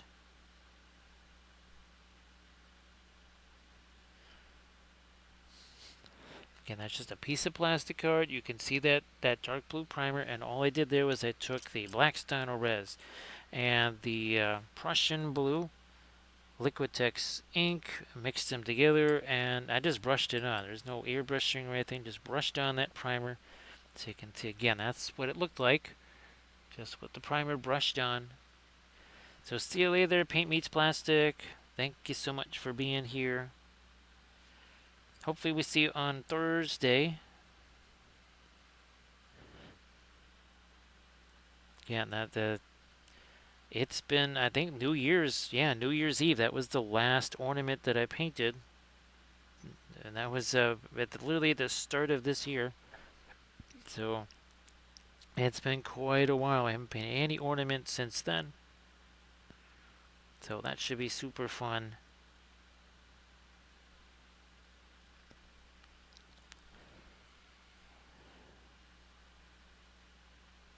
Might just have to see if I can also do a little bit of AI generation. See what we come up with as far as Arda slash Middle Earth as a spacescape, or as a spacescape, or as a just showing it as a planet. Now it's very much in the middle there. I want to see if I can. Yep, get that on the, underneath these windows right here.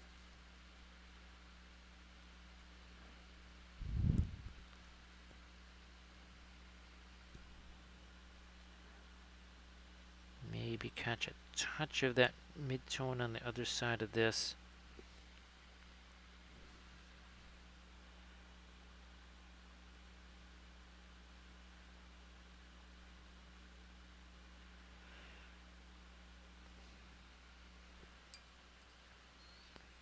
And yeah, let me look at my Kaga here and see if we've got the water just about the same. Yeah, just about the same there. I think we got, yeah, we did get our seafoam green in on these. Okay, that's good. And the deck, I'm gonna maybe throw a little bit more of the deck texture on here.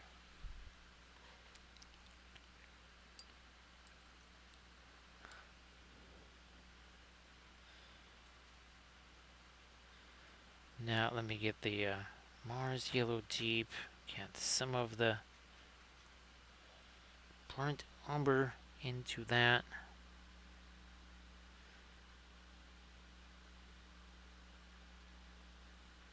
And I'm going to try and get some of this underneath those barrels.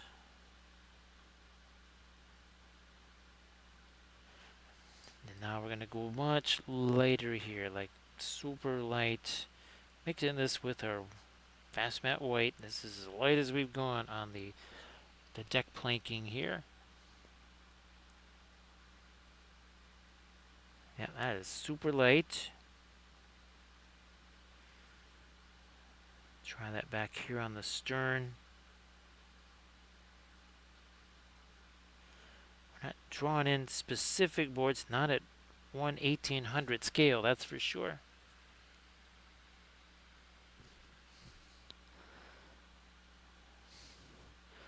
But now as we get towards 3 a.m. in the morning here, I think we will do we'll do some rating action here.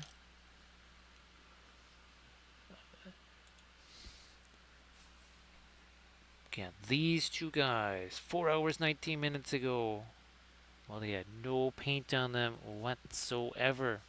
None, not a zilch, nothing. using the, again, regular oil paints. Let me see something here. We're just gonna, well, that's not gonna work. So we'll just do this, and we'll do it this way. So thank you so much. Appreciate it, Space Toy. Well, I guess we're gonna have to do it this way then. 1 second here. That's not what we wanted. We'll just do a quick recycle of that. So again, use the oil paints here for Mogami and Furukawa. Use the painting over the sculpted water. Let me try this one more time here. There we go. Let's see, maybe this might work here. I'm just also trying to find something that is in English there. Yeah, let's try this here. All of a sudden, everybody's doing all kinds of building streams. Let me see what's going on over here. Now, let's try going over here. So, see you later, Space Toy. I'm going to get the rate countdown started. We do want to say thanks to Armored Wolf for doing all the moderations. We want to say thanks to everybody for all the bits, the subs, the follows, the cheers, also the raids. Appreciate those. And yes, yet another Armada Monday. So I'm going to get a raid countdown underway here because that takes a few seconds to play out. And of course, we'll be back with some more Armada Mondays next week. But be sure to check the Thursday, Friday, and Saturday streams in the meantime.